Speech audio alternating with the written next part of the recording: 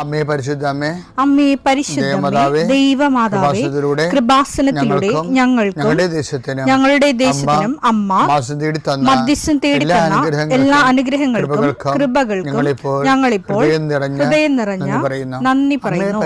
അമ്മേ പരിശുദ്ധമേ, ദൈവമാതാവേ, 2004 ഡിസംബർ 7 ഉച്ചകഴിഞ്ഞ് 2:30 കൃപാസനത്തിൽ സംഭവിച്ച അമ്മയുടെ പ്രത്യക്ഷപ്പെടലിനെ കുറിച്ച് തിരുസഭയ്ക്ക് സമർപ്പിച്ചിരിക്കുന്ന പഠനരേഖകളുടെ മേൽ സഭാത്മകമായ പഠനം ആരംഭിക്കുവാൻ ഞങ്ങൾ പ്രാർത്ഥിക്കുന്നു. അമ്മേ പരിശുദ്ധമേ, ഭൂസ്വർലോകങ്ങളുടെ രാജ്ഞിയായ അങ്ങേയ്ക്ക് ഭൗമസംരക്ഷണത്തിനായി പ്രപഞ്ചപ്രകൃതിയെ തന്നെ തിരുസഭ പ്രതിഷ്ഠിക്കുവാൻ ഈ പ്രത്യക്ഷീകരണം വഴി ഇടയാക്കണമേ. പരിശുദ്ധമേ, ജപമാല മാതാവേ, സകല കൃപാസനം പ്രാർത്ഥനയോടും ചേർത്ത് ഞങ്ങളിപ്പോൾ പ്രാർത്ഥിക്കുന്ന ഈ കുടുംബത്തിന്റെ പ്രത്യേക നിയോഗം പറ മക്കളെ.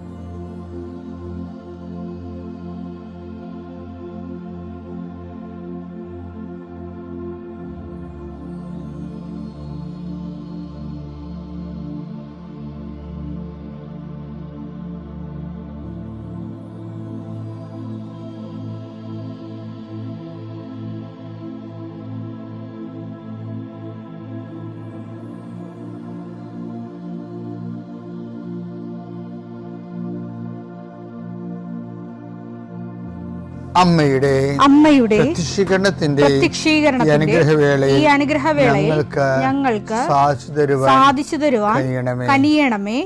ആമേൻ. വിശ്വാസ പ്രമാണം. സർവശക്തനായ പിതാവും ആകാശത്തിന്റെയും ഭൂമിയുടെയും സൃഷ്ടാവുമായ ദൈവത്തിൽ ഞാൻ വിശ്വസിക്കുന്നു. അവിടുത്തെ ഏകപുത്രനും ഞങ്ങളുടെ കർത്താവുമായ ഈശോമിശിഹായിലും ഞാൻ വിശ്വസിക്കുന്നു. ഈ പുത്രൻ പരിശുദ്ധാത്മാവിനാൽ ഗർഭസ്ഥനായി കന്യകാമറിയത്തിൽ നിന്ന് പിറന്ന് പൊന്തിയോസ് പീലാത്തോസിന്റെ കാലത്ത് പീഡകൾ സഹിച്ച് കുരിശിൽ തറയ്ക്കപ്പെട്ട് മരിച്ച് അടക്കപ്പെട്ട് പാതാളങ്ങളിൽ ഇറങ്ങി മരിച്ചവരുടെ ഇടയിൽ നിന്ന് 3-ാം നാൾ ഉയർത്ത് സ്വർഗത്തിലേക്ക് എഴുന്നള്ളി സർവശക്തിയുള്ള പിതാവായ ദൈവത്തിന്റെ വലതുഭാഗത്തിരിക്കുന്നു. അവിടെ നിന്ന് ജീവിക്കുന്നവരെയും മരിച്ചവരെയും വിധിക്കുവാൻ വരുമെന്നും ഞാൻ വിശ്വസിക്കുന്നു. പരിശുദ്ധാത്മാവിലും ഞാൻ വിശ്വസിക്കുന്നു. വിശുദ്ധ കത്തോലിക്കാ സഭയിലും പുണ്യവാന്മാരുടെ ഐക്യത്തിലും പാപങ്ങളുടെ മോചനത്തിലും ശരീരത്തിന്റെ ഉയർപ്പിലും നിത്യമായ ജീവിതത്തിലും ഞാൻ വിശ്വസിക്കുന്നു. ആമേൻ. സുഖസ്ഥനായ ഞങ്ങളുടെ പിതാവേ, അങ്ങയുടെ നാമം പൂജിതമാകണമേ. അങ്ങയുടെ രാജ്യം വരണമേ. അങ്ങയുടെ തിരുമനസ് സ്വർഗത്തിലെ പോലെ ഭൂമിയിലും ആകണമേ. അന്നു വേണ്ടുന്ന ആഹാരം ഇന്ന് ഞങ്ങൾക്ക് തരണമേ.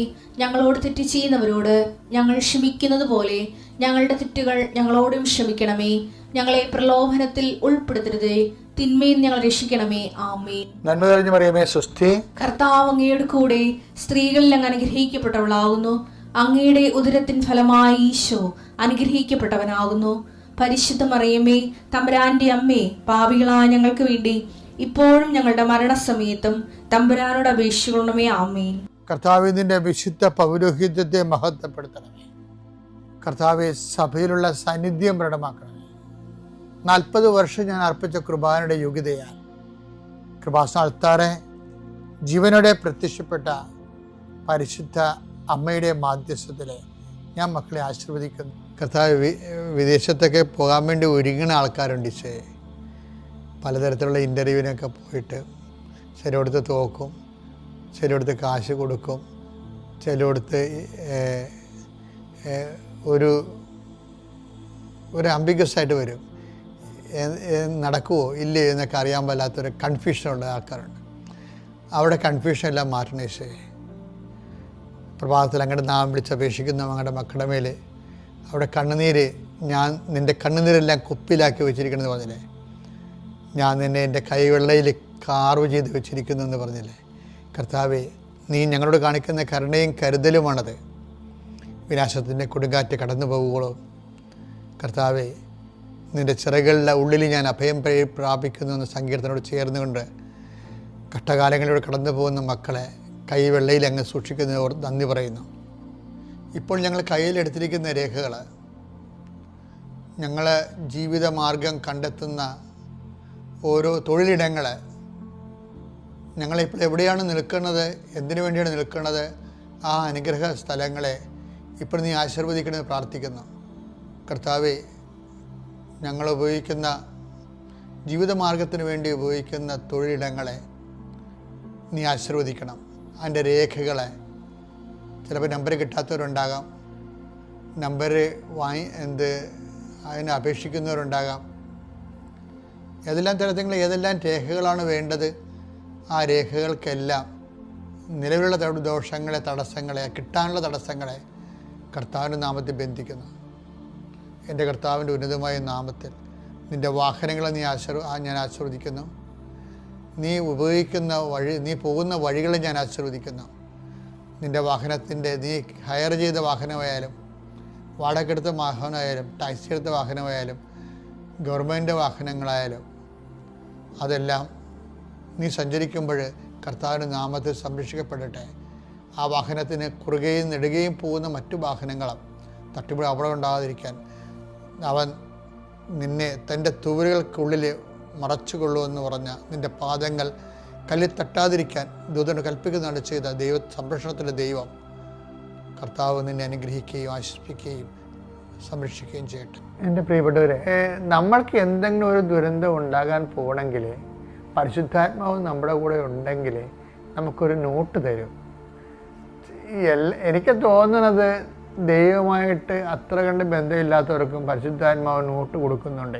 കാര്യം എന്താണ്, ഇവന് എന്തെങ്കിലും ഇപ്പം ദൈവം ഇല്ലാതെ നടക്കണമെങ്കിലും ഇവന് എന്തെങ്കിലും സംഭവിച്ചു കഴിഞ്ഞാൽ മോങ്ങി ഇവൻ എൻ്റെ അടുത്ത് വരുമെന്ന് പറഞ്ഞുകൊണ്ട് ദൈവത്തിന് അറിയാവുന്നതുകൊണ്ട് ദൈവം നമുക്ക് ഇങ്ങോട്ട് തരുന്നുണ്ട്.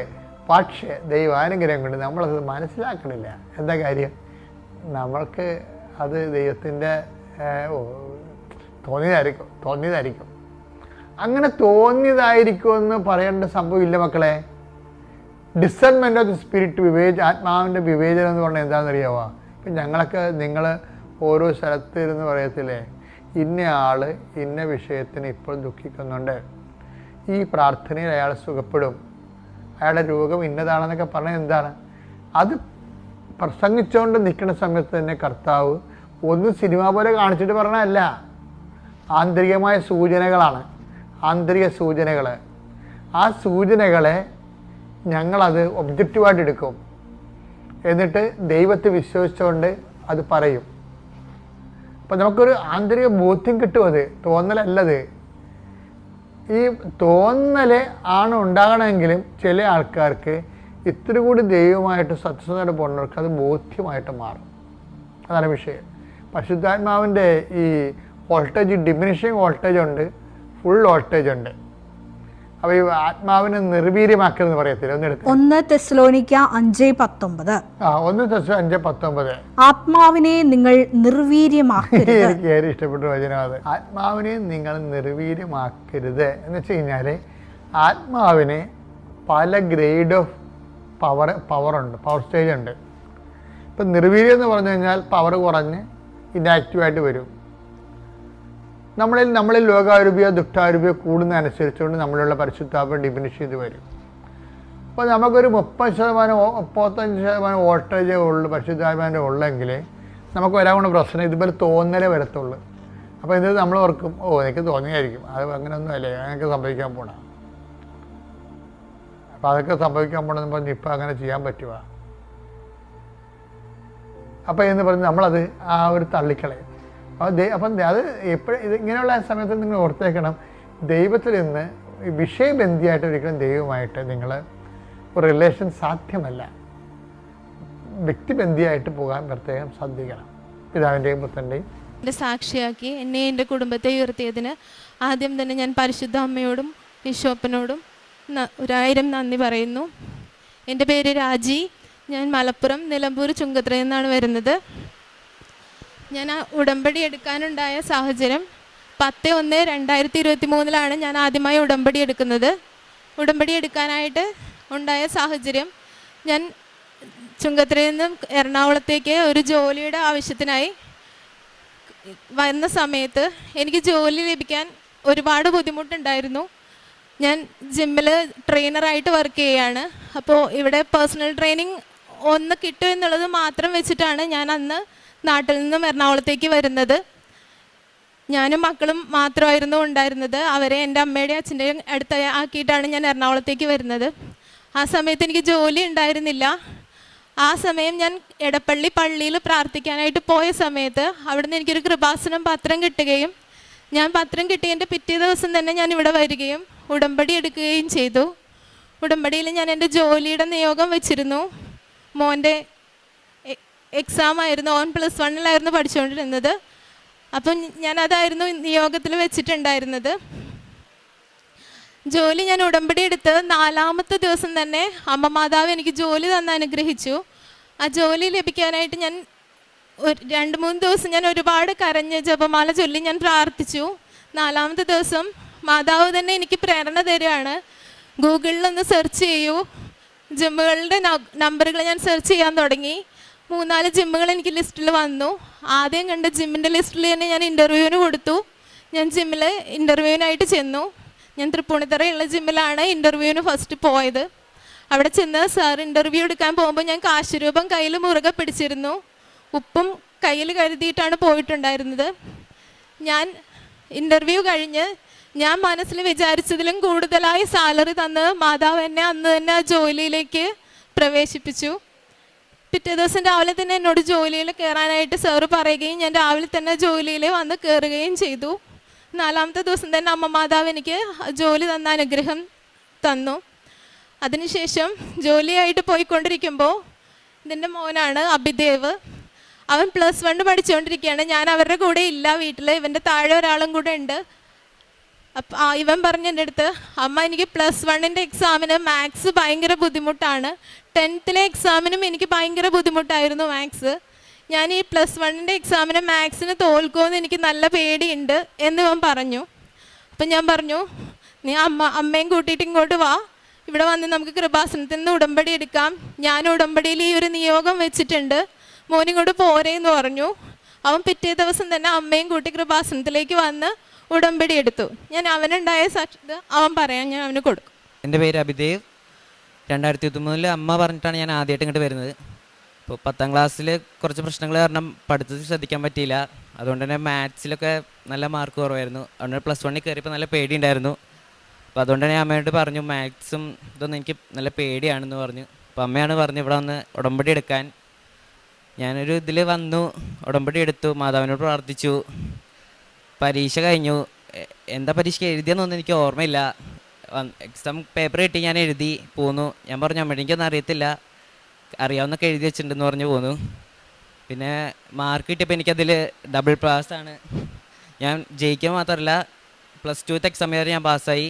അതേപോലെ +2 എനിക്ക് നല്ല പേടിയുണ്ടായിരുന്നു മാത്സിൻ്റെ കാര്യത്തിൽ. ശരിക്കും തോറ്റു എന്നാണ് ഞാൻ വിചാരിച്ചത്. പക്ഷേ എങ്ങനെയോ ജയിച്ച് കിട്ടി. അവനന്ന് വന്ന് ഇവിടെ എടുത്തിട്ട് പോകുമ്പോൾ ഞാൻ അവനോട് പറഞ്ഞിരുന്നു, എക്സാമിന് നീ പോകുമ്പോൾ പ്രാർത്ഥിച്ച് ഉപ്പും തേനും കഴിച്ച് കാശുരൂപം എടുത്ത് പോകാൻ പറഞ്ഞിട്ടുണ്ടായിരുന്നു. ഞാനിവിടെയായിരുന്നു. അവനോട് എക്സാമിന് പോവും. അപ്പോൾ പോകുന്ന സമയമാകുമ്പോൾ ഞാൻ വിളിക്കും. അപ്പോൾ ഇവൻ എപ്പോഴും കാശുരൂപം എടുത്ത് പോക്കറ്റിൽ വെക്കും. ഇതേപോലെ ഉപ്പും തേനും കഴിച്ച് പോയി.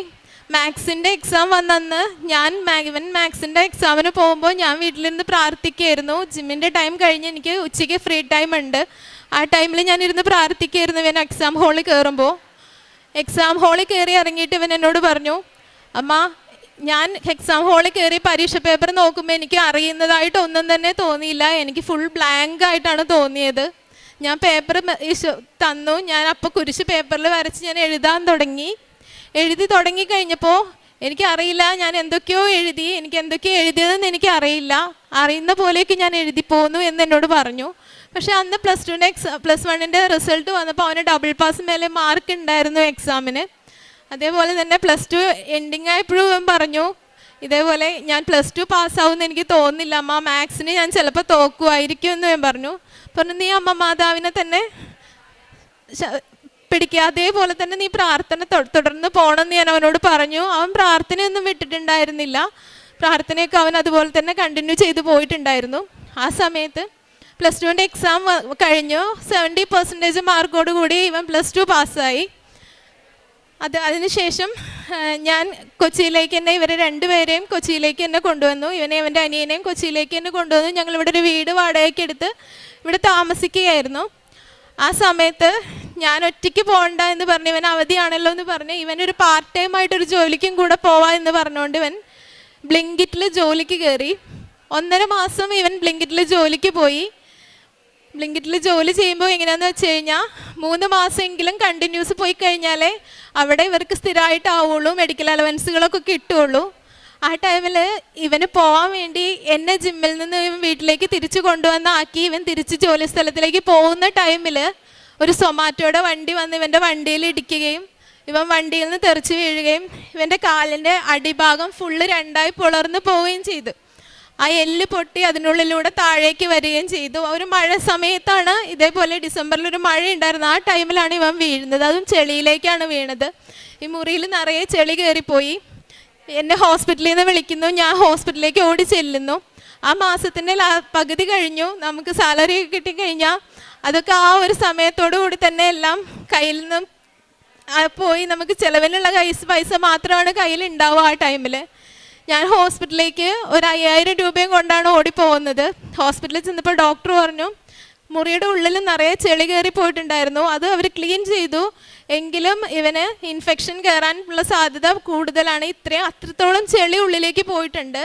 എത്രയും പെട്ടെന്ന് സർജറി നടത്തണം. 12 മണിക്കാണ് എന്നെ വിളിക്കുന്നത്. 6 മണിക്കുള്ളിലായിട്ട് സർജറിക്ക് ഇവനെ കയറ്റണം. 35,000 രൂപ സർജറിക്കായിട്ട് കെട്ടിവെക്കണം എന്ന് എൻ്റെ അടുത്ത് പറഞ്ഞു. 5,000 രൂപയും കൊണ്ടുപോയി ഞാൻ 35,000 രൂപ സർജറി എന്ന് കേട്ടപ്പോൾ ശരിക്കും പേടിച്ചു. എന്ത് ചെയ്യണമെന്ന് എനിക്ക് അറിയാണ്ടായി. വേറെ ആരും ഉണ്ടായിരുന്നില്ല. എൻ്റെ ഒരു കസിൻ ബ്രദർ ഉണ്ടായിരുന്നു. ഞാൻ ആളെ വിളിച്ചു. അവൻ ഓടി വന്നു. അവനവിടെ സ്ഥലത്തുണ്ടായിരുന്നില്ല. വൈഫും ഒരു കുഞ്ഞു കൊച്ചുമാണ്. അവരെയും കൊണ്ട് ഓടി വന്നു. പക്ഷെ അവർക്കും എന്ത് ചെയ്യണമെന്ന് അറിയാത്തൊരവസ്ഥയിൽ ഞങ്ങൾ അവിടെ നിൽക്കുന്ന സമയത്ത് ഇവൻ്റെ ബ്ലിങ്കിറ്റിലെ സാറുമാരും വന്നിട്ടുണ്ടായിരുന്നു അവിടെ.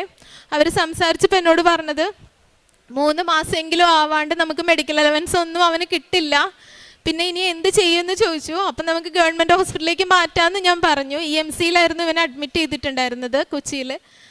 അങ്ങനെ അവർ തന്നെ അന്വേഷിച്ചു. ഗവൺമെൻറ് ഹോസ്പിറ്റലിൽ അന്വേഷിച്ചപ്പോൾ അവിടുന്ന് പറഞ്ഞത് സർജറി ഇന്ന് നടത്താൻ പറ്റില്ല, നാളത്തേക്കേ നമുക്ക് സർജറിക്ക് പറ്റുള്ളൂ എന്നാണ് പറഞ്ഞത്. അപ്പോൾ EMCയിലെ ഡോക്ടർ പറഞ്ഞു നിങ്ങൾ നാളത്തേക്ക് സർജറിക്ക് നിൽക്കുകയാണെങ്കിൽ കാലിൽ ഇൻഫെക്ഷൻ കയറി പോവും, പിന്നെ കാല് മുറിക്കേണ്ട അവസ്ഥ പോലുള്ള കാര്യങ്ങളിലേക്ക് അത് കൊണ്ടെത്തിക്കും, അവനത് ഭാവിയിൽ ഒരുപാട് ദോഷം ചെയ്യും. അപ്പം നിങ്ങൾ എത്രയും പെട്ടെന്ന് സർജറിക്കുള്ള കാര്യങ്ങൾ നീക്കാനാണ് നോക്കേണ്ടതെന്ന് പറഞ്ഞു.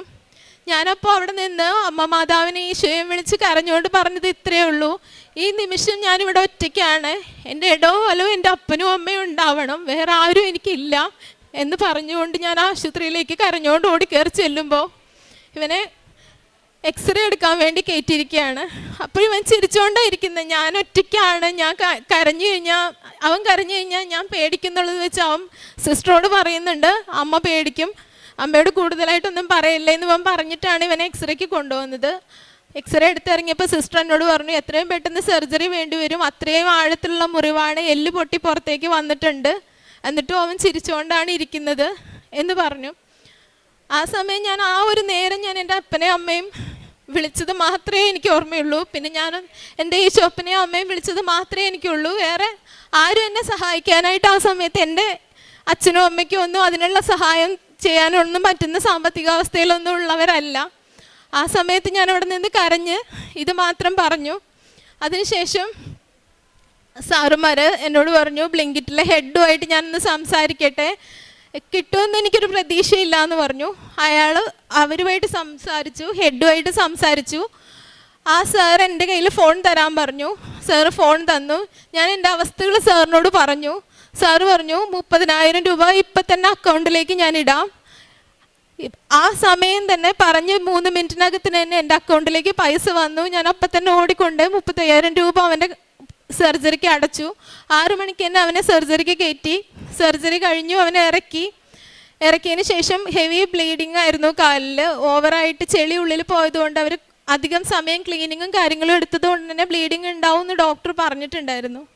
വേദന സഹിക്കാണ്ട് റൂമിൽ വന്ന് തിരിഞ്ഞും മറിഞ്ഞും കിടന്നിരുന്ന സമയത്തും ഞാൻ കാശ് രൂപം എടുത്ത് എൻ്റെ കയ്യിലുണ്ടായിരുന്ന കാശ് രൂപ എടുത്ത് അവൻ്റെ മേളിൽ കൊന്തയിൽ ഇട്ട് കൊടുത്ത്, അവൻ്റെ കഴുത്തിലിട്ട് കൊടുത്ത്, ഉപ്പും തേനും അവൻ്റെ വായിലിട്ട് കൊടുത്തിട്ട് ഞാൻ പറഞ്ഞു, വിശ്വാസ പ്രമാണം ചൊല്ലി നീ കണ്ണടച്ച് കിടക്ക്, വേദന കുറയുമെന്ന് പറഞ്ഞു.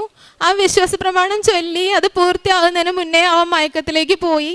പിന്നെ അവൻ ആ വേദന ഉണ്ടായിട്ടില്ല. പിന്നെ ഹോസ്പിറ്റലിൽ നിന്ന് ഇറങ്ങുന്നവരെയും ബ്ലീഡിങ് വന്നിട്ടുണ്ടെങ്കിലും അവൻ വേദന ഉള്ളതായിട്ട് പറഞ്ഞിട്ടില്ല. അത് ഡോക്ടർ അത്ഭുതമായിട്ട് പറയുകയും ചെയ്തു.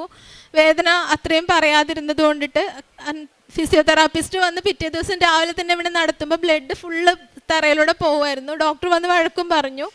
ഫിസിയോതെറാപ്പിസ്റ്റ് പിറ്റേ ദിവസം രാവിലെ തന്നെ ഇവനെ നടത്തിച്ചതിൻ്റെ പേരിൽ. എന്നിട്ടും ഇവൻ ആ വേദന പിറ്റേ ദിവസം ഒന്നും ഫീൽ ചെയ്തിട്ടുണ്ടായിരുന്നില്ല. പക്ഷെ പിറ്റേ ദിവസം രാവിലെ ആയപ്പോൾ എൻ്റെ ചിന്ത, രാവിലെ ആകുമ്പോൾ ബില്ല് തരും, ഞാൻ എവിടുന്ന് കൊണ്ടുപോയി ഈശോയെ പൈസ അടയ്ക്കും, എനിക്കൊന്നും അറിയില്ല, ഞാൻ ഈശോനെ അമ്മമാതാവിനെ മാത്രം വിചാരിച്ചാണ് ഈ ഹോസ്പിറ്റലിൽ നിൽക്കുന്നത്. അവിടുന്ന് ഞാൻ താഴത്തേക്ക് ലിഫ്റ്റിൽ താഴെ ഇറങ്ങിയതേ എനിക്ക് ഓർമ്മയുള്ളൂ. എൻ്റെ ഫോൺ ചെറുപറാന്ന് പറഞ്ഞിട്ട് മെസ്സേജസ് വരികയാണ്. എനിക്കറിയാത്ത പല നമ്പറുകളിൽ എൻ്റെ ഫോണിലേക്ക് ജിപേയിൽ നിന്ന് പൈസ വന്നുകൊണ്ടിരിക്കുകയാണ്. ജിമ്മിലെ ക്ലയൻസുകൾ, ഞാൻ എടുക്കുന്ന ക്ലയൻസ്, എനിക്ക് പരിചയമില്ലാത്ത ക്ലയൻസ്, എൻ്റെ എവിടുന്നൊക്കെയോ എനിക്കറിയില്ല, എൻ്റെ ഫ്രണ്ട്സ് ആരൊക്കെയോ എൻ്റെ ഫോണിലേക്ക് ജിപേയിൽ പൈസ ഇട്ടുകൊണ്ടിരിക്കുകയാണ്. 85,000 രൂപയായി ഇവന് ഹോസ്പിറ്റലിൽ. അന്ന് 5,000 രൂപയും കൊണ്ട് കയറി എനിക്ക് 85,000 രൂപ ഹോസ്പിറ്റലിൽ അടയ്ക്കാനും പിന്നെ ഒരു മാസം എനിക്ക് ജോലിക്ക് പോകാൻ പറ്റില്ല, ഇവനെ നോക്കി വീട്ടിലിരിക്കണം. അതിനും കൂടെ ഉള്ള പൈസയും കൂടെ എൻ്റെ അക്കൗണ്ടിൽ എൻ്റെ മാതാവ് എനിക്ക് തന്നു. 28,000 രൂപ എക്സ്ട്രാ ആയിട്ട് എൻ്റെ അക്കൗണ്ടിൽ തന്നിട്ടാണ് ഇവനെ 3 തവണ ഹോസ്പിറ്റലിൽ കൊണ്ടുപോകാനുള്ളൊരു പൈസ കൂടെ എൻ്റെ അക്കൗണ്ടിലേക്ക് തന്നിട്ടാണ് എന്നെ അമ്മമാതാവ് ആ ഹോസ്പിറ്റലിൻ്റെ പടി ഇറക്കിയത്. അപ്പോൾ അന്ന് നമുക്ക് സ്ട്രൈക്ക് ചെയ്യുന്നൊരു വചനമാണ് സങ്കീർത്തനം 55:22. നിന്നെ കർത്താവിനെ ഏൽപ്പിച്ചു കൊള്ളുക, അവിടുന്ന് നിന്നെ താങ്ങിക്കൊള്ളും. നമ്മളെ പൂർണ്ണമായിട്ടും വിട്ടുകൊടുത്ത് പ്രാർത്ഥിക്കാൻ തയ്യാറാണെങ്കിൽ, നമ്മളൊരു കാര്യം പറഞ്ഞ് പ്രാർത്ഥിക്കുമ്പോൾ നമ്മളെ വിട്ടുകൊടുത്ത് നമ്മൾ പ്രാർത്ഥിക്കാൻ തയ്യാറാവണം. അപ്പോഴാണ് നമ്മുടെ ഈശോ നമ്മളെ കൂടെ നിന്ന് നമ്മളെ താങ്ങുന്നുള്ളത്. എനിക്ക് ഇത് മാത്രമായിട്ടല്ല, പല പല അനുഗ്രഹങ്ങളിലൂടെ എനിക്ക് മനസ്സിലായതാണ്. അങ്ങനെ ഞാനിവനെ ഹോസ്പിറ്റലിൽ നിന്ന് ഡിസ്ചാർജ് ചെയ്ത് 3 മാസത്തോളം ഇവിടെ നിന്ന് കാലിലെ എല്ലാം വെട്ടിക്കഴിഞ്ഞപ്പോൾ ഞാൻ വിചാരിച്ചു, ഇനി ഇവനെ കൊണ്ട് ഇവിടെ നിന്നിട്ട് കാര്യമില്ല, നെക്സ്റ്റ് ലെവലിൽ എനിക്ക് ഇവനെ പഠിപ്പിക്കണം. ഇനിയിപ്പം എൻ്റെ കയ്യിൽ ഇവനെ വേണ്ടിയിട്ട് ഒന്നും വെക്കാനില്ല. അപ്പം ഞാൻ ഇനിയും ജിമ്മിൻ്റെ കോഴ്സ് ഇതെടുത്തത് കൊണ്ട് വിദേശത്തേക്ക് പോകാമെന്നൊരു തീരുമാനം എടുത്ത് ഞാൻ ഇവിടുന്ന് തന്നെ പാസ്പോർട്ടിനൊക്കെ അപ്ലൈ ചെയ്ത് ഞാൻ ഇവനെയും കൊണ്ട് നാട്ടിലേക്ക് തിരിച്ചു പോകാമെന്നുള്ളൊരു രീതിക്ക് ഇവിടുന്ന് പോയി, അല്ലെങ്കിൽ നാട്ടിൽ പോയി ജോലി എടുക്കാം എന്നുള്ളൊരു രീതിയിലേക്ക് ഇവിടുന്ന് പോകാമെന്ന് തീരുമാനിച്ചു. ഇവിടുന്ന് പോകാനുള്ള വണ്ടിക്കൂലി അത്യാവശ്യം ഇവിടുന്ന് എറണാകുളത്ത് നിന്ന് ചുങ്കത്തറ വരെ പോകണമെങ്കിൽ നല്ലൊരു എമൗണ്ട് വണ്ടിക്കൂലി വരും. ബാക്കി കാര്യങ്ങൾ ചിലവുകളൊക്കെ ഉണ്ട്. ഇതെനിക്ക് മുന്നോട്ട് പോകാൻ പറ്റില്ല. അന്ന് ഞാനൊരു വെള്ള പേപ്പർ എടുത്ത് അതിലൊരു ഡേറ്റ് ഇട്ട് മാതാവിന് ഞാൻ എഴുതി വെച്ചു, ഈ ഡേറ്റിൽ എനിക്ക് ഇവിടുന്ന് പോകണം, അതിന് എനിക്ക് പണം വേണം. അതിന് എൻ്റെ കയ്യിൽ ഇപ്പോൾ 1 രൂപ പോലും ഇല്ല, ഇപ്പം നടന്നു പോകുന്ന ചിലവിനല്ലാതെ എൻ്റെ കയ്യിൽ ഒന്നും ഇല്ല എന്ന് പറഞ്ഞ് ഞാൻ മാതാവിനോട് കരഞ്ഞ് പ്രാർത്ഥിച്ചു. 21-ാം തീയതി ഡേറ്റ് ഇട്ട് ഞാൻ പ്രാർത്ഥിച്ചു. 22 ഞാൻ ഡേറ്റ് ഇട്ട് പ്രാർത്ഥിച്ചു. 21-ാം തീയതി ഞാൻ ജിമ്മിൽ ചെന്നപ്പോൾ ഒരു ക്ലയൻറ്റിൻ്റെ അടുത്ത് പറഞ്ഞു, എൻ്റെ കയ്യിൽ ഒരു സ്കൂട്ടി ഉണ്ട്. ഞാൻ പറഞ്ഞു, ഇത് സെയിലാക്കാൻ എന്തെങ്കിലും മാർഗം ഉണ്ടെങ്കിൽ എനിക്കിതൊന്ന് സെയിലാക്കി തരാമോ, എനിക്ക് പോകാൻ വേണ്ടിയിട്ടാന്ന് പറഞ്ഞപ്പോൾ ആ മാം പറഞ്ഞു, നീ അങ്ങനെ വണ്ടി വിറ്റിട്ട് പോകണ്ട എന്ന് പറഞ്ഞ് ആ നിമിഷം കവിത എന്ന് പറയുന്നൊരു മാം, ആ മാമിൻ്റെ കയ്യിൽ കിടന്നൊരു മോതിരം എനിക്ക് തരികയാണ്. നീ നിൻ്റെ ആവശ്യം പോലെ ചെയ്തു, ഇതെനിക്ക് തിരിച്ചാവശ്യമില്ല. അവിടെ ആ മാതാവാണ് എനിക്ക് ആ ഒരു സമയം പ്രവർത്തിച്ച ആ ചേച്ചിയിലൂടെ എനിക്ക് പൈസ തരുന്നത്. എനിക്ക് ആവശ്യത്തിൽ കൂടുതൽ പണമായിട്ടാണ് ഞാൻ ഇവിടുന്ന് കൊച്ചിയിൽ നിന്ന് തിരിച്ചു പോകുന്നതും മക്കളെ അവിടെ കൊണ്ടുപോകുന്നതും. ആ സമയത്തൊക്കെ എനിക്ക് പൈൽസിൻ്റെ ഒരു അസുഖം ഉണ്ടായിരുന്നു, മുന്നേ മുതലേ ഉണ്ടായിരുന്നു. ഞാനിത് ഇതിനിടയ്ക്കൊന്നും കാര്യമാക്കിയിട്ടുണ്ടായിരുന്നില്ല. ലാസ്റ്റൊക്കെ ആയപ്പോഴേക്കും എനിക്ക് ഹെവി ബ്ലീഡിങ്ങോ പോലെയൊക്കെ ആയി. പക്ഷെ അപ്പോഴും ഞാൻ മാതാവിനോട് പറഞ്ഞു, ഞാൻ ഇതിൻ്റെ പേരിൽ ഒരു മരുന്ന് പോലും ഞാൻ കഴിക്കില്ല, ഞാൻ എവിടെയും പോവില്ല. ഇത്രയൊക്കെ എന്നെ താങ്ങുന്ന എൻ്റെ ഈശോ എന്നെ അവിടെ താങ്ങുമെന്ന് എനിക്കറിയാം. അതുകൊണ്ട് ഞാൻ മരുന്നൊന്നും എടുത്തില്ല. ഞാനിവിടുന്ന് കൊണ്ടുപോയ തൈലവും ഉപ്പും തേനും കഴിച്ചു, തൈലം തേക്കും, ഇങ്ങനെ ആയി. ആ അസുഖം എനിക്ക് തുടങ്ങി ഒരാഴ്ചയ്ക്കുള്ളിൽ എനിക്ക് ആ അസുഖം പൂർണ്ണമായിട്ടും പോയി. ഞാനൊരു ഡോക്ടറെ കാണിച്ചിട്ടില്ല, ഒരു മരുന്ന് കഴിച്ചിട്ടില്ല. എനിക്ക് അസുഖം പൂർണ്ണമായിട്ടും മാറ്റി തന്നു. ഒരു ചിക്കനോ അങ്ങനെ ഒരു മുട്ടയോ പോലും കഴിച്ചു കഴിഞ്ഞാൽ എനിക്ക് പിറ്റേ ദിവസം മുതൽ എനിക്ക് പറ്റാത്തൊരവസ്ഥ ഉണ്ടായിരുന്നു. ഇപ്പം എനിക്കതൊരു കുഴപ്പമില്ല. അവിടുന്ന് തൊട്ട് ഇന്ന് വരേക്കും എനിക്ക് അതിൻ്റെ ഒരു സിംറ്റംസും വന്നിട്ടില്ല. ഒരു പ്രശ്നങ്ങളും ഇല്ലാതെ മുന്നോട്ട് പോകുന്നു. ഇന്ന് ഈശോയ്ക്കും അമ്മ മാതാവിനും കോടാനുകോടി നന്ദി. പ്രേക്ഷിത പ്രവർത്തനം പത്രം ഞാനും ഇവനും കൂടെ ഗവൺമെൻറ് ഹോസ്പിറ്റലുകളിൽ കൊണ്ട് കൊടുക്കാറുണ്ട്. അമ്മ മാതാവിൻ്റെ അവിടെ അമ്മമാർ മാത്രം താമസിക്കുന്ന ഒരു അനാഥാലയം ഉണ്ട്. അവിടെ പോവാറുണ്ട്. സമയം കിട്ടുമ്പോൾ ഞാൻ അവർക്ക് വസ്ത്രങ്ങളൊക്കെ വാങ്ങി കൊടുക്കാറുണ്ട്. ഡെയിലി ജപമാലയും വൈകുന്നേരം ആകുമ്പോൾ ഞങ്ങൾ എന്നും കുരിശ് വരച്ച് പ്രാർത്ഥിക്കും. ഞാൻ വീട്ടിലുള്ള സമയത്താണെങ്കിൽ വൈകുന്നേരം ആകുമ്പോൾ കുരിശ് വരച്ച് പ്രാർത്ഥിക്കുമ്പോൾ ഇവനും അനിയനും കൂടെ വരും. ഞങ്ങൾ ഒരുമിച്ചിരുന്ന് കുരിശ് വരയ്ക്കും, ജപമാല ചൊല്ലും, പ്രാർത്ഥിക്കും. അല്ലാത്ത ടൈം ഇവരില്ലെങ്കിലും ഞാനില്ലെങ്കിലും അവർ ചൊല്ലും. പ്രാർത്ഥന മുടക്കാറില്ല. ഞാൻ എന്നും വൈകുന്നേരം സമയം കറക്റ്റ് ആ ടൈമിന് എനിക്ക് കിട്ടില്ലെങ്കിലും രാവിലത്തത് കറക്റ്റ് സമയത്ത് ഞാൻ 5:30 ചെല്ലിയിട്ട് പോകും. 5:30 ആകുമ്പോൾ എനിക്ക് ജിം ഓപ്പൺ ചെയ്യണം. വൈകുന്നേരത്ത് ഞാൻ വന്ന് കഴിയുന്ന ആ സമയത്ത് ഞാൻ എന്നും പ്രാർത്ഥന ചൊല്ലിയിട്ടാണ് പോവാറുള്ളത്. ഈശോയ്ക്കും അമ്മയ്ക്കും 1000 നന്ദി. ഇനിയും മുമ്പോട്ടുള്ള ജീവിതം ഈശോയും അമ്മ മാതാവും എനിക്ക് താങ്ങും തണലുമായി എൻ്റെ കൂടെ ഉണ്ടെന്നുള്ള ഉറച്ച വിശ്വാസം എനിക്ക് ഉണ്ട്. നിങ്ങൾ തിടുക്കം കൂട്ടേണ്ട, വേഗം ഓടുകയും വേണ്ട. കർത്താവ് നിങ്ങളുടെ മുൻപിൽ നടക്കും. ഇസ്രായേലിൻ്റെ ദൈവമായിരിക്കും നിങ്ങളുടെ പിൻകാവൽക്കാരൻ. യെശയ്യാ പ്രവാചകൻ്റെ പുസ്തകം 52-ാം അധ്യായം 12-ാം വചനമാണ്. ഈശോയുടെ അമ്മയുടെയും കൈരങ്ങളിലേക്ക് പൂർണ്ണമായിട്ട് വിട്ടുകൊടുത്ത് പ്രാർത്ഥിച്ചാൽ, ആ വിട്ടുകൊടുത്ത് പ്രാർത്ഥിക്കാൻ തയ്യാറാവുമ്പോൾ ആ കൂടെ നിൽക്കുന്ന ദൈവത്തിൻ്റെ സാന്നിധ്യം മനസ്സിലാക്കാൻ സാധിക്കുമെന്നാണ്. അങ്ങനെയാണ് ഈ മകൾക്ക് സർജറി എല്ലാം പൂർത്തിയായി മകനുമായിട്ട് ഹോസ്പിറ്റലിൽ നിന്ന് ഡിസ്ചാർജ് ചെയ്ത് വരുവാൻ സാധിച്ചത്. പിന്നീട് ഹൗസ് ഷിഫ്റ്റ് ചെയ്യാനായിട്ട് പോയപ്പോഴും വെള്ള പേപ്പറിൽ 22 എന്ന ഡേറ്റ് ഇട്ട് പ്രാർത്ഥിക്കുകയും 21-ാം തീയതി കാശ് വന്നിട്ടില്ല.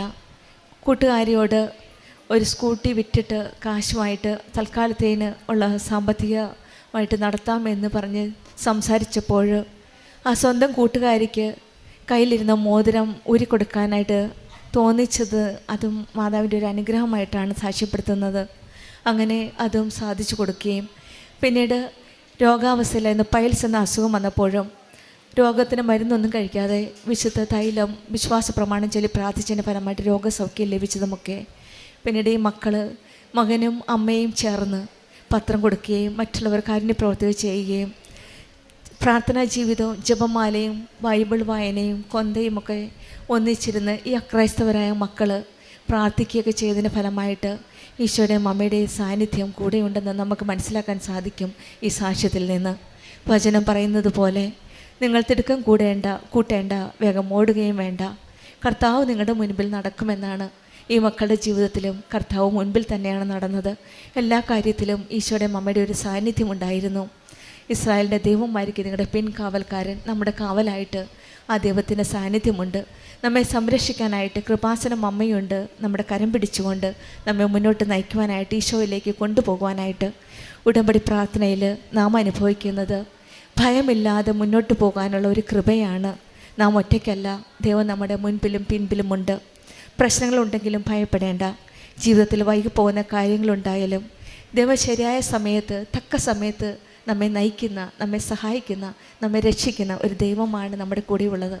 നമ്മുടെ ആത്മീയ യാത്രയിൽ പരിശുദ്ധ അമ്മ നമ്മെ ഓരോരുത്തരെയും യേശുവിലേക്കുള്ള വഴിയിലൂടെ യാത്ര ചെയ്യുവാനുള്ള വഴി കാണിച്ചു തരാനായിട്ടുള്ള കൃപയ്ക്കായി നമുക്ക് പ്രാർത്ഥിക്കാം.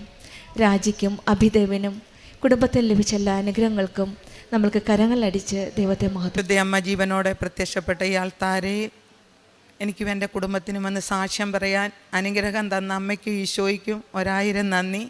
എൻ്റെ പേര് അന്നമ്മ ജോസഫ്, കാവാലത്തുനിന്ന് വരുന്നു.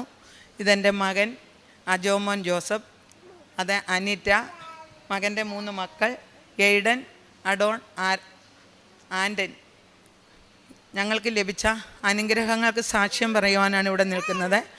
ആദ്യമായി തന്നെ പരിശുദ്ധ അമ്മ 18 വർഷമായിട്ട് എനിക്കുണ്ടായിരുന്ന അറിയാതെ ഉറക്കത്തിൽ യൂറിൻ ലീക്ക് ചെയ്യുന്ന അവസ്ഥ, പരിശുദ്ധ അമ്മ ജോസഫ് അച്ഛനെ സ്വപ്നം കണ്ടു ഒരു സോഫ്റ്റ് കൈ വന്ന് എൻ്റെ കയ്യിൽ സ്പർശിച്ചു.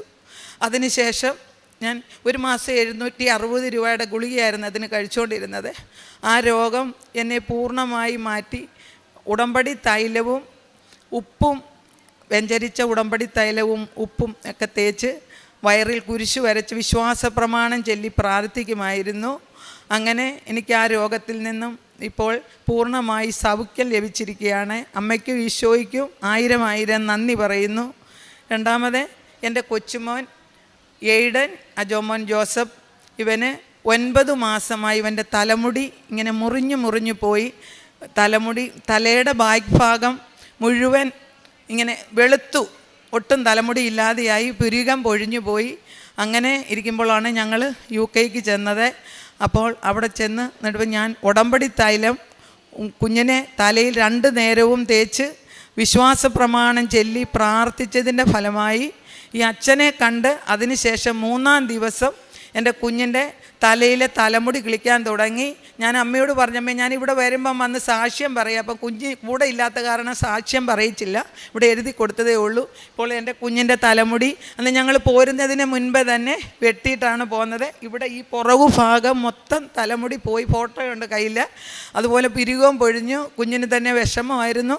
2 നേരവും പ്രാർത്ഥനയ്ക്ക് ശേഷം അവൻ്റെ തലയിൽ വ്യഞ്ചരിച്ച ഉടമ്പടി തൈലം വിശ്വാസ പ്രമാണം ചൊല്ലി തേച്ച് പ്രാർത്ഥിക്കുമായിരുന്നു. അതുപോലെ 3-ാമത്തെ സാക്ഷ്യം എൻ്റെ മകള് അനീറ്റയ്ക്ക് ഈ 2-ാമത്തെ കുഞ്ഞിനെ പ്രഗ്നൻ്റായി 2-ാം മാസം മുതൽ ശ്വാസം മുട്ട് അനുഭവപ്പെട്ടു. അപ്പോൾ ഡോക്ടറെ കൊണ്ട് കാണിച്ചപ്പോൾ മൂക്കിൽ ദശ വളർന്നിരിക്കുവാണ്. ഒരു തരത്തിൽ ഒന്നും ചെയ്യാൻ മേലാത്ത അവസ്ഥ. പ്രഗ്നൻ്റ് ആയതുകൊണ്ട് ഒന്നും ചെയ്യാൻ പറ്റില്ല എന്ന് ഡോക്ടർ പറഞ്ഞു. എന്നാലും 4 മാസമായപ്പോൾ മൂക്കിൻ്റെ അവിടെ മാത്രമുള്ളത് മുറിച്ച് മാറ്റി, ബാക്കി ഭാഗം ഡെലിവറി കഴിഞ്ഞ് 6 മാസമാകുമ്പോൾ നമുക്ക് സർജറി ചെയ്ത് പൂർണ്ണമായി എടുത്തു മാറ്റാം എന്നും പറഞ്ഞ് അന്ന് വിട്ടു. അതിനുശേഷം ഉടമ്പടി തൈലം വിശ്വാസ പ്രമാണം ചൊല്ലി തേച്ച് ഞാൻ നാട്ടിൽ നിന്ന് എൻ്റെ മൂക്കിൽ തേച്ച് പ്രാർത്ഥിക്കുകയും മകളും അവിടെ ഉടമ്പടി തൈലം ഉപയോഗിക്കുകയും ചെയ്തതിൻ്റെ ഫലമായി 6 മാസത്തിന് ശേഷം പരിശോധന MRI എടുത്തപ്പോൾ അവിടെ യാതൊരു ആ ദശ വളർന്നതിൻ്റെ ഒരു ലക്ഷണവുമില്ല. അങ്ങനെ പരിശുദ്ധ അമ്മയും ദൈവകുമാരനും പൂർണ്ണമായി ആ രോഗത്തിൽ നിന്ന് സൗഖ്യം തന്നു. അതുപോലെ തന്നെ എൻ്റെ മകൻ അജോമോൻ ജോസഫ്, അവന് UK ജോലി ചെയ്യുന്നത്. 2 പേര് നേഴ്സന്മാരാണ്. അപ്പോൾ അവിടെ NHS ജോലിക്ക് ഗവൺമെൻറ് ജോലിക്ക് കയറുവാൻ വേണ്ടി OSCE പരീക്ഷയും CVTയും എഴുതി ഫസ്റ്റ് അറ്റംപ്റ്റിൽ തന്നെ പാസ്സായി. അതുപോലെ തന്നെ മകൻ ഒരു ഭവനത്തിന് വേണ്ടി ഉടമ്പടിയിൽ നിയോഗം വെച്ചിരുന്നു. ആ ഭവനം 1 വർഷമായി ഒരു ഭവനം കണ്ടിരുന്നു. പക്ഷേ അത് മാറിപ്പോയപ്പോൾ ഞാൻ സങ്കടപ്പെട്ട അമ്മയോട് ചോദിച്ചു, അമ്മേ മക്കളുടെ ഭവനം എവിടെയാണ് അമ്മയെന്ന് ചോദിച്ചപ്പോൾ അപ്പം തന്നെ ഉത്തരം പറഞ്ഞു, ഈശോ അവർ താമസിക്കുന്നിടത്ത് തന്നെയാണ് അവരുടെ ഭവനം. ഒരാഴ്ചയ്ക്ക് ശേഷം താമസിച്ചതിൻ്റെ തൊട്ടരികിൽ തന്നെ വേറൊരു വീട് കൊടുത്ത് വീട് കണ്ടു. അതിപ്പോൾ അവർ മേടിച്ച് അതിൻ്റെ താക്കോലുമായിട്ടാണ് ഇന്നിപ്പോൾ ഈ സാക്ഷ്യം പറയാൻ വന്നിരിക്കുന്നത്. അങ്ങനെ ധാരാളമായ അനുഗ്രഹങ്ങൾ ഉടമ്പടി തൈലവും തേനും തേച്ച് മറ്റനവധി പേർക്ക് സൗഖ്യം ലഭിച്ചിട്ടുണ്ട്. എൻ്റെ കാരുണ്യ പ്രവർത്തികളെ ഞാൻ എല്ലാ തിങ്കളാഴ്ചകളിലും രോഗികളെ സന്ദർശിക്കാൻ ഭവനങ്ങൾ തോറുമാണ് പോകുന്നത്. എല്ലാത്തടത്ത് പോകാൻ എൻ്റെ ആരോഗ്യം എന്നെ അനുവദിക്കുന്നില്ല. അതുകൊണ്ട് ഭവനങ്ങൾ തോറും നടന്ന് രോഗികളെ ശുശ്രൂഷിക്കുകയും അവർക്ക് ആവശ്യമായ തുകകൾ നൽകി മരുന്ന് വാങ്ങുവാനും അല്ലാതെയൊക്കെ ആയിട്ട് ഞങ്ങൾ അവിടെ ഉടമ്പടി എടുത്തവരെയൊക്കെ ഗ്രൂപ്പ് കൂട്ടി അവർക്ക് വേണ്ടുന്ന സഹായങ്ങൾ ചെയ്യാറുണ്ട്. എല്ലാ മാസവും ഇവിടെ വന്ന് പത്രം മേടിച്ച് എല്ലാ മാസവും വരും. രാവിലത്തെ ദിവ്യബലിയിൽ സംബന്ധിച്ച് പത്രം മേടിച്ച് വീടുകൾ തോറും കിട്ടിയ അനുഗ്രഹങ്ങൾ പറഞ്ഞുകൊണ്ട് പത്രം കൊടുക്കാറുണ്ട്. പിന്നെ പരിശുദ്ധ അമ്മ ഈശോയിലൂടെ അനവധി അനുഗ്രഹങ്ങൾ ഞങ്ങൾക്ക് ഓരോരുത്തർക്കും നൽകിയിട്ടുണ്ട്. ദിവസവും ദിവ്യബലിയിൽ സംബന്ധിക്കാറുണ്ട്. 2 ആഴ്ച കൂടുമ്പോൾ കുംഭസാരവും അതുപോലെ തന്നെ വിശുദ്ധമായ ജീവിതവും. ഇടവകയിലെ മതാധ്യാപികയാണ്. അതുപോലെ തന്നെ മാതൃവേദിയിലും അതുപോലെ 3-ാം സഭയിലും ഒക്കെ പ്രവർത്തിക്കുന്നു. എപ്പോഴും ഈശോയോടുകൂടി ആയിരിക്കുവാനും പിന്നെ ഡെയിലി ബ്രെഡ് 5:30 എല്ലാ ദിവസവും കാണുവാനും മറ്റുള്ളവർക്ക് ഷെയർ ചെയ്യുവാനും അതുപോലെ സായാഹ്ന പ്രാർത്ഥനയും ഈ 2 നേരവും ഉടമ്പടി തൈലം വിശ്വാസ പ്രമാണം ചൊല്ലി ഞങ്ങൾ ഉപയോഗിക്കും. കുഞ്ഞുങ്ങളെയും കുരിശ് വരപ്പിക്കും. അതുപോലെ തന്നെ ആരെങ്കിലും രോഗികളാണെന്ന് കേൾക്കുമ്പോൾ ഞാൻ ഈ ഉടമ്പടി തൈലവും ഉപ്പുമൊക്കെ കൊണ്ടുപോയി അവർക്ക് ഉപ്പും തേനും ഒക്കെ വാങ്ങിക്കൊടുക്കും. അതുപോലെ തന്നെ ഞാൻ ഈ തൈലം വിശ്വാസ പ്രമാണം ചൊല്ലി തേച്ച് അനവധി ആളുകൾക്ക് സൗഖ്യം ലഭിച്ച് പരിശുദ്ധ അമ്മയും ഈശോയും തന്നിട്ടുണ്ട്. അവർ കൂടെ ഇല്ലാത്തത് കൊണ്ട് അത് പറയുന്നില്ല. അങ്ങനെ നിരവധിയായ അനുഗ്രഹങ്ങൾ പരിശുദ്ധ അമ്മ അനുനിമിഷവും എപ്പം ചോദിച്ചാലും സങ്കടപ്പെട്ട് ചോദിച്ചാൽ ഉടനെ ഉത്തരം തരുന്ന പരിശുദ്ധ അമ്മയ്ക്കും ഈശോയ്ക്കും കോടാനുകോടി നന്ദി പറയുന്നു. ശക്തനും ധീരനുമായിരിക്കണമെന്നും ഭയപ്പെടുകയോ പരിഭ്രമിക്കുകയോ ചെയ്യരുതെന്നും നിന്നോട് ഞാൻ കൽപ്പിച്ചിട്ടില്ലയോ? നിന്റെ ദൈവമായ കർത്താവ് നീ പോകുന്നിടത്തെല്ലാം നിന്നോട് കൂടെ ഉണ്ടായിരിക്കും. ജോഷുവ പ്രവാചകൻ്റെ പുസ്തകം 1-ാം അധ്യായം 9-ാം വചനമാണ്. വചനം പറയുന്നത്, ഭയപ്പെടേണ്ട. ഏത് ഭയത്തിലും മുന്നോട്ട് പോകാനുള്ള ധൈര്യം നൽകുന്ന ഒരു വാഗ്ദാനമാണ് ഉടമ്പടി. ഏത് സാഹചര്യത്തിലായാലും ഉറച്ച മനസ്സോടെ, വിശ്വാസത്തോടെ, വിശ്വസ്തയോടെ ഉടമ്പടി ജീവിതം നയിക്കുമ്പോൾ പരിശുദ്ധ അമ്മ ഭയം വിട്ട് വിശ്വാസത്തോടെ മുന്നോട്ട് പോകാനുള്ള ധൈര്യം നമുക്ക് നൽകുന്നു.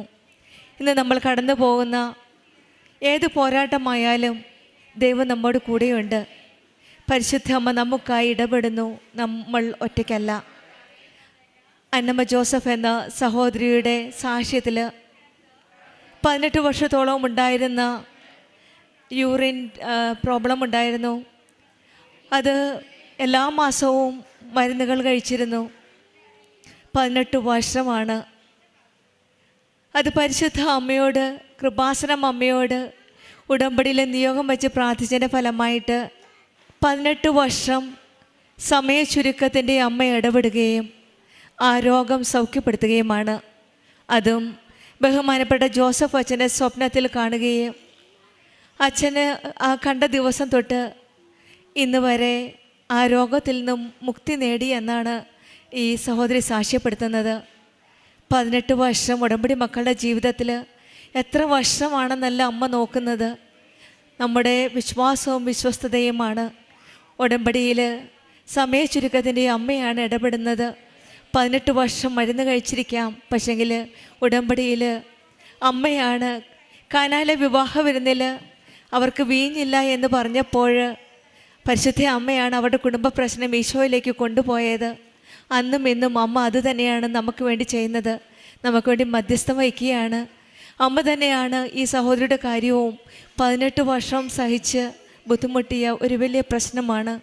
അത് ഉടമ്പടിയിൽ പരിശുദ്ധ അമ്മയുടെ മധ്യസ്ഥതയിലൂടെ ഈശോ സുഖപ്പെടുത്തിയത്. പിന്നീട് കൊച്ചുമകൻ്റെ കാര്യമാണ്. തലമുടി പൊട്ടിപ്പോകുന്നു. ഉടമ്പടി തൈലം തേച്ച് വിശ്വാസ പ്രമാണം ചൊല്ലി പ്രാർത്ഥിച്ചതിൻ്റെ ഫലമായിട്ട് അതും ഈശോയും അമ്മയും അനുഗ്രഹിക്കുകയാണ്. പിന്നീട് മകളുടെ പ്രഗ്നൻസി പീരീഡിൽ ശ്വാസം മുട്ടൽ, മൂക്കിൽ ദശ വളരുന്ന ഒരു ഗ്രോത്ത്, അതും അവിടെയും ഈശോയുടെ അമ്മയുടെ അനുഗ്രഹം ഉണ്ടായിരുന്നു. നേർച്ച വസ്തുക്കൾ ഉപയോഗിക്കുകയും 6 മാസം കഴിഞ്ഞ് ചെക്കപ്പ് ചെയ്തപ്പോൾ അതും സൗഖ്യപ്പെടുത്തി കൊടുക്കുകയാണ്. പിന്നീട് മകനുണ്ടാകുന്ന UK ഓസ്കി എക്സാമാണ്. അവിടെയും മെറിറ്റ് ഇല്ലെങ്കിൽ പോലും ദൈവത്തിൻ്റെ കൃപയാൽ അതെല്ലാം പാസ്സാവാൻ സാധിക്കുകയാണ്. ഉടമ്പടി മക്കളുടെ ജീവിതത്തിൽ എപ്പോഴും ആ സാന്നിധ്യമാണ്. ശക്തനും ഇരിക്കണം, ഭയപ്പെടാതെ ഇരിക്കാനുമാണ് ദൈവം നമ്മോട് പറയുന്നത്. ഞാൻ നിന്നോട് കൂടി ഉണ്ടല്ലോ എന്നാണ് ദൈവത്തിൻ്റെ ആ സാന്നിധ്യം ഉറപ്പ് നൽകുന്നത്. ഒരു ഭവനത്തിൻ്റെ കാര്യം ഈ സഹോദരി ഈ അമ്മയോട് ചോദിച്ചത്, ഈശോയെ മകൻ്റെ ഭവനം എവിടെയാണ് എന്നാണ്. ഒരു സാധാരണ ഒരു ചോദ്യം സ്വന്തം അച്ഛനോട് മകൾ ചോദിക്കുന്ന പോലെയാണ്. അതും അവിടെയും വീണ്ടും ഒരു വെളിപ്പെടുത്തലാണ്. തൊട്ടടുത്ത് തന്നെ എന്നൊരു വാക്ക്, ഒരു മെസ്സേജ്. പിന്നെ അവിടെ തന്നെയാണ്, തൊട്ടടുത്ത് തന്നെ അങ്ങയുടെ ഒരു ഭവനം പർച്ചേസ് ചെയ്യാനായിട്ട് സാധിക്കുന്നു. ഇതെല്ലാം ഒരുക്കി കൊടുക്കുന്നത് ഉടമ്പടി മക്കളുടെ ജീവിതത്തിലാണ്. ശക്തനും ധീരനുമായ ആ ദൈവത്തിൻ്റെ സാന്നിധ്യത്തിൽ കൂടിയാണ്. കർത്താവ് നീ പോകുന്നിടത്തെല്ലാം നിന്നോട് കൂടെ ഉണ്ടായിരിക്കുമെന്ന ഉറപ്പാണ് ഉടമ്പടി മക്കളുടെ ജീവിതത്തിലുള്ളത്. മരിയൻ്റെ ഉടമ്പടി ദൈവം നമ്മുടെ കൂടെ ഉണ്ടെന്നുള്ള ഉറപ്പ്. ഉടമ്പടി ദൈവ സാന്നിധ്യത്തിൽ ജീവിക്കാനുള്ള ഒരു പ്രതിജ്ഞയാണ്, ഒരു ആത്മീയ ബന്ധമാണ്. എല്ലാ ഉടമ്പടിയിൽ ഉടമ്പടിയുടെ ഹൃദയം അനുസരണമാണ്. അവൻ പറയുന്നത് പോലെ ചെയ്യുക എന്ന് മാത്രമാണ് പരിശുദ്ധമ്മ നമ്മോട് പറയുന്നത്. അവൻ്റെ വാക്കുകൾ അനുസരിച്ച് സുവിശേഷത്തിനനുസൃതമായ ഒരു ജീവിതം നയിക്കുവാനുള്ള കൃപയ്ക്കായി നമുക്കും പ്രാർത്ഥിക്കാം. അമ്മയുടെ കരം പിടിച്ച് ദൈവത്തോടൊപ്പം നമ്മുടെ ഉടമ്പടി ജീവിതം മുന്നോട്ട് നയിക്കാം. അന്നമ്മ ജോസഫിന് കുടുംബത്തിൽ ലഭിച്ച എല്ലാ അനുഗ്രഹങ്ങൾക്കും നമ്മൾക്ക് കരങ്ങളടിച്ച് ദൈവത്തെ മഹത്വത്തിന് സാക്ഷിയാക്കിയ അമ്മ മാതാവിനും തിരുകുമാരനും 1000 നന്ദി ഞാൻ പറയുന്നു. എൻ്റെ പേര് ജീവ. ഞാൻ വൈക്കത്തുനിന്ന് വരുന്നു, വൈക്കം കോട്ടയം ജില്ലയിൽ നിന്ന് വരുന്നു. ഇതെൻ്റെ അമ്മയാണ്. അമ്മയുടെ പേര് ലൗലി. ഇതെൻ്റെ മകനാണ്. മകൻ്റെ പേര് മിഖായേൽ. ഞങ്ങളുടെ 3 പേരുടെ ഒരു രോഗസൗഖ്യ സാക്ഷ്യം പറയാനാണ് ഞാനിന്നിവിടെ വന്നത്. ആദ്യമായി ഞാൻ എൻ്റെ അമ്മയുടെ സാക്ഷ്യം പറയാം. അമ്മയ്ക്ക് കഴിഞ്ഞ വർഷം ഡിസംബർ 2025 ഒരു വയറുവേദന പോലെ വന്നു. പക്ഷേ അത് ഞങ്ങൾ കാര്യമാക്കിയില്ല. കാരണം അമ്മയ്ക്ക് ഗ്യാസിൻ്റെ പ്രശ്നം ഉണ്ടാവാറുള്ളതാണ്. അങ്ങനെ വയറുവേദന ഭയങ്കരമായിട്ട് കൂടാൻ തുടങ്ങി. പെട്ടെന്ന് തന്നെ അപ്പോൾ ഒരു 12 മണി സമയമൊക്കെ ആയി. രാത്രി 12 മണിക്ക് തന്നെ ഞങ്ങൾ അടുത്തുള്ള വൈക്കം താലൂക്ക് ആശുപത്രിയിലേക്ക് കൊണ്ടുപോയി. അവിടെ ചെന്ന് അവർ പെട്ടെന്ന് തന്നെ ഒബ്സർവേഷൻ ഇരുത്തി ഒരു ഇഞ്ചക്ഷൻ എടുത്തു, ഗ്യാസിൻ്റെ മരുന്ന് കൊടുത്തു. ഒന്നും കുറയുന്നില്ല. കുറയാതെ വന്നപ്പോൾ ഞങ്ങൾക്ക് ഭയങ്കരമായിട്ട് പേടി തോന്നി. കാരണം അമ്മയ്ക്ക് ആദ്യമായിട്ടാണ് ഇങ്ങനെ ഒരു വയറുവേദന വരുന്നത്. അങ്ങനെ പെട്ടെന്ന് ഡോക്ടർ പറഞ്ഞൊരു കാര്യം ചെയ്യും, നിങ്ങൾ ഇത് വെച്ചുകൊണ്ടിരിക്കേണ്ട, നമുക്കതിനുള്ള സജ്ജീകരണങ്ങളൊന്നുമില്ല, പെട്ടെന്ന് തന്നെ നിങ്ങൾ കോട്ടയം മെഡിക്കൽ കോളേജിലേക്ക് കൊണ്ടുപോയിക്കോളാൻ പറഞ്ഞു. അങ്ങനെ ഞങ്ങൾ പെട്ടെന്ന് തന്നെ കോട്ടയം മെഡിക്കൽ കോളേജിലേക്ക് കൊണ്ടുപോയി. അവിടെ ചെന്ന് അമ്മയ്ക്ക് വയറിൻ്റെ എക്സ്റേ എടുപ്പിച്ചു, സ്കാൻ ചെയ്യിപ്പിച്ചു, പിന്നെ ബ്ലഡ് ടെസ്റ്റ് എടുപ്പിച്ചു. അങ്ങനെ ഞങ്ങൾക്ക് റിപ്പോർട്ട് വന്നു. റിപ്പോർട്ടിൽ അമ്മയ്ക്ക് അക്യൂട്ട് പാങ്ക്രിയാറ്റൈറ്റീസ് ആയിട്ടാണ് വന്നത്. പെട്ടെന്നുണ്ടാവുന്ന ഒരു പാങ്ക്രിയാസിലെ ഒരു വീക്കം പോലെയാണ് വന്നതെന്ന് ഡോക്ടർ പറഞ്ഞു.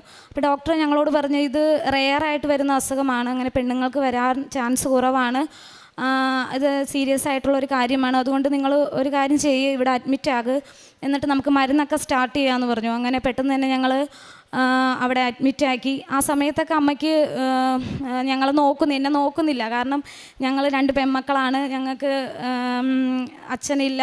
അപ്പോൾ ഭയങ്കര സങ്കടമാണ്. കാരണം അമ്മേനെയും കൂടെ നഷ്ടപ്പെട്ട് കഴിഞ്ഞാൽ ഞങ്ങൾക്ക് ആകെ സങ്കടമാണ്. കാരണം ആകെ ഉള്ളത് ഞങ്ങൾക്ക് അമ്മയാണ്. അപ്പം ഞാൻ തട്ടുന്നുണ്ട്, പക്ഷേ അമ്മേനെ മുഖത്ത് തട്ടുമ്പോഴൊന്നും അമ്മ എണീക്കുന്നില്ല. അമ്മ ബോധം പോയൊരവസ്ഥയിലാണ് കിടക്കുന്നത്. അങ്ങനെ ഡോക്ടർ പെട്ടെന്ന് തന്നെ അമ്മേനെ വന്ന് കാണുകയും പെട്ടെന്ന് തന്നെ മരുന്നൊക്കെ സ്റ്റാർട്ട് ചെയ്തു. 2-3 ദിവസം അമ്മയ്ക്ക് ഫുഡും കാര്യങ്ങളൊന്നും കൊടുത്തില്ല, മരുന്ന് മാത്രം കൊടുത്തു. വേദന കുറഞ്ഞ സമയത്ത് ഡോക്ടർ വന്നിട്ട് ഡോക്ടർ ഞങ്ങളോട് പറഞ്ഞു, ഒരു കാര്യം ചെയ്യ്, നമുക്ക് MRI എടുത്ത് നോക്കാം, കാരണം ഉള്ളിൽ എന്താണ് നടക്കുന്നതെന്ന് നമുക്കറിയില്ല. കാരണം അമ്മയ്ക്ക് ഇതെന്താണ് ഇങ്ങനെ വരാൻ ഉണ്ടായ സാഹചര്യം എന്താണെന്ന് നമുക്ക് മനസ്സിലാവുന്നില്ല, അതുകൊണ്ട് നിങ്ങളൊരു MRI എടുക്കണമെന്ന് പറഞ്ഞു. അങ്ങനെ ഞങ്ങൾക്ക് MRI എടുക്കാനായിട്ടൊരു ഡേറ്റ് തന്നു. ഞങ്ങളവിടെ മെഡിക്കൽ കോളേജിൻ്റെ ഉള്ളിൽ തന്നെ ഞങ്ങൾ MRI എടുപ്പിച്ചു. MRI റിപ്പോർട്ട് വന്നു. അതിൻ്റെ അകത്ത് അമ്മയ്ക്ക് അക്യൂട്ട് പാങ്ക്രിയാറ്റൈറ്റീസ് മാത്രമല്ലായിരുന്നു, അമ്മയ്ക്ക് ഫസ്റ്റ് ഗ്രേഡ് ഫാറ്റി ലിവർ, അതുപോലെ അന്നനാളത്തിൽ വെള്ളക്കെട്ട്, അതുപോലെ അമ്മയ്ക്ക് പിത്തനാളിയുടെ അവിടെയായിട്ട് ചെറിയൊരു സിസ്റ്റ് പോലെ കാണപ്പെടുന്നുണ്ടെന്ന് പറഞ്ഞു. അപ്പോൾ ഡോക്ടർ പറഞ്ഞു, ഇത് എന്താണെന്ന് നമുക്ക് ശരിക്കും മനസ്സിലാവുന്നില്ല, നിങ്ങൾ നന്നായിട്ട് പ്രാർത്ഥിച്ചോളാം മാത്രമേ പറഞ്ഞുള്ളൂ. അങ്ങനെ ഞാനൊരു ലാബ് ടെക്നീഷ്യനാണ്. എനിക്ക് കൃപാസന പത്രം പല സമയത്തും ഞങ്ങൾ ലാബിൽ കിട്ടാറുണ്ട്. പക്ഷെ ഞാൻ ഒരിക്കൽ പോലും കൃപാസന പത്രം ഒന്നും എടുത്ത് വായിക്കാനോ ഒന്നും ചെയ്തിട്ടില്ല. കാരണം അമ്മയുടെ ഫ്രണ്ടിൽ കാണാവുന്ന മാതാവിൻ്റെ ഫോട്ടോ നോക്കും, അവിടെ വയ്ക്കും. അങ്ങനെ തന്നെയായിരുന്നു. അപ്പം അന്ന് ഒരു പ്രാവശ്യം ആശുപത്രി വെച്ച് അമ്മ കിടന്നിരുന്ന വാർഡ് ഒന്ന് അപ്പുറത്തെ വാർഡിലേക്ക് ഷിഫ്റ്റ് ചെയ്ത സമയത്ത് അവിടെ അമ്മേനെ കിടത്തിയ റൂമിൻ്റെ ആ തലഭാഗത്ത് തന്നെ ഒരു ടേബിൾ ഇട്ടിട്ടുണ്ട്. അവിടെ ഒരു കൃപാസന പത്രം ഇരിപ്പുണ്ട്. ഞാൻ ആ പത്രം എടുത്തു വായിച്ചു. അത് വായിച്ച് ഞാൻ തുറന്ന സമയത്ത് ആദ്യമായി എനിക്ക് കിട്ടിയൊരു സാക്ഷ്യം ഒരു ക്യാൻസർ രോഗിയായിട്ടൊരു ചേച്ചീനെ സൗഖ്യപ്പെടുത്തുന്നതാണ്. അത് കണ്ട് ഞാൻ ഭയങ്കരമായിട്ട് പൊട്ടിക്കരഞ്ഞു. കാരണം എൻ്റെ അമ്മയ്ക്കും അങ്ങനെ എന്തൊരു അസുഖം വന്നു കഴിഞ്ഞാൽ ഞങ്ങൾക്ക് പിന്നെ ജീവിച്ചിരിക്കാൻ പറ്റത്തില്ല. ഞങ്ങൾ മാതാവിനോട് ഒത്തിരി, ഞാൻ അന്ന് ആ രാത്രി ഞാൻ ഉറങ്ങിയിട്ട് പോലും, പിറ്റേ ദിവസം ഡോക്ടർ വന്നിട്ട് പറഞ്ഞു, ഡോക്ടർ അങ്ങനെ ഒന്നും വിട്ട് പറയുന്നില്ല നമ്മളോട് എന്താ കാരണമെന്നും. ഞങ്ങൾ 2 പെൺപിള്ളേരാണ്, അതുകൊണ്ട് വേറെ ആണുങ്ങൾ ഞങ്ങളുടെ കൂടെ ആരുമില്ല. അന്ന് എൻ്റെ ഹസ്ബൻഡ് ഉണ്ടായിരുന്നില്ല. അപ്പോൾ ഡോക്ടർ ഒന്നും ഞങ്ങളോട് തുറന്ന് പറഞ്ഞില്ല. ഡോക്ടർ ഒരു കാര്യം പറഞ്ഞു, നിങ്ങൾ അമ്മയ്ക്ക് വേദന ഇപ്പോൾ കുറവുണ്ടെങ്കിൽ നിങ്ങൾ പൊക്കോളൂ, എന്നിട്ട് വേറൊരു ദിവസം സർജിക്കൽ ഗ്യാസ്ട്രോനെ വന്ന് കണ്ടാൽ മതി എന്ന് പറഞ്ഞു. അങ്ങനെ ഞങ്ങൾ 2 ആഴ്ച കഴിഞ്ഞ് ഡോക്ടറെ കാണാനായിട്ട് സർജിക്കൽ ഗ്യാസ്ട്രോനെ കാണാൻ മെഡിക്കൽ കോളേജിൽ ചെന്നു. അവിടെ ചെന്ന സമയത്ത് ഡോക്ടർ ഞങ്ങളോട് പറഞ്ഞു, ഇതൊരു സിസ്റ്റ് ഉണ്ട്, അപ്പോൾ ഇത് ബയോപ്സിക്ക് അയക്കണം, അതുകൊണ്ട് നിങ്ങൾ ഒരു എൻഡോസ്കോപ്പി എടുക്കേണ്ടി വരും. മാർച്ച് 26 അങ്ങനെ 2 ഡേറ്റ് തന്നു ഞങ്ങൾക്ക്. അപ്പോൾ ഡോക്ടർ പറഞ്ഞ്, എന്തായാലും ഇത് ചിലപ്പോൾ ബയോപ്സിക്ക് എടുക്കേണ്ടി വരും, എന്തോ ഉണ്ടെന്ന് മാത്രം ഡോക്ടർ എന്നോട് പറഞ്ഞു. അപ്പോൾ അതും കൂടെ കേട്ടപ്പോൾ ആകെ ഞങ്ങൾ തകർന്നുപോയി. കാരണം അങ്ങനെയൊന്നും വരല്ലേ എന്ന് ആഗ്രഹിക്കുന്ന ഞങ്ങളിലേക്ക് ഡോക്ടർ ഇങ്ങനെയും കൂടെ പറഞ്ഞപ്പോൾ ഞങ്ങൾ ആകെ തകർന്നുപോയി. അങ്ങനെ പെട്ടെന്ന് തന്നെ ഞങ്ങൾ അവിടെ നിന്ന് ഇറങ്ങിയ സമയത്ത് ഞാൻ കരഞ്ഞുകൊണ്ടാണ് ഇറങ്ങിയിട്ട് ഞാൻ അമ്മയോട് പറഞ്ഞു, അമ്മേ എനിക്ക് ഉടമ്പടി എടുക്കാൻ പോകണം, എന്തായാലും ഞാൻ കൃപാസനത്തിൽ പോവാണ്, എനിക്ക് ഉടമ്പടി എടുക്കണം, എനിക്ക് ഉടമ്പടി എടുക്കാതിരിക്കാൻ പറ്റത്തില്ലെന്ന് പറഞ്ഞു. അങ്ങനെ ഞങ്ങൾ ആദ്യമായിട്ട് ഇവിടെ 1/2/2026 തീർത്ഥാടക ഉടമ്പടി എടുക്കാനായിട്ട് ഇവിടെ വന്നു. അങ്ങനെ വന്ന സമയത്ത് ആദ്യം ഇവിടെ വന്ന സമയത്ത് എനിക്കൊന്നും അറിയത്തില്ല, എങ്ങനെയാണ് ഉടമ്പടി എടുക്കേണ്ടതൊന്നും അറിയത്തില്ല. അങ്ങനെ ഞങ്ങൾ ഉടമ്പടി എടുക്കാനായിട്ട് ക്ലാസ്സിൽ കയറിയിരിക്കുന്ന സമയത്ത് കയറിയിരുന്ന സമയത്ത് എനിക്ക് ഭയങ്കരമായിട്ട് കരച്ചിൽ വന്നു. എന്താണെന്ന് എനിക്കറിയത്തില്ല, ഞാൻ ഭയങ്കരമായിട്ട് പൊട്ടിക്കരഞ്ഞു. അത് കഴിഞ്ഞ് ഞങ്ങളിവിടെ ഉടമ്പടി എടുത്ത് വീട്ടിൽ ചെന്നു ഒരു 9:30 സമയമൊക്കെ ആയപ്പോൾ ഞാൻ വെളിയിലിരുന്ന് പാത്രം കഴുകിക്കൊണ്ടിരുന്ന സമയത്ത് എന്താണെന്നറിയാം, ഭയങ്കര ഒരു സുഗന്ധാഭിഷേകം എന്നിലേക്ക് വരുന്ന പോലെ എനിക്ക് തോന്നി. അത് കുറച്ച് സെക്കൻഡുകൾ മാത്രമേ എൻ്റെ അടുത്ത് നിന്നുള്ളൂ. അത് കഴിഞ്ഞപ്പോൾ അത് പോവുകയും ചെയ്ത്. പക്ഷെ എനിക്ക് എന്താണ് കാരണമൊന്നും മനസ്സിലായില്ല, കാരണം ഞാൻ ഉടമ്പടി എടുത്തതേ ഉള്ളൂ, അതുകൊണ്ട് അറിയത്തില്ല. അങ്ങനെ ഞാൻ ഡെയിലി 5, 6, 7 സാക്ഷ്യങ്ങളൊക്കെ കാണാൻ തുടങ്ങി. അങ്ങനെ കാണുന്ന സമയത്താണ് ഒരു ചേച്ചി സാക്ഷ്യം പറഞ്ഞതിൽ സുഗന്ധാഭിഷേകം അമ്മമാതാവ് വരുമ്പോഴാണെന്ന് എനിക്ക് മനസ്സിലായത്. അങ്ങനെ എനിക്കപ്പോൾ മനസ്സിലായി അമ്മയാണ് അന്ന് രാത്രിയിൽ എൻ്റെ അടുത്ത് വന്നത്. ഞാൻ ഉടമ്പടി എടുത്തപ്പോൾ എൻ്റെ അമ്മമാതാവ് എൻ്റെ കൂടെ ഉണ്ടെന്ന് എനിക്ക് ഉറച്ച വിശ്വാസമുണ്ടായിരുന്നു. അങ്ങനെ ഞാൻ എന്നും ലാബിലിരിക്കുന്ന സമയത്തൊക്കെ ഞാൻ 5, 6, 7 സാക്ഷ്യങ്ങളൊക്കെ കാണാൻ തുടങ്ങി. വിശുദ്ധ നേർച്ച വസ്തുക്കൾ, വിശുദ്ധ തൈലം ഞാൻ അമ്മയുടെ വയറ്റിൽ എന്നും കുരിശ് വരച്ച് പ്രാർത്ഥിക്കാറുണ്ടായിരുന്നു. ചോറിൻ്റെ അകത്ത് ഉപ്പിട്ട് കൊടുക്കാറുണ്ടായിരുന്നു, ഉപ്പിട്ട് വെള്ളം കൊടുക്കുമായിരുന്നു. അങ്ങനെയൊക്കെ ഞാൻ അമ്മയ്ക്ക് എന്നും കൊടുക്കുമായിരുന്നു. അങ്ങനെ ഞാൻ അമ്മയ്ക്ക് ഓരോരോ അടയാളങ്ങൾ സാക്ഷ്യം കേൾക്കുമ്പോൾ ഓരോ അടയാളങ്ങൾ മാതാവ് എനിക്ക് തന്നിട്ടുണ്ടെന്ന് ഓരോരുത്തർ പറയുമ്പോൾ എനിക്ക് ഭയങ്കര സങ്കടമായിരുന്നു. അപ്പോൾ ഞാൻ അമ്മയോട് ചോദിക്കും, അമ്മ എനിക്കും അമ്മ മാതാവ് തരില്ലേ ഒരു അടയാളമെന്ന് ചോദിച്ചു. അങ്ങനെ എനിക്കും അമ്മ മാതാവ് തിരിയിൽ ഒരു അമ്മയുടെ രൂപം തന്നെ കാണിച്ച് എന്നെ അനുഗ്രഹിച്ചു. അതുപോലെ അത് കഴിഞ്ഞ് ഞങ്ങൾ എൻഡോസ്കോപ്പിയുടെ ഡേറ്റായി മാർച്ച് 20-ാം തീയതി ഞങ്ങൾ ഡോക്ടറെ കാണാനായിട്ട് എൻഡോസ്കോപ്പി എടുക്കാൻ ചെന്ന സമയത്ത് ഞാൻ പെട്ടെന്ന് തന്നെ അമ്മയുടെ വയറ്റിൽ കയറുന്നതിന് മുമ്പ് തന്നെ അമ്മയുടെ വയറ്റിൽ വിശുദ്ധ തൈലവും വായിൽ ഉപ്പ് ഇട്ടാണ് ഞങ്ങൾ പ്രാർത്ഥിച്ചാണ് അമ്മേനെ ഉള്ളിലേക്ക് കയറ്റിയത്. അമ്മ കയറിയ സമയത്ത് അവിടെ ഞാൻ പുറത്തിരുന്ന് തന്നെ വിശ്വാസ പ്രമാണം ചൊല്ലിക്കൊണ്ടേ ഇരിക്കുമായിരുന്നു. നന്നായിട്ട് ഞാൻ അവിടെ ഇരുന്ന് തന്നെ പ്രാർത്ഥിച്ചു, എൻ്റെ അമ്മയ്ക്ക് ബയോപ്സി എടുക്കേണ്ടി വരരുത്, കാരണം ഒരു പ്രശ്നവും ഇല്ലാതെ നോർമൽ റിപ്പോർട്ട് തന്ന അമ്മ മാതാവ് എന്നെ അനുഗ്രഹിക്കണമെന്ന് പറഞ്ഞ് ഞാൻ പ്രാർത്ഥിച്ചുകൊണ്ടിരുന്നു കണ്ണീരോടെ. അങ്ങനെ അമ്മയുടെ റിപ്പോർട്ട് വന്നു. ആ റിപ്പോർട്ട് ഒരു കുഴപ്പവും ഉണ്ടായിരുന്നില്ല. അന്നനാളത്തിൽ ഫ്ലൂയിഡ് കളക്ഷൻ ഉണ്ടായിരുന്നത് ഒരു കുഴപ്പവുമില്ലാതെ അമ്മ മാതാവ് ഞങ്ങളെ അനുഗ്രഹിച്ചു. നോർമൽ റിപ്പോർട്ട് തന്ന് ഞങ്ങളെ അനുഗ്രഹിച്ചു. അതുപോലെ തന്നെ മാർച്ച് 26-ാം തീയതി അടുത്ത എൻഡോസ്കോപ്പി, അങ്ങനെ 2 എൻഡോസ്കോപ്പി ഉണ്ടായിരുന്നു. അന്ന് രണ്ടാമത്തെ എൻഡോസ്കോപ്പി കുറച്ച് അരമണിക്കൂർ നീണ്ടു നിൽക്കുന്ന ഒരു എൻഡോസ്കോപ്പി ആയിരുന്നു. അത് പാൻക്രിയാസും ലിവറൊക്കെ ആയിരുന്നു അന്ന് എൻഡോസ്കോപ്പി ചെയ്തുകൊണ്ടിരുന്നത്. അപ്പോൾ അവിടെയും ഞങ്ങൾ അന്ന് അമ്മയ്ക്ക് വൈറ്റ് മുണ്ടും വൈറ്റ് ഷർട്ടുമാണ് ഇടേണ്ടത്. അപ്പോൾ അമ്മ എന്നോട് ചോദിച്ചു, എടി നീ എനിക്ക് കാശ് രൂപം തരുമോ, എനിക്ക് അമ്മ കൂടെ വേണമെന്ന് എനിക്ക് ഒത്തിരി ആഗ്രഹമുണ്ട് എന്ന് പറഞ്ഞു. അങ്ങനെ ഞാൻ അമ്മ മാതാവിൻ്റെ കാശ് രൂപം അമ്മയുടെ മുണ്ടിൽ നന്നായിട്ട് കെട്ടിക്കൊടുത്താണ് ഞാൻ വിട്ടത്. അങ്ങനെ അതിന് മുമ്പ് തന്നെ ഞാൻ അമ്മയുടെ വിശുദ്ധ തൈലം വയറ്റിൽ കുരിശ് വരച്ച്, നെറ്റിയിൽ കുരിശ് വരച്ച്, ഉപ്പ് അവിടെ എൻഡോസ്കോപ്പി റൂമിൻ്റെ മുമ്പിൽ തന്നെ ഇട്ട് വിശ്വാസ പ്രമാണം ചൊല്ലിയാണ് ഞാൻ അമ്മേനെ ഉള്ളിലേക്ക് വിടുന്നത്. അങ്ങനെ അവിടെ വിട്ട് അരമണിക്കൂർ നീണ്ടു നിൽക്കുന്ന എൻഡോസ്കോപ്പിയുടെ സമയത്തും ഒക്കെ ഞാൻ അവിടെ വെളിയിൽ നിന്ന് നന്നായിട്ട് പ്രാർത്ഥിക്കുമായിരുന്നു, അമ്മേ ഒരു കുഴപ്പം ഇതിൻ്റെ അകത്തും ഞങ്ങൾക്ക് ഉണ്ടാവരുത്, ഇതും ഞങ്ങൾക്ക് നോർമലാക്കി തന്ന് അമ്മ മാതാവ് ഞങ്ങളെ അനുഗ്രഹിക്കണമേ എന്ന് മാത്രമായിരുന്നു ഞാൻ പ്രാർത്ഥിച്ചുകൊണ്ടിരുന്നത്. അങ്ങനെ അമ്മ മാതാവ് ഞങ്ങളെ അനുഗ്രഹിച്ചു. ആ റിപ്പോർട്ടും വന്നു, ഒരു കുഴപ്പവും ഉണ്ടായിരുന്നില്ല, യാതൊരു പ്രശ്നവും ഉണ്ടായിരുന്നില്ല. ഡോക്ടർ പറഞ്ഞ് സർജറി ചെയ്യേണ്ടി വരില്ല, കാരണം ഇപ്പോൾ കുറഞ്ഞിട്ടുണ്ട്, കാരണം മുഴ ഉണ്ടായിരുന്നത് അത് പാരമ്പര്യമായിട്ടുള്ളൊരു മുഴ മാത്രമാണ്, അത് നിങ്ങൾക്ക് സർജറി ചെയ്യേണ്ട ആവശ്യമില്ല, കാരണം അത് പ്രശ്നമൊന്നും ഉണ്ടായിരുന്നില്ല, ബയോപ്സി ഒന്നും എടുക്കേണ്ടി വന്നിട്ടില്ല, അത് വരേണ്ട ആവശ്യവും ഇല്ലെന്ന് പറഞ്ഞു. അങ്ങനെ ഞങ്ങൾ അവിടെയും അമ്മ മാതാവ് ഞങ്ങളെ അനുഗ്രഹിച്ചു. അതുപോലെ ഫാറ്റി ലിവർ ഉണ്ടായിരുന്നു ഫസ്റ്റ് ഗ്രേഡ്, ആ ഫാറ്റി ലിവറും നന്നായിട്ട് കുറഞ്ഞതായിട്ട് അവിടെ ഉണ്ടായില്ലെന്നാണ് ഡോക്ടർ പറഞ്ഞത്. ആമാശയത്തിലെ വെള്ളക്കെട്ടും നോർമലാക്കി തന്ന് അമ്മ മാതാവ് ഞങ്ങളെ അനുഗ്രഹിച്ചു. ഇത്രയും അനുഗ്രഹങ്ങൾ തന്ന അമ്മ മാതാവിന് 1000 നന്ദി. പിന്നെ രണ്ടാമത്തത് എൻ്റെ കുഞ്ഞിൻ്റെ സാക്ഷ്യമാണ്. കുഞ്ഞിന് എപ്പോഴും അവന് ഭയങ്കര ഇമ്മ്യൂണിറ്റി പവർ കുറവായിരുന്നു, എപ്പോഴും അസുഖങ്ങളൊക്കെ വന്നുകൊണ്ടിരിക്കുമായിരുന്നു. കാരണം 2 മാസം പനി വന്നു കഴിഞ്ഞാൽ വീണ്ടും 2 മാസം ആകുമ്പോൾ വീണ്ടും അവന് പനി വരുമായിരുന്നു. അങ്ങനെ ഒരു ദിവസം രാത്രി ഒരു 12 മണിയൊക്കെ ആയപ്പോഴത്തേക്കും കുഞ്ഞിന് ഭയങ്കരമായിട്ടൊരു ടെമ്പറേച്ചർ. അപ്പം ഞാൻ ടെമ്പറേച്ചർ നോക്കി, ഒരു 102 ഡിഗ്രി ടെമ്പറേച്ചർ അവന് അന്നുണ്ടായിരുന്നു. അപ്പം ഹസ്ബൻഡ് എന്നോട് പറഞ്ഞു, ഒരു കാര്യം ചെയ്ത് നീ പാരസെറ്റമോൾ എന്തെങ്കിലും കയ്യിലുണ്ടെങ്കിൽ നീ അതെടുത്ത് കൊടുക്കുക. കാരണം ഈ സന്ധ്യ സമയത്ത് നമുക്ക് ഡോക്ടറെ കാണാൻ പോകാൻ പറ്റില്ല. അപ്പം നീ എത്രയും പെട്ടെന്ന് കുഞ്ഞിനെ അത് കൊടുക്കുമെന്ന് പറഞ്ഞു. ഞാൻ പാരസെറ്റമോൾ നോക്കി, അവിടെ എങ്ങും പാരസെറ്റമോൾ ഇല്ല. പക്ഷേ എൻ്റെ മനസ്സിൽ ആരോ പറയുന്നുണ്ട്, നീ ഉടമ്പടി എടുത്ത മകളല്ലേ, നീ എന്തിനാണ് പാരസെറ്റമോൾ കുഞ്ഞിന് കൊടുക്കണത്? നീ വിശുദ്ധ തൈലം എടുത്ത് കുഞ്ഞിൻ്റെ നെറ്റിയിൽ കുരിശ് വരച്ച് വിശ്വാസ പ്രമാണം ചൊല്ലാൻ പറഞ്ഞു. അങ്ങനെ അപ്പം ഞാൻ ഓർത്ത്, ശരിയാണല്ലോ, ഞാൻ ഉടമ്പടി എടുത്ത മകളല്ലേ, ഞാൻ പേടിക്കേണ്ട ആവശ്യമില്ലല്ലോ. ഞാൻ അപ്പം തന്നെ അവൻ്റെ നെറ്റിയിൽ കുരിശ് വരച്ച് വിശ്വാസ പ്രമാണം ചൊല്ലി പ്രാർത്ഥിക്കാൻ തുടങ്ങി. അപ്പം തന്നെ അവൻ്റെ ടെമ്പറേച്ചർ കുറയുന്നത് പോലെ എനിക്ക് തോന്നി. അപ്പോൾ ഹസ്ബൻഡ് എന്നോട് പറഞ്ഞു, ഒരു കാര്യം ചെയ്യ്, നമുക്ക് ഡോക്ടറെ ഒന്ന് ജസ്റ്റ് ഒന്ന് കൊണ്ട് കാണിച്ചേക്കാമെന്ന് പറഞ്ഞു. അങ്ങനെ ഹസ്ബൻഡിൻ്റെ നിർബന്ധത്താൽ ഞങ്ങൾ ഡോക്ടറെ കാണാൻ പോയി. അവിടെ ചെന്ന് ടെമ്പറേച്ചർ നോക്കിയപ്പോൾ ഡോക്ടർ തന്നെ അതിശയിച്ചു. കാരണം ഇത്രയും മേൽ ചൂടുണ്ടായിരുന്ന കുഞ്ഞിന് ഇതെങ്ങനെ ചൂട് കുറഞ്ഞു, നിങ്ങൾ എന്തെങ്കിലും മരുന്ന് കൊടുത്തോ എന്ന് എന്നോട് ഇങ്ങോട്ട് തന്നെ ചോദിച്ചു. അപ്പോൾ ഞാൻ പറഞ്ഞു, ഇല്ല, മരുന്നൊന്നും കൊടുത്തിട്ടില്ല എന്ന് പറഞ്ഞു. അങ്ങനെ ഞങ്ങൾ തിരിച്ചു പോകുമ്പോൾ അവരൊരു പാരസെറ്റമോൾ മാത്രമേ എൻ്റെ കയ്യിൽ തന്നു വിട്ടുള്ളൂ.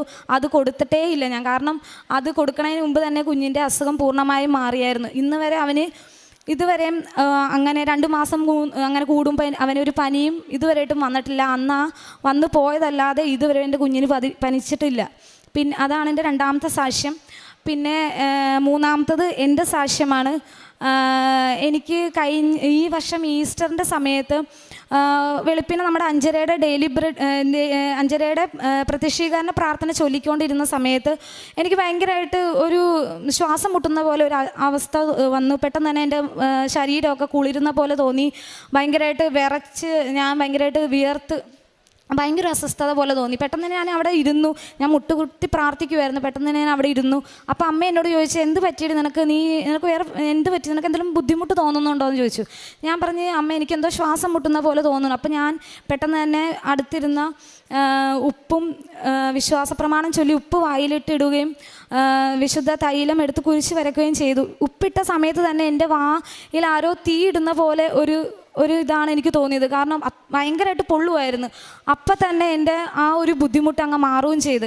പെട്ടെന്ന് തന്നെ ഹസ്ബൻഡ് പറഞ്ഞൊരു കാര്യം ചെയ്ത്, നമുക്ക് ഡോക്ടറെ എന്തായാലും ഒന്ന് കാണിക്കാം, ഗ്യാസിൻ്റെ എന്തെങ്കിലും പ്രശ്നമാണോ എന്ന് അറിയാമെന്ന് പറഞ്ഞു. അങ്ങനെ ഞങ്ങൾ ഡോക്ടറെ എടുത്ത് കൊണ്ടുപോയി. ഡോക്ടർ നോക്കി പരിശോധിച്ചപ്പോൾ വേറെ പ്രശ്നമൊന്നുമില്ല. എനിക്ക് BP ഒക്കെ നോർമലാണ്, പൾസ് നോർമലാണ്, അതുപോലെ വേറെ ഒരു പ്രശ്നമില്ല, ഓക്സിജൻ്റെ ഒക്കെ ലെവൽ നോർമലാണ്. അപ്പോൾ ഡോക്ടർ 2 ഗ്യാസിൻ്റെ ഗുളിക എനിക്ക് എഴുതി തന്നു. അപ്പോൾ എൻ്റെ മനസ്സിൽ ആരോ പറയുന്നുണ്ട്, നീ ഗ്യാസിൻ്റെ ഗുളിക കഴിക്കണ്ട. അപ്പം ഞാൻ മരുന്ന് മേടിച്ച് തിരിച്ച് ഡോക്ടറെ കൊണ്ടുപോയി തന്നെ ആ മരുന്ന് വെട്ടിച്ച് ഞാൻ പറഞ്ഞു, ഡോക്ടർ എനിക്ക് മരുന്ന് വേണ്ട കേട്ടോ എന്ന് പറഞ്ഞു. അങ്ങനെ ഡോക്ടർ ഓക്കെ ശരി, നിനക്ക് വേണ്ടെങ്കിൽ കുഴപ്പമില്ലെന്ന് പറഞ്ഞു. അങ്ങനെ ഞാൻ വീട്ടിൽ വന്നു. ഒരു ഉച്ച സമയമൊക്കെ ആയപ്പോൾ, അന്ന് ഈസ്റ്ററാണ്, ഉച്ച സമയമൊക്കെ ആയപ്പോൾ ഞാൻ ഉറങ്ങുവാണ് ഉച്ചയ്ക്ക്. അപ്പോഴും സെയിം സിറ്റുവേഷൻ എനിക്ക് ഇതുപോലെ വന്നു. അപ്പോഴും ഞാൻ അമ്മയോട് മുട്ടുകുത്തി അവിടെ നിന്ന് തന്നെ പ്രത്യക്ഷീകരണ പ്രാർത്ഥന ചൊല്ലിയിട്ട് ഞാൻ പ്രാർത്ഥിച്ചു, അമ്മേ എനിക്ക് ഉറങ്ങി എണീറ്റ് കഴിയുമ്പോഴാണ് എനിക്ക് ഈ ഒരു സിംറ്റംസ് കാണുന്നത്. അമ്മ എനിക്ക് ഭയങ്കര പേടിയാണ്, എനിക്ക് എന്ത് പറ്റിയെന്ന് എനിക്കറിയില്ല, എൻ്റെ ശ്വാസം മുട്ടുന്ന പോലെയൊക്കെയാണ് എനിക്ക് തോന്നുന്നത്. ഇനി നാളെ രാവിലെ ഞാൻ എണീക്കുമ്പോൾ എനിക്ക് ഈ അസുഖം നീ വരുത്തരുതെന്ന് പറഞ്ഞ് ഞാൻ നന്നായിട്ട് കരഞ്ഞു പ്രാർത്ഥിച്ചു. ഞാൻ കിടക്കുന്ന എൻ്റെ റൂമിൽ ഉപ്പിട്ട് വിശ്വാസപ്രമാണം ചൊല്ലിയാണ് ഞാൻ അന്ന് അവിടെ കിടന്നത്. ഞാൻ കിടക്കേണ്ടത് ഇനി എൻ്റെ അമ്മ മാതാവിൻ്റെ മടിയിലായിരിക്കണം ഞാൻ ഇന്ന് രാത്രി ഉറങ്ങണ്ടേന്നും പറഞ്ഞ് ഞാൻ പ്രാർത്ഥിച്ചു കിടന്നു. അന്ന് രാവിലെ ഞാൻ എണീറ്റു, പ്രത്യക്ഷീകരണ പ്രാർത്ഥന ചൊല്ലി. ഒരു കുഴപ്പവും ഉണ്ടായിട്ടില്ല. എനിക്ക് ഇന്ന് വരെ ഒരു പ്രശ്നം ഉണ്ടായിട്ടില്ല. അന്ന് രാവിലെ പിന്നെ ഞാൻ ഒന്നുകൂടെ പ്രത്യക്ഷീകരണ പ്രാർത്ഥന ഡെയിലി ബ്രെഡൊക്കെ കണ്ടിട്ട് പിന്നെ ഞാൻ ഒന്നുകൂടെ പോയി കിടന്ന സമയത്ത് ഞാനൊരു സ്വപ്നം കാണുവാണ്. നല്ല വെള്ളക്കുതിര, ആ വെള്ളക്കുതിര സഞ്ചരിക്കുവാണ്. ആ സഞ്ചരിക്കുന്ന കുതിരയുടെ മേളിൽ നമ്മുടെ ഈ കൃപാസന മാതാവ് സഞ്ചരിച്ച് വരുന്നതായിട്ടാണ് ഞാൻ കാണുന്നത്. അപ്പോൾ എനിക്ക് മനസ്സിലായി മാതാവ് എന്നെ അനുഗ്രഹിച്ചു. പിന്നെ ഇതുവരെയായിട്ടും എനിക്ക് ആ അസുഖം വന്നിട്ടേ ഇല്ല. ഇത്രയും അനുഗ്രഹങ്ങൾ തന്ന അമ്മ മാതാവിനും തിരുകുമാരനും 1000 നന്ദി ഞാൻ പറയുന്നു. ഞാൻ എല്ലാ മാസം ഇവിടെ വന്ന് 3 കെട്ട് പത്രം മേടിക്കും. 3 കെട്ട് പത്രം മേടിച്ച് ഓട്ടോ സ്റ്റാൻഡിലും അതുപോലെ തന്നെ ബസ് സ്റ്റോപ്പുകളിലും പിന്നെ ലാബിലാണ് ഞാൻ വർക്ക് ചെയ്യുന്നത്. ലാബിലൊക്കെ ഞാൻ കൊടുക്കുമായിരുന്നു. പിന്നെ കാരുണ്യപ്രവർത്തനമായിട്ട് ഞങ്ങൾ അടുത്തുള്ള ഒരു അനാഥ മന്ദിരമുണ്ട്. അവിടെ കുറേ മാനസികമായിട്ട് ബുദ്ധിമുട്ടുകൾ നേരിടുന്ന അമ്മമാരാണ്. അവർക്ക് ഞാൻ തന്നെ ചോറുണ്ടാക്കി അവർക്ക് അവിടെ കൊണ്ടു കൊടുത്തിട്ടുണ്ട്. അതുപോലെ തന്നെ ഞങ്ങൾ ഉടമ്പടി എടുത്ത 2-3 ചേച്ചിമാരുണ്ട്. അവരുമായിട്ട് ഞാൻ പോയി പച്ചക്കറികളും അതുപോലെ അരിയൊക്കെ മേടിച്ച് കൊടുത്തിട്ടുണ്ട്. പിന്നെ ആത്മീയമായിട്ട് എനിക്ക് ഒത്തിരി വളരാൻ പറ്റിയിട്ടുണ്ട്. കാരണം പള്ളിയിൽ പോകാൻ ഭയങ്കര മടിയുള്ള ഒരാളാണ്. വിശുദ്ധ കുർബാനയൊന്നും അങ്ങനെ സ്വീകരിക്കുകയൊന്നുമില്ലായിരുന്നു. കുമ്പസാരമൊക്കെ ഭയങ്കര മടിയായിരുന്നു. ഇപ്പോൾ ഞാൻ എല്ലാ ദിവസവും പറ്റുന്ന പോലെ ഞാൻ വിശുദ്ധ കുർബാനയെ സ്വീകരിക്കുവാനും അതുപോലെ കുമ്പസരിക്കുവാനും അരമണിക്കൂർ ബൈബിൾ വായിക്കുവാനും എല്ലാ ദിവസവും ജപമാല ചൊല്ലുവാനും അതുപോലെ തന്നെ അച്ഛൻ്റെ ഡെയിലി ബ്രെഡ് എല്ലാ ദിവസവും കൂടുവാനും ധ്യാനം കൂടുവാനും ധ്യാനമൊന്നും എനിക്ക് മുടക്കിയ ഭയങ്കര ബുദ്ധിമുട്ടാണ്. അതുകൊണ്ട് എല്ലാ ചൊവ്വാഴ്ച ദിവസങ്ങളിലും ഞാൻ ധ്യാനം കൂടും. ഇനിയും എൻ്റെ അതുപോലെ തന്നെ അമ്മയ്ക്കൊരു അനുഭവം ഉണ്ടായത്, അമ്മയ്ക്ക് ഞാൻ പറഞ്ഞില്ല എൻഡോസ്കോപ്പി ദിവസത്തിൻ്റെ അന്ന് അമ്മയ്ക്ക് എൻഡോസ്കോപ്പിക്ക് കയറുന്നതിന് മുമ്പ് ഒരു അറ്റൻഡറാണ് അമ്മേനെ അകത്തോട്ട് കൊണ്ടുപോയത്. അപ്പം ഞാൻ വിശ്വാസ പ്രമാണം ചൊല്ലി ഉപ്പിടുന്നത് ആ അറ്റൻഡർ കണ്ടതാണ്. അപ്പം ആ അറ്റൻഡർ അന്ന് അകത്തോട്ട് കൊണ്ടുപോയി എൻഡോസ്കോപ്പി ചെയ്യുന്ന സമയത്ത് അമ്മേനെ ഭയങ്കരമായിട്ട് തലോടുമായിരുന്നു. അമ്മേനെ തലോടുന്നു, കൈ പിടിക്കുന്നു, കാലെ പിടിക്കുന്നു, അമ്മയുടെ മുഖത്ത് പിടിച്ച് ഇങ്ങനെ കുഞ്ഞു പിള്ളേരെ കൊഞ്ചിക്കുന്ന പോലെ കൊഞ്ചിക്കും. അപ്പം അമ്മ എന്നോട് അവിടെ വെച്ച് പറഞ്ഞില്ല, ഞങ്ങൾ ആശുപത്രിയിൽ നിന്ന് ഇറങ്ങി ബസ്സിലിരിക്കുന്ന സമയത്താണ് അമ്മേനോട് പറഞ്ഞത്, എടി ആ അറ്റൻഡർ എന്നെ ഭയങ്കരമായിട്ട് തലോടുമായിരുന്നു, എനിക്കറിയത്തില്ല എന്തായിരുന്നു, ഭയങ്കരമായിട്ട് സ്നേഹിക്കുമായിരുന്നു, ഒരിക്കലും ഞാൻ ഇതുവരെയായിട്ടും ഇങ്ങനെ ഒരാളെ കണ്ടിട്ടില്ലെന്ന് പറയും. അപ്പം ഞാൻ അമ്മയോട് പറഞ്ഞു, അമ്മ അത് വേറെ ആരുമല്ല, അത് അമ്മ മാതാവ് നമുക്ക് വേണ്ടി നിയോഗിച്ചതാണ്, അമ്മ മാതാവ് തന്നെയാണെന്ന് ഞാൻ ഉറച്ചു വിശ്വസിക്കുന്നു. ഇത്രയും അനുഗ്രഹങ്ങൾ തന്ന അമ്മ മാതാവിനും തിരുകുമാരനും 1000 നന്ദി. ഇനിയുള്ള ജീവിതം, ഉടമ്പടി ജീവിതം, ഇനി ജീവിതാവസാനം വരെയും ഈ ഉടമ്പടിയിൽ തന്നെ പോകാൻ തന്നെയാണ് ഞാൻ ഇത്രയും പറഞ്ഞ് എൻ്റെ സാക്ഷ്യം നിർത്തുന്നു. കർത്താവെ, എന്നെ സുഖപ്പെടുത്തണമേ, അപ്പോൾ ഞാൻ സൗഖ്യമുള്ളവനാകും. എന്നെ രക്ഷിക്കണമേ, അപ്പോൾ ഞാൻ രക്ഷപ്പെടും. അങ്ങ് മാത്രമാണ് എൻ്റെ പ്രത്യാശ. ജെറമ്യ പ്രവാചകൻ്റെ പുസ്തകം 17-ാം അധ്യായം 4-ാം വചനമാണ്. സുഖപ്പെടുത്തണമേ എന്ന പ്രവാചകൻ്റെ പ്രാർത്ഥന ഒരുപക്ഷെ ശാരീരിക സൗഖ്യം എന്നാണ് നമുക്ക് മനസ്സിലാവുന്നത്. പക്ഷെങ്കിൽ ഉടമ്പടി മക്കളുടെ ജീവിതത്തിൽ ശാരീരിക സൗഖ്യം മാത്രമല്ല, മനസ്സിലെ മുറിവുകൾ, ബന്ധങ്ങളിലെ തകർച്ച, പരാജയങ്ങൾ, ഇവയിലെല്ലാം നമുക്ക് ദൈവത്തിൻ്റെ ഒരു സാന്നിധ്യം, സൗഖ്യം അനുഭവിക്കാൻ സാധിക്കുന്നു എന്നാണ്. മനുഷ്യർക്കും മരുന്നുകൾക്കും പറ്റാത്ത ഒരു സൗഖ്യമാണ് ഉടമ്പടിയിലൂടെ നമുക്ക് ലഭിക്കുന്നത്. യഥാർത്ഥ രക്ഷ ദൈവത്തിൽ മാത്രമാണ്. കൃപാസന സന്നിധി, ഈ ആലയം, പരിശുദ്ധ അമ്മ ജീവനോടെ പ്രത്യക്ഷപ്പെട്ട ഈ പുണ്യഭൂമിയാണ്.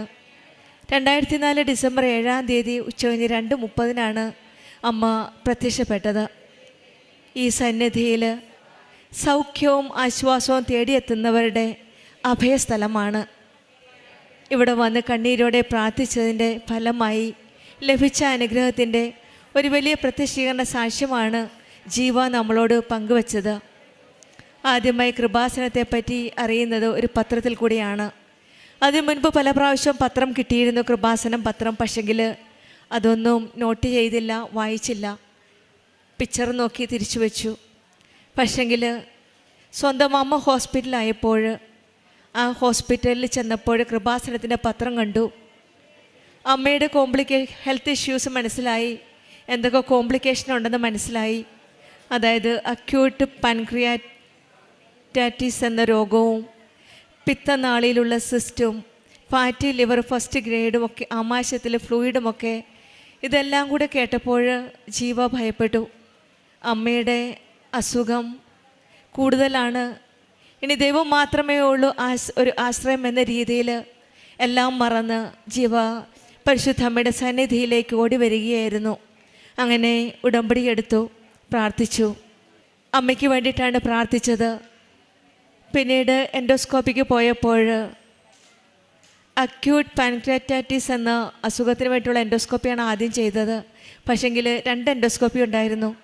ഈ 2 പ്രാവശ്യം പോയപ്പോഴും ഉടമ്പടി എടുത്ത് ഉടമ്പടി തൈലം തേച്ച് വിശ്വാസ പ്രമാണം ചൊല്ലി വെഞ്ചരിച്ച ഉപ്പ് അമ്മയ്ക്ക് കൊടുത്തിരുന്നു. അങ്ങനെ പ്രാർത്ഥിച്ചാണ് അമ്മേനെ ഈ 2 പ്രാവശ്യം എൻഡോസ്കോപ്പിക്ക് വിട്ടത്. അതിൻ്റെ ഫലമായിട്ട് വീണ്ടും അമ്മ തന്നെയാണ്, അമ്മയുടെ വിശ്വാസത്തോടെ അമ്മ ചോദിച്ചു, മോളെ ലോക്കറ്റ് കയ്യിൽ ഒന്ന് തരാമോ എന്ന്. ആ അമ്മയുടെ വിശ്വാസവുമുണ്ട്. കൃപാസനം ഉടമ്പടിയിൽ അമ്മയും വിശ്വസിച്ച് പ്രാർത്ഥിക്കുകയാണ്.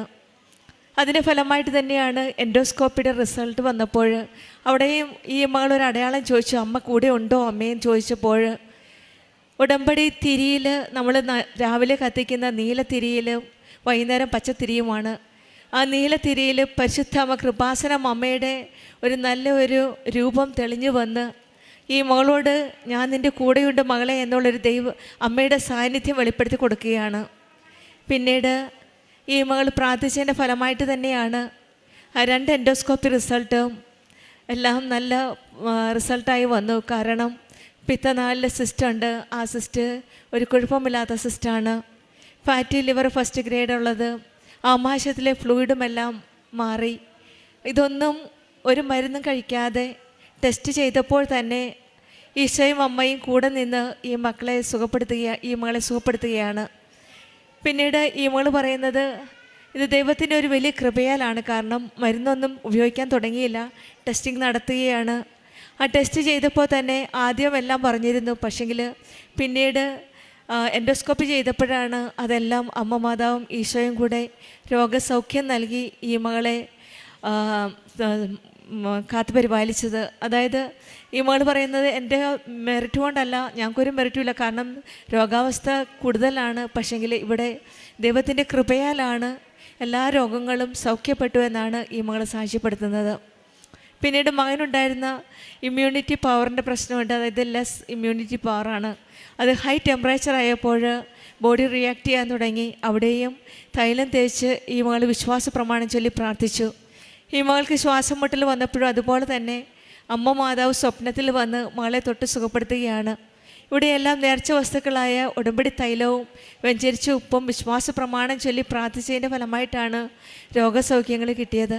പിന്നീട് ഈ മകൾ പറഞ്ഞത് കാരുണ്യ പ്രവർത്തികളെല്ലാം മറ്റുള്ളവരെ സഹായിക്കാനും പിന്നെ അനാഥാലയത്തിൽ പോയി മറ്റുള്ളവർക്ക് ഹെൽപ്പ് ചെയ്യാനും ഒക്കെ ചെയ്യാൻ പറ്റി. ഇതെല്ലാം ലാബ് ടെക്നീഷ്യനായ ഈ മകൾക്ക് മറ്റുള്ളവരെ സഹായിക്കാൻ പല രീതിയിൽ സഹായിക്കാൻ സാധിച്ചു എന്നാണ് ഈ മകൾ സാക്ഷ്യപ്പെടുത്തുന്നത്. ഉടമ്പടി മക്കളുടെ ജീവിതത്തിൽ പ്രാർത്ഥിക്കുമ്പോൾ കേൾക്കുന്ന ഒരു ദൈവമാണ് നമ്മുടെ കൂടെ ഉള്ളത്. ആ സൗഖ്യദാതാവിൻ്റെ കരങ്ങളിലേക്കാണ് കൃപാസനം അമ്മ നമ്മെ കരം പിടിച്ച് നയിക്കുന്നത്. കർത്താവെ എന്നെ സൗഖ്യമാക്കണമേ എന്ന് പ്രാർത്ഥിക്കുമ്പോൾ പരിശുദ്ധ അമ്മയുടെ മധ്യസ്ഥം വഴി നമ്മുടെ വേദനകൾ ഈശോയുടെ മുൻപിലേക്ക് പരിശുദ്ധ അമ്മ സമർപ്പിക്കുകയാണ്. നമ്മുടെ എന്ത് തന്നെ പ്രശ്നമായാലും, രോഗാവസ്ഥയായാലും, കുടുംബ പ്രശ്നമായാലും, ഏത് സ്ഥിതിയിലായാലും, ഏത് സാഹചര്യത്തിലായാലും യഥാർത്ഥ സൗഖ്യം നൽകുന്ന ആ ദൈവത്തിൻ്റെ കരങ്ങളിലേക്കാണ് കൃപാസനം അമ്മ നമ്മെ നയിക്കുന്നത്. യഥാർത്ഥ സൗഖ്യം ദൈവത്തിൻ്റെ കൃപയിലാണ്. പരിശുദ്ധ അമ്മ നമ്മെ ഈശോയിലേക്ക് നയിക്കുന്ന ഒരു അമ്മയാണ്. ദൈവത്തിൽ ആശ്രയിക്കുന്നവർ നിരാശയിൽ അവസാനിക്കുന്നില്ല. നമ്മുടെ ജീവിതം, ഉടമ്പടി ജീവിതം കൂടുതൽ തീഷ്ണതയോടെ, കൂടുതൽ വിശ്വസ്തയോടെ, ആത്മാർത്ഥതയോടെ മുന്നോട്ട് നയിക്കുവാനുള്ള കൃപയ്ക്കായി നമുക്ക് പ്രാർത്ഥിക്കാം. ജീവയ്ക്കും കുടുംബത്തിനും ലഭിച്ച, പ്രത്യേകിച്ചും ജീവയുടെ അമ്മയ്ക്ക് ലഭിച്ച രോഗസൗഖ്യത്തിന് നമ്മൾക്ക് കരങ്ങളടിച്ച് ദൈവത്തെ മഹത്വപ്പെടുത്താം. യേശുവേ നന്ദി, യേശുവേ. എൻ്റെ പേര് പാർവതി എന്നാണ്. ഇതെൻ്റെ അമ്മയാണ്. ഞങ്ങൾ പെരുമ്പാവൂർ പട്ടിമറ്റം എന്ന് പറയുന്ന സ്ഥലത്തു നിന്നാണ് വരുന്നത്. ഞങ്ങളിവിടെ അമ്മയാണ് ഇവിടെ ആദ്യമായിട്ട് ഉടമ്പടി എടുത്തത്. കാരണം അച്ഛൻ ഉണ്ടായിരുന്ന സമയം അച്ഛൻ ഞങ്ങളെ ഉപേക്ഷിച്ച് പോയതാണ്. എനിക്കൊരു 21 വയസ്സായ സമയത്ത് അച്ഛൻ ഞങ്ങളെ രണ്ടുപേരും ഉപേക്ഷിച്ച് പോയത്. ഞങ്ങൾ 3 പേരും, എനിക്കൊരു അനിയത്തിയുണ്ട്. ഞങ്ങളെ ഉപേക്ഷിച്ച് അച്ഛൻ വേറൊരു കുടുംബജീവിതത്തിലേക്ക് പോയതാണ്. അന്ന് തൊട്ട് ഞാനും അമ്മയുമാണ് ഞങ്ങളുടെ വീട്ടിലെ എല്ലാ കാര്യങ്ങളും ചെയ്തുകൊണ്ടിരുന്നത്. കാരണം എനിക്ക് പഠിക്കണമെന്നൊക്കെ ആഗ്രഹം ഉണ്ടായിരുന്നു. പക്ഷേ നമ്മുടെ അവസ്ഥ അത് പറ്റാത്ത കാരണം ഞാൻ അമ്മയടുത്ത് പറഞ്ഞു, അമ്മ ഞാൻ ജോലിക്ക് പൊക്കോളാം എന്ന് പറഞ്ഞിട്ട് ഒരുപാട് ജോലിയൊക്കെ അന്വേഷിച്ചതിന് ശേഷമാണ് കാനറ ബാങ്കിൽ ഇൻഷുറൻസ് സെക്ഷനിൽ HSBC ലൈഫ് ഇൻഷുറൻസ് എന്ന് പറഞ്ഞിട്ട് ഒരു സെക്ഷനിലേക്ക് എനിക്ക് ജോലി കിട്ടി. അങ്ങനെ ഞാൻ അവിടെ ജോലി പോയിക്കൊണ്ടിരിക്കുകയായിരുന്നു. അപ്പോഴത്തേക്കും അമ്മ എൻ്റെ അടുത്ത് പറഞ്ഞ്, മോനെ നമുക്കിങ്ങനെ ആലപ്പുഴയിൽ കൃപാസനം എന്ന് പറഞ്ഞിട്ട് ഒരു ഇതുണ്ട്, നമുക്ക് അവിടെ പോവാമെന്ന് പറഞ്ഞ്. അപ്പോൾ അമ്മയുടെ അടുത്ത് ഞാൻ പറഞ്ഞു, അമ്മേ നമ്മൾ എന്തോരം അലഞ്ഞതാണ് അമ്മേ, ഈ ദൈവങ്ങളെല്ലാവരും നമ്മളെ വിളിച്ചതല്ലേ, ആരും നമ്മുടെ പ്രാർത്ഥന ഒന്നും കേട്ടിട്ടില്ലല്ലോ, പിന്നെ എന്തിനാണ് നമ്മളിനി അവിടെയും പോണേന്ന് ചോദിച്ചു. അപ്പോൾ അമ്മ എൻ്റെ അടുത്ത് പറഞ്ഞു, മോനെ നീ അങ്ങനെ പറയല്ലേ, നമുക്കവിടെ പോകാം, നമുക്കൊന്ന് പോയി നോക്കാമെന്ന് പറഞ്ഞ്. അങ്ങനെ ഇവിടെ ഞങ്ങൾ വന്ന് അമ്മ എന്നെ അനിയത്തിനെയും കൂട്ടിയിട്ട് ഞങ്ങളിവിടെ വന്ന്, അമ്മ ഉടമ്പടി അതിന് മുമ്പ് എടുത്തിട്ടുണ്ടായിരുന്നു. ഉടമ്പടി എടുത്ത സമയത്ത് അമ്മ ഞങ്ങളുടെ അടുത്ത് പറഞ്ഞായിരുന്നു, ഞാനിങ്ങനെ ഉടമ്പടി എടുത്തിട്ടുണ്ട് എന്നുള്ള കാര്യം പറഞ്ഞായിരുന്നു. അപ്പോഴും ഞാൻ അമ്മയുടെ അടുത്ത് പറഞ്ഞ്, അമ്മയുടെ രീതിയിൽ അമ്മ വിശ്വസിച്ചോ, പക്ഷേ എനിക്കിനിയിപ്പോൾ ദൈവങ്ങളിലുള്ള വിശ്വാസം പോയി എന്ന് പറഞ്ഞായിരുന്നു.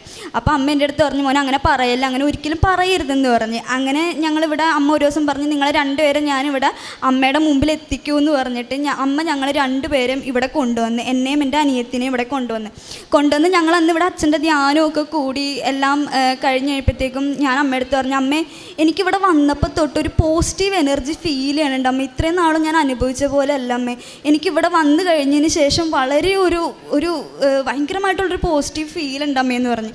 അപ്പോൾ അമ്മ എൻ്റെ അടുത്ത് പറഞ്ഞു, മോനെ മാതാവ് വളരെ ശക്തിയുള്ളതാണ്, മാതാവ് സഞ്ചരിക്കുന്ന മാതാവാണ്, നമ്മുടെ കൂടെ വരും, നമ്മളെ അനുഗ്രഹിക്കും, നമ്മുടെ കൂടെ ഉണ്ടാവും എന്ന് പറഞ്ഞ്. അങ്ങനെ നിൽക്കുന്ന സമയത്ത് പെട്ടെന്ന് എനിക്ക് ഫ്രാൻസിൻ്റെ കുറച്ച് കാര്യങ്ങളൊക്കെ പെട്ടെന്ന് വന്നു. കാരണം ഞാൻ ഡിഗ്രിയിൽ ഫ്രഞ്ചാണ് എടുത്തിരുന്നത്. അന്ന് ഞാൻ ഫ്രഞ്ച് എടുത്ത സമയത്ത് ഞാൻ ആലോചിച്ചിട്ടുണ്ട്, ഞാൻ എന്തിനാണ് ഫ്രഞ്ച് എടുത്തതെന്ന്. അപ്പോൾ ആ സമയത്തൊക്കെ എനിക്ക് ഫ്രാൻസിലേക്ക് പോകണമെന്നോ അങ്ങനെ ഒരു ഇതൊന്നും ഉണ്ടായിരുന്നില്ല. പക്ഷേ ഉണ്ടായിരുന്നു മനസ്സിൽ എന്തെങ്കിലും ഒരു ചാൻസ് കിട്ടി അവിടെ പോകണം എന്നുള്ളൊരു, പഠിക്കണം എന്നുള്ളൊരു ആഗ്രഹം ഉണ്ടായിരുന്നു. പിന്നെ ഞാനത് ഞങ്ങളുടെ വീടിൻ്റെ കുടുംബത്തിൻ്റെ സാഹചര്യം അനുസരിച്ച് ഞാനത് അങ്ങോട്ട് ഉപേക്ഷിച്ച് കഴിഞ്ഞിട്ട് പെട്ടെന്ന് നമ്മൾ ഉടമ്പടി എടുത്തതിന് ശേഷമാണ് പെട്ടെന്ന് ഫ്രാൻസിൽ പഠിക്കാനായിട്ട് പെട്ടെന്നൊരു ഓഫർ വന്നത്. അങ്ങനെ അമ്മ എൻ്റെ അടുത്ത് വന്നിട്ട് പറഞ്ഞു. അപ്പോൾ ഇതിന് മുമ്പ് 2 പ്രാവശ്യവും ഞാൻ ചെയ്തിട്ട് അത് ഫെയിലായിരുന്നു. ഒന്ന് പോളണ്ടിലേക്കും അതേപോലെ തന്നെ ഫ്രാൻസിലേക്കും. പക്ഷെ അത് രണ്ടും എന്താ പറഞ്ഞിട്ടുണ്ടെങ്കിൽ പോളണ്ടിൽ ചെയ്ത കാര്യം എന്ന് പറഞ്ഞാൽ അവിടുത്തെ ഏജൻസിക്കാർ വളരെ ഇതായിരുന്നു. അത് കാരണം നമുക്ക് അതിലോട്ട് പോയി കഴിഞ്ഞാൽ നമ്മുടെ കയ്യിലുള്ള പൈസ പോകുന്നല്ലാണ്ട് വേറെ ഉപയോഗമൊന്നും ഉണ്ടായിരുന്നില്ല. അപ്പം ഞാൻ ആലോചിച്ചു അത് പോയത് നന്നായി എന്നുള്ളത്. അങ്ങനെ രണ്ടാമതും ഫ്രാൻസിൻ്റെ ഇത് വന്നു കഴിയുമ്പോഴത്തേക്കും ഞാൻ അമ്മയെടുത്ത് പറഞ്ഞു, അമ്മേ എനിക്കിത് പേടിയാവണേണ്, നമ്മുടെ കയ്യിൽ നിന്ന് ഒരുപാട് പൈസ പോകും, നമ്മുടെ കയ്യിൽ 1 രൂപ എടുക്കാനില്ല, നമുക്ക് പോവണ്ടമ്മേ, വേണ്ടമ്മ അത് ഉപേക്ഷിക്കും അമ്മയെന്ന് പറഞ്ഞു. അപ്പോൾ അമ്മ എൻ്റെ അടുത്ത് പറഞ്ഞു, മോനെ മാതാവ് എൻ്റെ അടുത്ത് പറയണുണ്ട്, നീ അതിൻ്റെ ഇറങ്ങിക്കോ, നിനക്ക് അതിലുള്ള ഇത് ഫലം മാതാവ് തരുമെന്ന് പറഞ്ഞു. അപ്പോഴും ഞാൻ അമ്മയെടുത്ത് പറഞ്ഞു, അമ്മേ വേണോ, നമ്മുടെ കയ്യിൽ 1 പൈസ പോലും ഇല്ല, നമുക്കത് എന്തിനാണ് അത് ചെയ്യണേന്ന് ചോദിച്ചു. അപ്പോൾ അമ്മ പറഞ്ഞു, ഇനി ഇങ്ങനെ തന്നെ പറയുകയാണെങ്കിൽ അമ്മ ഒന്നും പറയണില്ല. പക്ഷേ അമ്മ എന്നെ ഒരുപാട് നിർബന്ധിച്ചിട്ട് ഞങ്ങൾ ഏജൻസി പോയി കഴിഞ്ഞപ്പോഴത്തേക്കും ഇങ്ങനെ ഓരോ കാര്യങ്ങളും ചെയ്യാൻ പറഞ്ഞ് അങ്ങനെ ഓരോ കാര്യങ്ങളും ചെയ്ത് അങ്ങനെ ലോണിൻ്റെ കാര്യങ്ങൾക്ക് വേണ്ടിയിട്ട്, കാരണം ഞങ്ങളുടെ കയ്യിൽ പൈസ ഇല്ല, 1 രൂപ എടുക്കാനില്ലാത്തടത്ത് ഞാൻ ആലോചിക്കുന്നുണ്ട്, ഈ 26 ലക്ഷം രൂപയൊക്കെ ഞാൻ എവിടെ നിന്ന് ഉണ്ടാക്കാനാണ്, എനിക്ക് 26 ലക്ഷം രൂപ കിട്ടാനുള്ള ഒരു വഴിയില്ല, ആകെ ഉള്ളത് കുറച്ച് സ്ഥലമാണ്, ആ സ്ഥലത്തിനാണെങ്കിൽ വാല്യൂ ഉണ്ടാവില്ല, കാരണം അവിടെയുള്ള ആൾക്കാരൊക്കെ വാല്യൂ ഇല്ല എന്നാണ് പറയണത്. അങ്ങനെ നിൽക്കുന്ന സമയത്ത് അമ്മ പറഞ്ഞു, നീ ആ മാനേജറിനെ, ഞാൻ ജോലി ചെയ്യുന്ന ബാങ്കിൽ മാനേജറിനെ ഒന്ന് കാണിച്ചു നോക്കുമെന്ന് പറഞ്ഞ്. അങ്ങനെ ഞാൻ പിറ്റേ ദിവസം സാറിൻ്റെ അടുത്ത് സ്ഥലത്തിൻ്റെ ആധാരവും കാര്യങ്ങളൊക്കെ ആയിട്ട് സാറിൻ്റെ അടുത്ത് ചെന്നപ്പോൾ പോണ വഴിയിൽ ഞാൻ ലോൺ ആപ്ലിക്കേഷൻ വെക്കാൻ പോണ വഴിയിൽ ഞങ്ങളുടെ അവിടെ ഒരു പള്ളിയുണ്ട്, മാതാവിൻ്റെ പള്ളി തന്നെയാണ്. അപ്പോൾ പെട്ടെന്നൊരു ഇടിമിന്നൽ വന്നപ്പോഴത്തേക്കും ഞാൻ പള്ളിയിൽ കയറി നിൽക്കാം എന്നുള്ള രീതിയിൽ അവിടെ കയറി നിൽക്കുന്ന സമയത്ത് ഒരു തുമ്പി, ആ തുമ്പി എന്ന് പറഞ്ഞിട്ടുണ്ടെങ്കിൽ നല്ല അതിൻ്റെ ചിറക് കാണാനായിട്ട് നല്ല ഭംഗിയായിരുന്നു, നല്ല ഒരു വിടർന്ന ഒരു ചിറക്, സാധാരണ ഒരു തുമ്പിയായിട്ട് എനിക്കതിനെ കണ്ടിട്ട് തോന്നിയില്ല. അപ്പം ഞാൻ ഈ തുമ്പീനെ കണ്ടിട്ട് പറഞ്ഞു, ഇത് എന്തൊരു ഭംഗിയുള്ള തുമ്പിയാണ്, ഇത് ഇവിടെ ഒന്നും ഞാൻ കണ്ടിട്ടില്ല, ഇത് ഇതായിരിക്കും എന്നുള്ള രീതിയിൽ ഞാനിങ്ങനെ നോക്കി നിൽക്കണേണ്. ആ തുമ്പി എൻ്റെ ഒപ്പം, ഞാൻ വണ്ടി ഓടിച്ച് ബാങ്കിലെത്തി സാറിൻ്റെ അടുത്ത് ഞാൻ ഈ ഡോക്യുമെൻറ്റ്സ് സമർപ്പിക്കണ വരെ ആ തുമ്പി സാറിൻ്റെ ഒപ്പം, അതായത് സാറിൻ്റെ സൈഡിലായിട്ട് ആ തുമ്പി ഇരിക്കണേണ്. ആ അത്രയും നല്ല ഭംഗിയുള്ള ആ ഒരു തുമ്പി അവിടെ ഇരിക്കണേണ്. അപ്പോഴത്തേക്കും ഞാൻ തോന്നി, ഇത് ഞാൻ അവിടെ കണ്ട തുമ്പിയാണല്ലോ, ആ തുമ്പി എങ്ങനെ ഇവിടെ വന്നെന്നുള്ള രീതിയിൽ ഞാനിങ്ങനെ നോക്കി നിൽക്കണേണ്.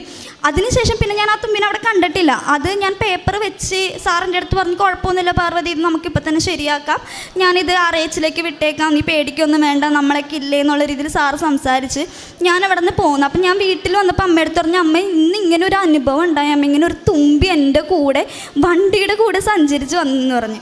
അപ്പോൾ അമ്മ എൻ്റെ അടുത്ത് പറഞ്ഞു, മോനെ നമ്മുടെ കൃപാസനത്തിലെ ആ മാതാവെന്ന് പറഞ്ഞിട്ടുണ്ടെങ്കിൽ സഞ്ചാരി മാതാവാണ്, നമ്മുടെ കൂടെ സഞ്ചരിച്ച് വരും, നിൻ്റെ കൂടെ സഞ്ചരിച്ച് എല്ലായിടത്തും വരുമെന്ന് പറഞ്ഞു. അപ്പോൾ അമ്മ കാശ് രൂപം, അമ്മയാണല്ലോ ആദ്യം ഉടമ്പടി എടുത്തത്. അപ്പോൾ അമ്മയുടെ കാശ് രൂപം എൻ്റെ കയ്യിൽ തന്നിട്ടുണ്ടായിരുന്നു. നീ ഇത് കയ്യിൽ വെച്ചോ, അമ്മ നിൻ്റെ കൂടെ ഉണ്ട് എന്ന് പറഞ്ഞിട്ട്. അങ്ങനെ ഞാൻ അന്ന് ആ ഒരു അനുഭവം എനിക്കുണ്ടായി.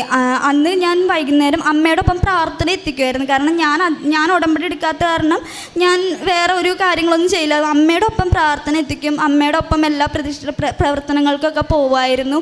അങ്ങനെ ഓരോ കാര്യങ്ങളും അമ്മയുടെ ഒപ്പം ചെയ്യുമായിരുന്നു.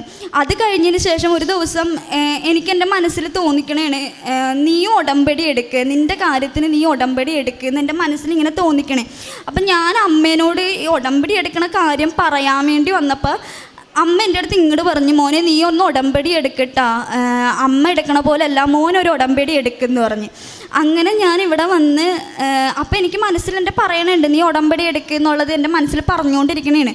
ഞാൻ അങ്ങനെ ഇവിടെ വന്ന് ഉടമ്പടി എടുത്ത് കഴിയുമ്പോഴത്തേക്കും നിയോഗങ്ങൾ എഴുതാനായിട്ട് എനിക്ക് കരച്ചിൽ വന്നിട്ട് എനിക്ക് നിയോഗങ്ങളൊന്നും എഴുതാൻ പറ്റണില്ല. കാരണം എനിക്ക് ഏതാ എഴുതണ്ടേന്ന് എനിക്ക് അറിയാൻ പാടില്ല. ഞാൻ ആദ്യമേ എഴുതിയത് അമ്മ എൻ്റെ കൂടെ ഉണ്ടാവണം, തിരുകുമാരനും എൻ്റെ കൂടെ ഉണ്ടാവണം, അതാണ് എൻ്റെ ആദ്യത്തെ നിയോഗം എന്നാണ് എഴുതിയത്. രണ്ടാമതാണ് ഞാൻ ഇങ്ങനെ ഫ്രാൻസിൽ പോണ കാര്യമുണ്ട് അമ്മയുടെ ഇച്ഛ പോലെ എനിക്കത് നടത്തി തന്നെ. ഞാൻ പോകണമെന്ന് പറഞ്ഞ് എൻ്റെ കുടുംബത്തെ രക്ഷിക്കാൻ വേണ്ടിയിട്ടാണ്, എനിക്കത് അമ്മയുടെ ഇച്ഛ പോലെ എനിക്ക് നടത്തി തന്നോ എന്ന് പറഞ്ഞു.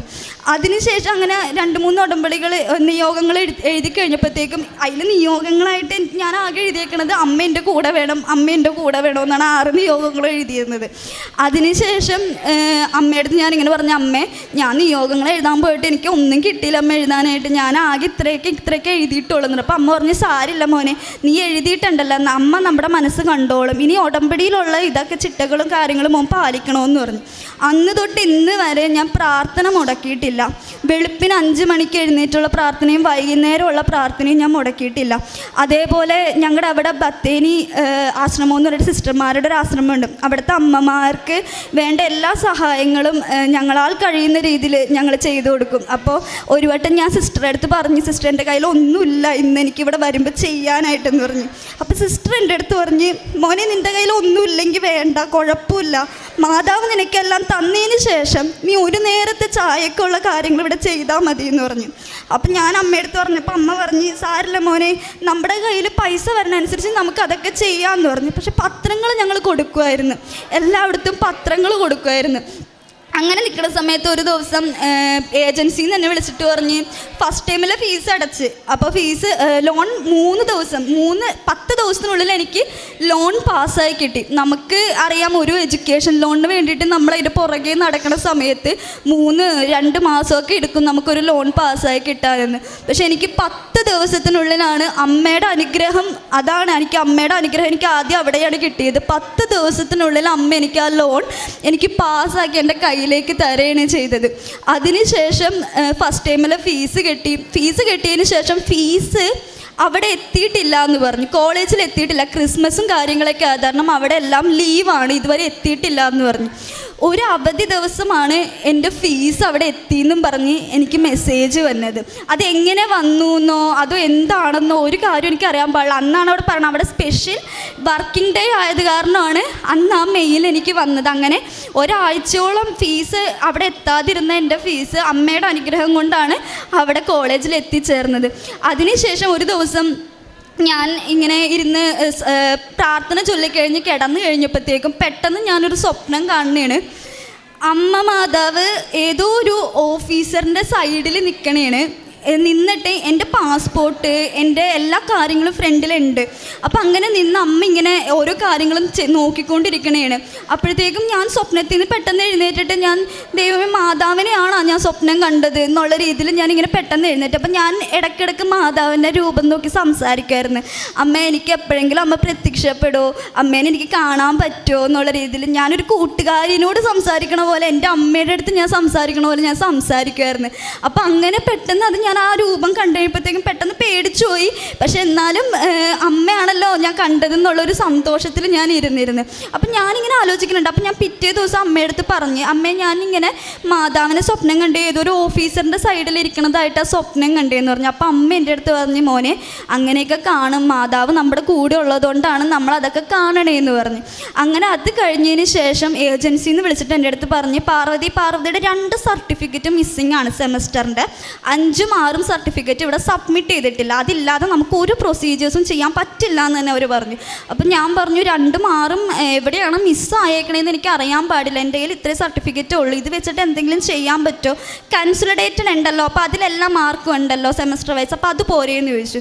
അപ്പോൾ അവരെൻ്റെ അടുത്ത് പറഞ്ഞു, മോളെ ഇത് നമ്മളെല്ലാ മാർക്ക് ഷീറ്റും നമ്മൾ സബ്മിറ്റ് ചെയ്യണം, അപ്പോൾ അത് കാരണം ഈ 2 മാർക്ക് ഷീറ്റ് ഇല്ലാണ്ട് നിനക്ക് പ്രൊസീജിയേഴ്സ് ഒന്നും ചെയ്യാൻ പറ്റില്ല എന്ന് പറഞ്ഞു.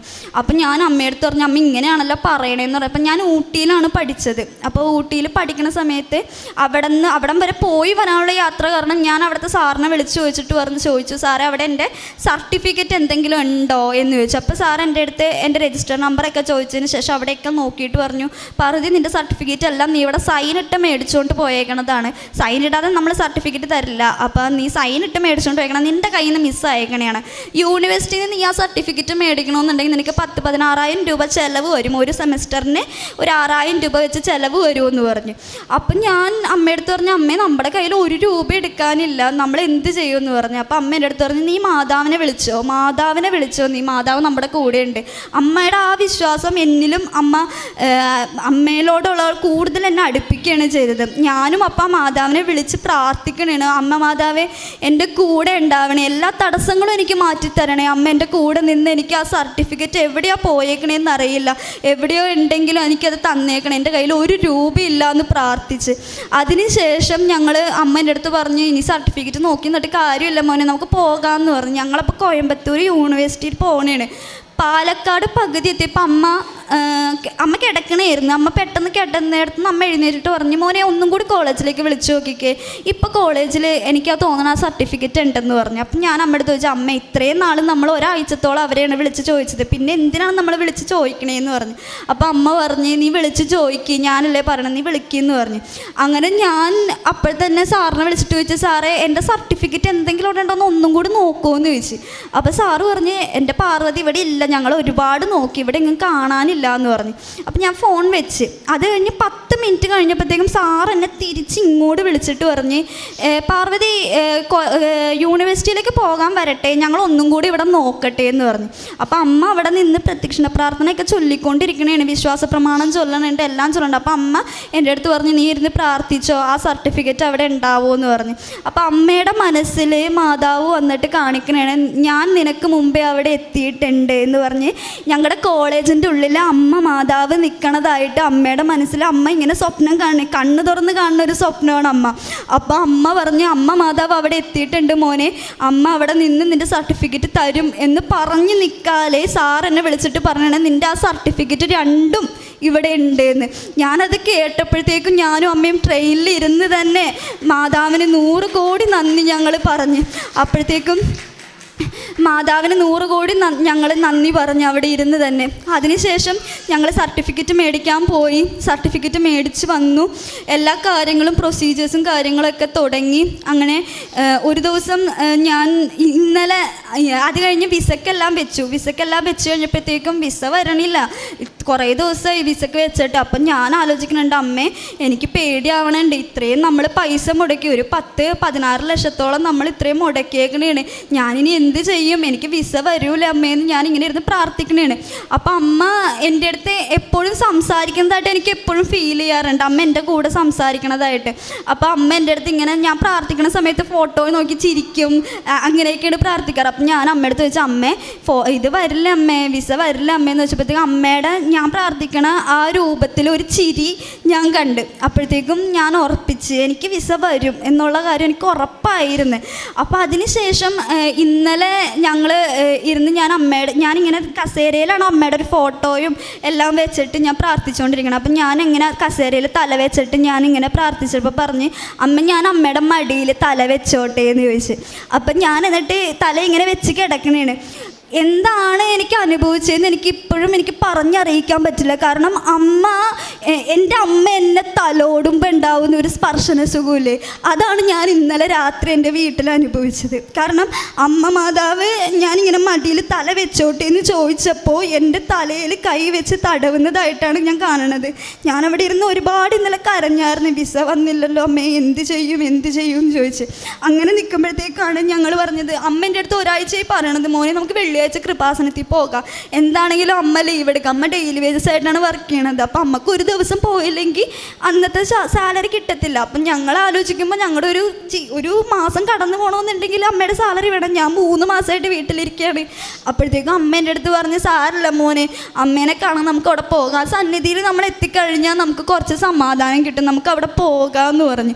അപ്പം ഞങ്ങളുടെ വീട് ഇന്നലെ ജപ്തി നോട്ടീസൊക്കെ വന്ന് ഒട്ടിച്ച്. കാരണം അച്ഛൻ ഞങ്ങൾ ഉപേക്ഷിച്ച് പോയതോടുകൂടി അച്ഛൻ ലോൺ അടക്കാതെയായി. അപ്പം അങ്ങനെ ജപ്തി നോട്ടീസൊക്കെ ഒരു മനസ്സിന് വളരെ സങ്കടപ്പെട്ടിരിക്കുന്ന സമയത്താണ് ഞാനിവിടെ ഇന്ന് വന്നത്. ഇന്ന് അച്ഛനെ കണ്ട് ബ്ലെസ്സിങ് മേടിക്കാൻ വേണ്ടിയിട്ടാണ് ഞാൻ വന്നത്. ഞങ്ങൾ 2-3 പ്രാവശ്യം ഇവിടെ വന്നായിരുന്നു അച്ഛനെ ബ്ലെസ്സിങ് മേടിക്കാനായിട്ട്. പക്ഷേ അച്ഛനെ കാണാൻ പറ്റിയിട്ടേ ഇല്ല. അപ്പം ഞാൻ അമ്മയടുത്ത് പറഞ്ഞു, അമ്മേ അച്ഛനെ കാണാൻ പറ്റിയിട്ടേ ഇല്ലല്ലോ അമ്മേ, എന്ത് ചെയ്യും അമ്മയെന്ന് പറഞ്ഞപ്പോൾ അമ്മ പറഞ്ഞ്, മാതാവ് നമ്മളെ കാണിക്കും, നമുക്ക് കാണാൻ പറ്റും അച്ഛനെ, നീ പേടിക്കണ്ട, മാതാവ് നമ്മുടെ കൂടെയുണ്ട്, നീ വിശ്വസിക്കണത് മാതാവിലല്ലേ, നീ അങ്ങനെ തന്നെ വിശ്വസിക്കുന്നു പറഞ്ഞു. അങ്ങനെ ഞാനും അമ്മയും കൂടി ഇന്നിവിടെ വന്ന് ടോക്കൺ എടുത്തപ്പോൾ അമ്മക്കാണ് ആദ്യം ടോക്കൺ കിട്ടിയത്, ജപ്തിയുടെ നോട്ടീസൊക്കെ കാണിക്കാൻ വേണ്ടിയിട്ട്. അപ്പോൾ അമ്മ വന്ന് അച്ഛൻ്റെ അടുത്ത് ബ്ലെസ്സിങ് മേടിച്ച്. അപ്പോൾ ഇന്ന് അവിടെ ബ്രദർ എൻ്റെ അടുത്ത് പറഞ്ഞ് ഇതിൻ്റെ ഫീസ് അടിച്ച റെസിപ്റ്റ് ആണെന്ന് പറഞ്ഞിട്ട് ഞാൻ ഇന്ന് അവിടെ ഫോട്ടോസ്റ്റാറ്റ് എടുക്കാൻ പോയി. ഫോട്ടോസ്റ്റാറ്റ് എടുത്ത് വന്ന് ഞാൻ അതിൻ്റെ ഉള്ളിൽ കയറി ടോക്കൺ എടുക്കാൻ കയറിയപ്പോൾ ഞാൻ വെറുതെ എൻ്റെ ഫോണിങ്ങനെ വൈബ്രേറ്റ് ചെയ്യണം. അപ്പം ഞാൻ എന്താണെന്നറിയാൻ വേണ്ടിയിട്ട് ഞാനിങ്ങനെ നോക്കിക്കഴിഞ്ഞപ്പോൾ ഏജൻസിയിൽ നിന്ന് എനിക്ക് മെസ്സേജ് വന്നേക്കണേണ്, എൻ്റെ വിസ അപ്രൂവലായിട്ട് വന്നിട്ടുണ്ട് എന്ന് പറഞ്ഞിട്ട്. അപ്പോൾ ഞാൻ അപ്പോൾ തന്നെ ഇവിടെ വന്ന് അമ്മയ്ക്ക് 100,000 നന്ദി ഞാനിവിടെ നിന്ന് പറഞ്ഞു. കാരണം അമ്മ ഉടമ്പടി എടുത്ത സമയത്ത് പറഞ്ഞിട്ടുണ്ടായിരുന്നു, എന്താണ്, മാതാവേ എൻ്റെ മോക്ക് വിസ കിട്ടിക്കഴിഞ്ഞിട്ടുണ്ടെങ്കിൽ ഞങ്ങളിവിടെ മാതാവിൻ്റെ അടുത്ത് ആദ്യം വന്ന് സാക്ഷ്യം പറയും, അത് ഏത് ദിവസമാണെങ്കിലും എനിക്ക് കുഴപ്പമില്ല, ഞാൻ ലീവ് എടുത്താണെങ്കിലും ഞാൻ മാതാവിൻ്റെ അടുത്ത് വന്ന് സാക്ഷ്യം പറയും, എനിക്ക് അമ്മ മാതാവിനോട് അത്രയും നന്ദിയുണ്ട് എന്ന് പറഞ്ഞിട്ട് ഞങ്ങളങ്ങനെ പ്രാർത്ഥിച്ചുകൊണ്ട് നിൽക്കണമായിരുന്നു. അപ്പോഴത്തേക്കാണ് ഇന്ന് ആ വിസ വന്നു കഴിയുമ്പോഴത്തേക്കും ഇന്ന് ഞങ്ങൾ ഈ സന്നിധിയിലുണ്ട് സാക്ഷ്യം പറയാനായിട്ട്. അമ്മ ഞങ്ങളെ കൊണ്ടുവന്ന് നിർത്തി ഇവിടെ ഈ സാക്ഷ്യം പറയാനായിട്ട്. അമ്മയുടെ അനുഭവങ്ങളെന്ന് പറഞ്ഞിട്ടുണ്ടെങ്കിൽ എനിക്ക് ഇനിയും പറയാൻ ഒരുപാടുണ്ട്, എനിക്ക് പറഞ്ഞാൽ അത്രയും തീരില്ല. കാരണം ഓരോ വട്ടവും ഓരോ സ്ഥലത്തും ഓരോ കാര്യങ്ങളിലും അമ്മ ഞങ്ങളെ സഹായിച്ചേക്കണേന്ന് പറഞ്ഞിട്ടുണ്ടെങ്കിൽ അത്രത്തോളം സഹായിച്ചിട്ടുണ്ട്. പൂജ്യമെന്ന് പറയാൻ പറ്റില്ല, മൈനസിൽ നിന്ന ഞങ്ങളെയാണ് അമ്മ ഇന്നിപ്പോൾ ഒരു വിസ എൻ്റെ കയ്യിൽ കൊണ്ടുവന്ന് തന്നേക്കണത്. അപ്പോൾ അമ്മേനെ വിശ്വസിച്ച് നമ്മൾ ഇവിടെ നിൽക്കുമ്പോഴത്തേക്കും അമ്മ നമ്മളെ സഹായിക്കുന്ന കാര്യത്തിൽ 100-101% ഉറപ്പാണ്, അമ്മ നമ്മുടെ കൂടെ ഉണ്ടാവും. അതേപോലെ ഞങ്ങൾ പത്രങ്ങളൊക്കെ കൊടുക്കുമായിരുന്നു, അവിടെ ഞങ്ങൾ പോണ വഴിയിലൊക്കെ പത്രങ്ങൾ കൊടുക്കുമായിരുന്നു. പിന്നെ അവിടെ ആശ്രമത്തിൽ അമ്മമാരെ സഹായിക്കുമായിരുന്നു, ഇങ്ങനത്തെ പ്രവർത്തനങ്ങളൊക്കെ ചെയ്യുമായിരുന്നു. 100 കോടി നന്ദി മാതാവിനും തിരുകുമാരനും ഞാൻ പറയാണ്. പരിശുദ്ധ അമ്മയുടെ മധ്യസ്ഥതയിൽ ലഭിച്ചൊരു അനുഭവത്തിൻ്റെ സാക്ഷ്യം വളരെ വ്യക്തമായിട്ടും വിശുദ്ധമായിട്ടും പറയുന്നുണ്ട്. അപ്പോൾ അതിൽ ഏറ്റവും പ്രധാനപ്പെട്ടത് എന്ന് പറയുന്നത്, ഇപ്പോൾ മാനുഷികമായ യുക്തിയിൽ ചിന്തിക്കുമ്പം നമുക്ക് ചുറ്റുമുള്ളവരല്ല, ദൈവമാണ് നമുക്ക് എപ്പോഴും താങ്ങായിട്ടുള്ളത്. അത് ജീവിതത്തിൻ്റെ ഏതെങ്കിലും ഒരു സമയത്ത് എല്ലാവരും മനസ്സിലാക്കുന്നൊരു കാര്യമാണ്. നമുക്ക് ഏറ്റവും പ്രധാനപ്പെട്ട ദൈവമാണ്, അല്ലെങ്കിൽ ദൈവം മാത്രമേ ഉള്ളൂ എന്നുള്ളൊരു, അത് കർത്താവിന് അറിയാവുന്നതുകൊണ്ടാണ് കർത്താവ് എപ്പോഴും പറയുന്നത്, നിങ്ങൾ പൂർണ്ണ ഹൃദയത്തോടെ ആരെങ്കിലും സ്നേഹിക്കണമെങ്കിൽ, പൂർണ്ണ മനസ്സോടെ ഒരാളെ സ്നേഹിക്കണമെങ്കിൽ അത് ദൈവത്തിനെ മാത്രമേ സ്നേഹിക്കുള്ളൂ. കർത്താവ് ഇതൊക്കെ നേരത്തെ തന്നെ പറയുകയും അതിനുള്ള സാക്ഷ്യമായിട്ട് ജീവിക്കുകയും അപ്പോസ്തലന്മാരെ പഠിപ്പിക്കുകയും ചെയ്തൊരു സത്യമാണ്. ഇത് തന്നെയാണ് കർത്താവ് ഒരു നെഗറ്റീവ് കൊണോട്ടേഷനിലും പഠിപ്പിക്കുന്നുണ്ട്. എന്നെ പ്രതി നിനക്ക് എന്ത് വേണമെങ്കിലും ഉപേക്ഷിക്കാം, ഭാര്യയോ മക്കളെയോ മാതാപിതാക്കളെയോ. അപ്പം ദൈവം ഈ ഒരു വലിയൊരു ബോധ്യം നമ്മുടെ ജീവിതത്തിൽ ഏതെങ്കിലും ഒരു സമയത്ത് നമുക്കിത് മനസ്സിലാവും. പക്ഷേ ചില ജീവിത സാഹചര്യത്തിൽ അത് പെട്ടെന്ന് തന്നെ ജീവിതത്തിൽ നമുക്ക് ആ കാര്യങ്ങൾ മനസ്സിലാവും. അപ്പം അങ്ങനെ ഒരു സാഹചര്യത്തിൽ മാതാവ് ഈ ഒരു വിഷയത്തിൽ വ്യക്തമായിട്ട് ഇടപെട്ടിട്ടുണ്ട് എന്ന് ഈ കുടുംബം, അല്ലെങ്കിൽ ഈ സാക്ഷ്യം പറഞ്ഞ മകളും അമ്മയും വിശ്വസിത്തക്ക വിധത്തിലുള്ള അസാധാരണമായിട്ടുള്ള അനുഭവങ്ങൾ ഇതിൽ ഉണ്ടായിട്ടുണ്ട്. ഇപ്പോൾ ഹബക്കുക്ക് പ്രവാചകൻ്റെ പുസ്തകം 1:5 പറയുന്നുണ്ട്, കേട്ടാൽ ആരും വിശ്വസിക്കാത്ത വിധത്തിലുള്ളൊരു പ്രവൃത്തി ഞാൻ നിങ്ങളുടെ ഇടയിൽ ചെയ്യാൻ പോകുന്നു എന്നുള്ളത്. ഒരു പക്ഷേ നമ്മൾ കേൾക്കുമ്പോൾ യുക്തിക്ക് മുകളിൽ നിൽക്കുന്ന കുറേ ദൈവ സാന്നിധ്യത്തിൻ്റെ അടയാളം. ഇതിന് മുമ്പേ പറഞ്ഞ സാക്ഷ്യത്തിൽ ഇതുപോലെ തന്നെ മാതാവ് സഞ്ചരിച്ച് കൂടെ ചെന്നു എന്നതിൻ്റെ അടയാളം ഒക്കെ പറയണുണ്ട്. അപ്പം ഒപ്പം തന്നെ അടയാളങ്ങൾ ഇപ്പം ഒരു തുമ്പിയാണെങ്കിലും ജീവിതത്തിൻ്റെ സാഹചര്യങ്ങളിൽ കാണുന്നൊരു വ്യക്തിയാണെങ്കിലും അതിനോടൊപ്പം തന്നെ സ്വപ്നങ്ങളുടെ കാര്യം ഇവിടെയും പറയുന്നുണ്ട്. അതിപ്പം നമ്മൾ ഈ സ്വപ്നം കാണുന്നത് നോക്കുമ്പോൾ നിങ്ങൾ വിചാരിക്കുന്നത് എപ്പോഴും കർത്താവിനെയും മാതാവിനെയും ചിന്തിച്ചുകൊണ്ടിരിക്കുന്ന ഒരാൾ പക്ഷേ നമ്മൾ ഈ സ്വപ്നം കാണുമ്പോൾ നിങ്ങൾ എപ്പോഴും ചിന്തിക്കേണ്ടത് നമ്മുടെ ഡെയിലി ലൈഫുമായിട്ട് ഈ ഒരു നിയോഗമായിട്ട് ബന്ധപ്പെട്ട സ്വപ്നങ്ങളാണ് കാണുന്നത്. അപ്പോൾ നമുക്കിപ്പോൾ സ്വപ്നം ഒരാൾക്ക് ഉണ്ടാക്കി കൊടുക്കാനായിട്ട് പറ്റത്തില്ലല്ലോ. അത് സ്വപ്നം കാണണമെന്ന് ആഗ്രഹിക്കാമെന്നല്ലാതെ അത് നമുക്ക് അങ്ങനെ ആഗ്രഹിച്ച് നമ്മൾ എത്രത്തോളം സ്വപ്നം കാണുമെന്നുള്ളതൊക്കെ നമ്മളെപ്പോഴും ഒരു ചോദിച്ചിനോ. പക്ഷേ ഈ ഒരു അമ്മയും മകളും ഈ ഒരു കാര്യത്തിൽ ഈ കാര്യങ്ങളൊക്കെ നടക്കുന്നതായിട്ടും മാതാവ് അവിടെ ചെന്ന് കാര്യങ്ങൾ ക്രമീകരിക്കുന്നതായിട്ട് സ്വപ്നം കാണുകയും എന്നാൽ അത് ഈ ഒരു സമയത്തിനിടയിൽ തന്നെ വേഗം തന്നെ നടക്കുന്നതായിട്ട്, അപ്പം കാണുന്ന സ്വപ്നവും നടക്കുന്ന ജീവിതത്തിൻ്റെ യാഥാർത്ഥ്യം നമ്മൾ കണക്ട് ചെയ്ത് വായിക്കുമ്പോൾ ഈ വിശ്വാസത്തിൻ്റെ ജീവിക്കുന്ന ഒരു വ്യക്തിയെ സംബന്ധിച്ചിടത്തോളം ഇതിലും വലിയ തെളിവിൻ്റെ ഒരു ആവശ്യം ഇല്ല. ഇപ്പം നമ്മൾ കേൾക്കുന്നവർ വിശ്വസിക്കുന്നുണ്ടോ ഇല്ല എന്നുള്ളത് രണ്ടാമത്തെ കാര്യമാണ്. കർത്താവ് എപ്പോഴും ഉപമകൾ പറഞ്ഞിട്ട് പറയും, കേൾക്കാൻ ചെവിയുള്ളവൻ കേൾക്കട്ടെ എന്ന് കർത്താവ് എപ്പോഴും സൂചിപ്പിക്കും. അപ്പോൾ അത് വലിയൊരു ക്ലോസാണ്. ആവശ്യമുള്ളവർ വിശ്വാസമുള്ളവർ കേട്ട് കഴിഞ്ഞാൽ അതിലേറെ ഒരു ബോധ്യപ്പെടുത്തുന്ന തരത്തിലുള്ളൊരു സാക്ഷ്യം ഈ മകൾ പറഞ്ഞിട്ടുണ്ട്. പിന്നെ മൂന്നാമത്തെ ഒരു കാര്യം പറയുമ്പോഴും മാതാവിൻ്റെ ഒരു സ്പർശനത്തിൻ്റെ കാര്യം പറയുന്നുണ്ട്. പ്രാർത്ഥിച്ച് മടിയിൽ കിടക്കുന്ന പോലെ കിടന്നോട്ടെ. അപ്പം അത്രയും ഒരു ഇൻറ്റിമേറ്റ് റിലേഷൻഷിപ്പ് മാതാവുമായിട്ട് ഇപ്പം അമ്മയെക്കാളും ഉപരി സംസാരിക്കുകയും മിണ്ടുകയും, പക്ഷേ ആ ഒരു റിലേഷൻഷിപ്പ് ഉണ്ടെന്ന് പറയുകയല്ല, അതിന് തത്തുല്യമായിട്ടൊരു അനുഭവം കൂടി കിട്ടുന്നത് വളരെ വലിയൊരു കാര്യമാണ്. ഒരു പക്ഷേ ഇത് കിട്ടാത്തവരെ സംബന്ധിച്ചിടത്തോളം ഇത് നമ്മൾ കേൾക്കുമ്പോൾ അത് അനുഭവിക്കുന്നില്ല. പക്ഷേ ഇവിടെ ഇപ്പോൾ ഒരുപാട് സാക്ഷ്യം 10,000-ത്തിലധികം സാക്ഷ്യങ്ങളിൽ ഒരു നല്ലൊരു ശതമാനം പേരും ഇപ്പോൾ ഇവിടെ ഇരിക്കുന്ന ഒരു കുറേയേറെ പേർക്കെങ്കിലും ഇതൊരു അനുഭവവും പ്രാർത്ഥനയ്ക്ക് കാരണമായിട്ട് മാറും. പിന്നെ ഈ മകൾ വന്നപ്പോൾ തൊട്ട് എഴുതുന്ന നിയോഗത്തിലും പ്രത്യേകതയുണ്ട് കേട്ടോ. ഇപ്പോൾ തുടക്കം തൊട്ട് ഒരു നിയോഗം എഴുതിയപ്പം ഒരുപാട് കാര്യങ്ങൾ എഴുതാനുള്ളതുകൊണ്ടോ അല്ലെങ്കിൽ ഒന്നും നടക്കത്തില്ലെന്നോ എന്തോ ഒരു ബോധ്യം കൊണ്ട് അമ്മയോട് എടുക്കണമെന്നാണ് 6 നിയോഗം എഴുതിയിട്ട് ഒരെണ്ണം അമ്മയോട് എടുക്കണം, പിന്നെ ഒരെണ്ണം മാത്രം വിദേശത്തേക്ക് പോകാനുള്ള സാഹചര്യം നീ ക്രമം അതിൻ്റെ സാഹചര്യങ്ങളെല്ലാം പറഞ്ഞില്ല. ഇപ്പോൾ ഇത്രയും 5-6 നിയോഗത്തിൽ 5 നിയോഗം എഴുതിയിരിക്കുന്ന അമ്മയോട് എടുക്കണമെന്നാണ്.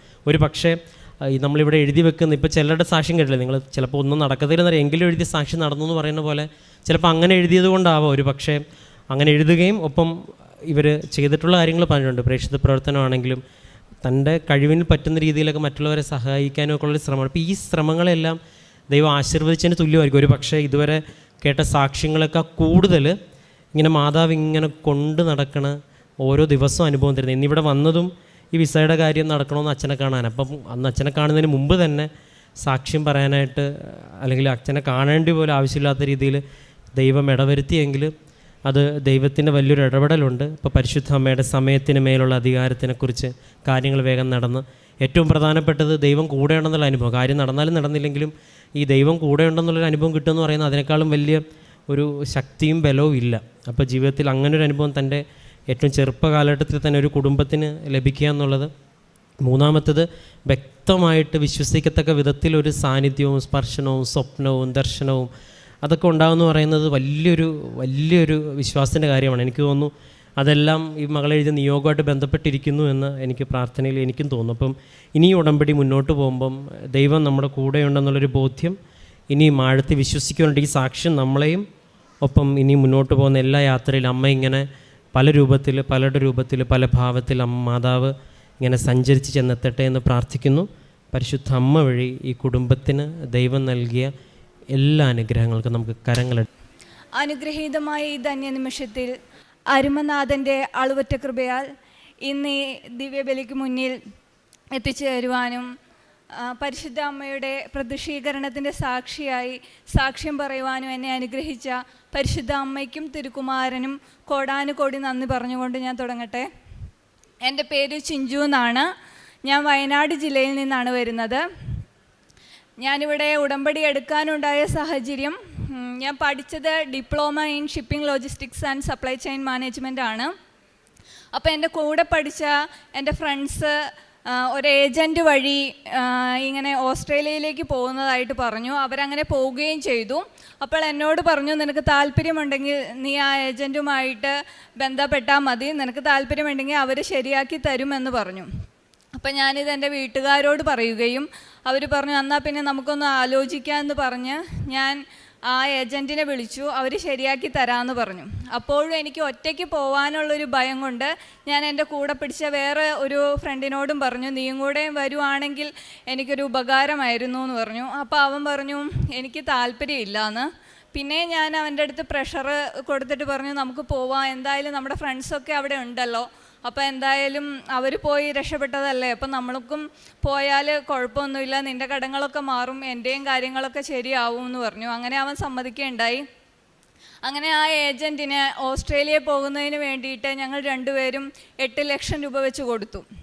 ഇപ്പോൾ അത് കൊടുത്തിട്ട് ഇന്നേക്ക് 1.5 വർഷം കഴിഞ്ഞിട്ടും അതിനെക്കുറിച്ചൊരു എന്താ പറയുക ഓരോരോ തടസ്സങ്ങളിങ്ങനെ വന്നുകൊണ്ടിരിക്കുകയാണ്. വിസേൻ്റെ കാര്യത്തിൽ നമ്മൾ പ്രതീക്ഷിക്കുന്ന രീതിയിൽ ഒന്നും നടക്കുന്നില്ല.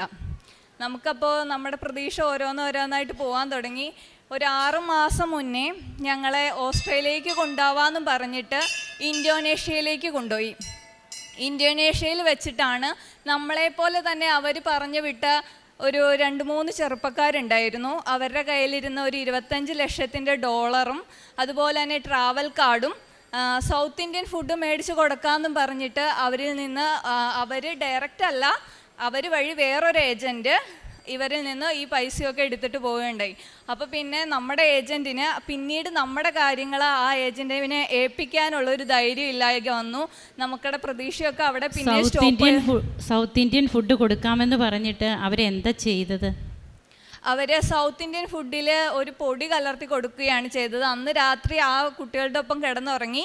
പിറ്റേ ദിവസം രാവിലെ അയാൾ ഇവരെ ഉണരുന്നതിന് മുന്നേ അയാൾ എണീച്ച് പോയി കഴിഞ്ഞിട്ട് അയാൾ എവിടെയോ നിന്നിട്ട് തിരിച്ച് ഇവരെ വിളിച്ച് കോൺടാക്ട് ചെയ്തിട്ട് പറഞ്ഞു നിങ്ങളുടെ ക്യാഷൊക്കെ ഞാൻ എടുത്തിട്ടുണ്ട് എന്ന് ഈ കുട്ടികളെ വിളിച്ച് പറയുകയും ചെയ്തു. എന്നിട്ട് പറഞ്ഞു അതെല്ലാം ലിൻസിൻ്റെ അടുത്ത് നിന്ന് മേടിച്ചോളാനും പറഞ്ഞു.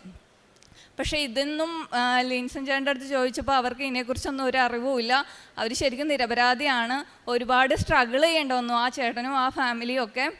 അറിയാതെയാണെങ്കിലും ആ ചേട്ടൻ്റെ പേര് എൻ്റെ വായിൽ നിന്ന് വന്നു പോയി. ആരും അവരെ തെറ്റിദ്ധരിക്കരുത്. ഞങ്ങൾ പോകുന്ന ഏജൻറ്റ് എന്താ പറയുക സത്യസന്ധമായിട്ടുള്ളൊരു ഏജൻറ്റാണ്. അവർ മനഃപൂർവ്വമല്ല, ഞങ്ങളുടെ കാര്യത്തിൽ അറിയാതെ അവർക്ക് വന്നുപോയ ഒരു കയ്യബദ്ധമാണ്. പിന്നെ അപ്പോൾ അങ്ങനെ ഞങ്ങൾ ബുദ്ധിമുട്ടി ഇങ്ങനെ ഒരുപാട് സങ്കടപ്പെട്ട് ഇന്തോനേഷ്യയിൽ നിന്ന് തിരിച്ചു വന്നു. 1 മാസം ഞങ്ങൾ ഇന്തോനേഷ്യയിൽ ഉണ്ടായിരുന്നു. അതുവരെയുള്ള ഞങ്ങളുടെ ഫുഡും അക്കോമഡേഷനൊക്കെ ഞങ്ങളുടെ ഏജൻറ്റ് തന്നെയാണ് ഞങ്ങളെ നോക്കിക്കൊണ്ടിരുന്നത്. അത് കഴിഞ്ഞ് ഞങ്ങളെ തിരിച്ച് അവർ നാട്ടിൽ വരുത്തി കഴിഞ്ഞിട്ട് ഞങ്ങളോട് പറഞ്ഞു വിത്തിൻ 1 മന്തിനുള്ളിൽ നിങ്ങളുടെ കാര്യങ്ങളെല്ലാം റെഡിയാക്കി തരാമെന്ന് പറഞ്ഞു. അപ്പോഴും ഞങ്ങൾക്കൊരു പ്രതീക്ഷയുണ്ട് 1 മാസമല്ലേ, അപ്പോൾ നാട്ടിൽ വന്ന കാര്യം ആരോടും പറയണ്ട, ബന്ധുക്കളോടൊക്കെ പറഞ്ഞിട്ടല്ലേ പോയത് ഓസ്ട്രേലിയയിലേക്ക് പോവാന്ന്. അപ്പോൾ ഇനി തിരിച്ചു വന്നു എന്ന് പറയുമ്പോൾ അതൊരു നാണക്കേട് പോലെ. അപ്പോൾ വിചാരിച്ചു എന്നാൽ ബന്ധുക്കളെ ആരെയും അറിയിക്കണ്ട, പെട്ടെന്ന് തന്നെ റെഡിയാവും, തിരിച്ചു പോവാലോ എന്നുള്ള പ്രതീക്ഷയോടുകൂടി വീട്ടിലെ ബന്ധുക്കളെ ആരെയും അറിയിച്ചില്ല, നാട്ടുകാരെ അറിയിച്ചില്ല, ആരെയും അറിയിച്ചില്ല. അങ്ങനെ ഞങ്ങൾ ഇന്ന് ശരിയാവും നാളെ ശരിയാവും എന്ന് ഓർത്തിരുന്നു. പക്ഷേ ഓരോ മാസം ഇങ്ങനെ പോകുന്നതല്ലാണ്ട് ഞങ്ങളുടെ കാര്യത്തിൽ ഒരു ഇമ്പ്രൂവ്മെൻറ്റും ഉണ്ടായില്ല. അതിൻ്റെ ഇടയ്ക്ക് എൻ്റെ വീട്ടിൽ വിരുന്നുകാർ വരും. എൻ്റെ ഒരു ജോയിൻറ്റ് ഫാമിലിയാണ്. ഞങ്ങൾ 8 കുടുംബങ്ങളുണ്ട്. ഞങ്ങളുടെ തറവാട്ടിൽ ചാച്ചനും അമ്മച്ചിയൊക്കെ ഉള്ളതുകൊണ്ട് ഒരുപാട് ബന്ധുക്കൾ ഇങ്ങനെ വന്നു പോയിക്കൊണ്ടിരിക്കും. അവർ സുഖമില്ലാണ്ടിരിക്കുന്ന ചാച്ചനും അമ്മച്ചിയാണ്. 90-92 വയസ്സാണ് അവർക്കുള്ളത്. അപ്പോൾ അവരെ കാണാൻ വേണ്ടിയിട്ട് ഒരുപാട് ബന്ധുക്കളൊക്കെ ഇങ്ങനെ വന്നുകൊണ്ടിരിക്കും. ആ സമയത്തൊക്കെ ബന്ധുക്കൾ വന്നത് നമ്മളെ അറിയിച്ചിട്ടായിരിക്കില്ലല്ലോ. ആ സമയത്ത് ഞാനോ ഓടി ഒരു റൂമിൽ ഒളിച്ചിരിക്കും. ചിലപ്പോൾ എനിക്ക് ശക്തമായിട്ട് ചുമ വരും, തുമ്മാൻ വരും. അപ്പോൾ ഒക്കെ ഞാൻ എന്താ ചെയ്യുക, എനിക്ക് പറ്റുന്നില്ല, എനിക്ക് ഒന്നും ചെയ്യാൻ പറ്റാത്തൊരവസ്ഥ. ഒളിച്ചിരിക്കുക എന്ന് പറഞ്ഞാൽ എല്ലാവരും കേൾക്കുമ്പോൾ സിമ്പിളായിട്ട് തോന്നും. പക്ഷേ എല്ലാവരും വീട്ടിൽ വന്നിരിക്കുമ്പോൾ നമുക്കൊന്ന് തുമ്മാൻ വരുന്നൊരു സാഹചര്യം, ചുമയ്ക്കാൻ വരുന്നൊരു സാഹചര്യമൊക്കെ ഞാൻ പില്ലോൻ്റെ അടുത്ത് എൻ്റെ മുഖം അമർത്തി വെച്ചിട്ട് ഞാൻ കടിച്ചു പിടിച്ചിരുന്നിട്ടുണ്ട്. അതിൻ്റെ ഇടയ്ക്ക് കുറേ ടൈമൊക്കെ എടുത്തിട്ട് ചിലവർ വീട്ടിൽ നിന്ന് പോകുന്ന സമയമുണ്ട്. അപ്പോൾ എൻ്റെ മക്കൾ പുറകെ ജനൽ കേക്കടെ വന്നിട്ട് അമ്മയ്ക്ക് വിശക്കുന്നുണ്ടോ, ഫുഡ് വേണോന്നൊക്കെ ചോദിച്ച് അവർ തട്ടും. അപ്പോൾ ഞാൻ പറയും മക്കൾ അവർ പോയി കഴിഞ്ഞിട്ട് വിളിച്ചാൽ മതി, ഇപ്പം തട്ടണ്ട, തട്ടുമ്പോൾ അവർ കേൾക്കും, ജനലിൽ തട്ടല്ലേ എന്ന് പറഞ്ഞ് ഞാൻ അവരെ പറഞ്ഞു വിടും. പിന്നെ കുറേ കാലം കഴിഞ്ഞപ്പോൾ കുറേ പേരൊക്കെ അറിയാൻ തുടങ്ങി. അപ്പോൾ എൻ്റെ വീട്ടിലുള്ളവർ, ഞാനൊഴിച്ച് എൻ്റെ വീട്ടിലുള്ള എല്ലാവരും കുറേ പരിഹാസങ്ങൾ കേൾക്കേണ്ടി വന്നു, സഹിക്കേണ്ടി വന്നു. എൻ്റെ ഹസ്ബൻഡിൻ്റെ മമ്മി പലയിടത്തും ഒറ്റപ്പെടേണ്ടി വന്നു.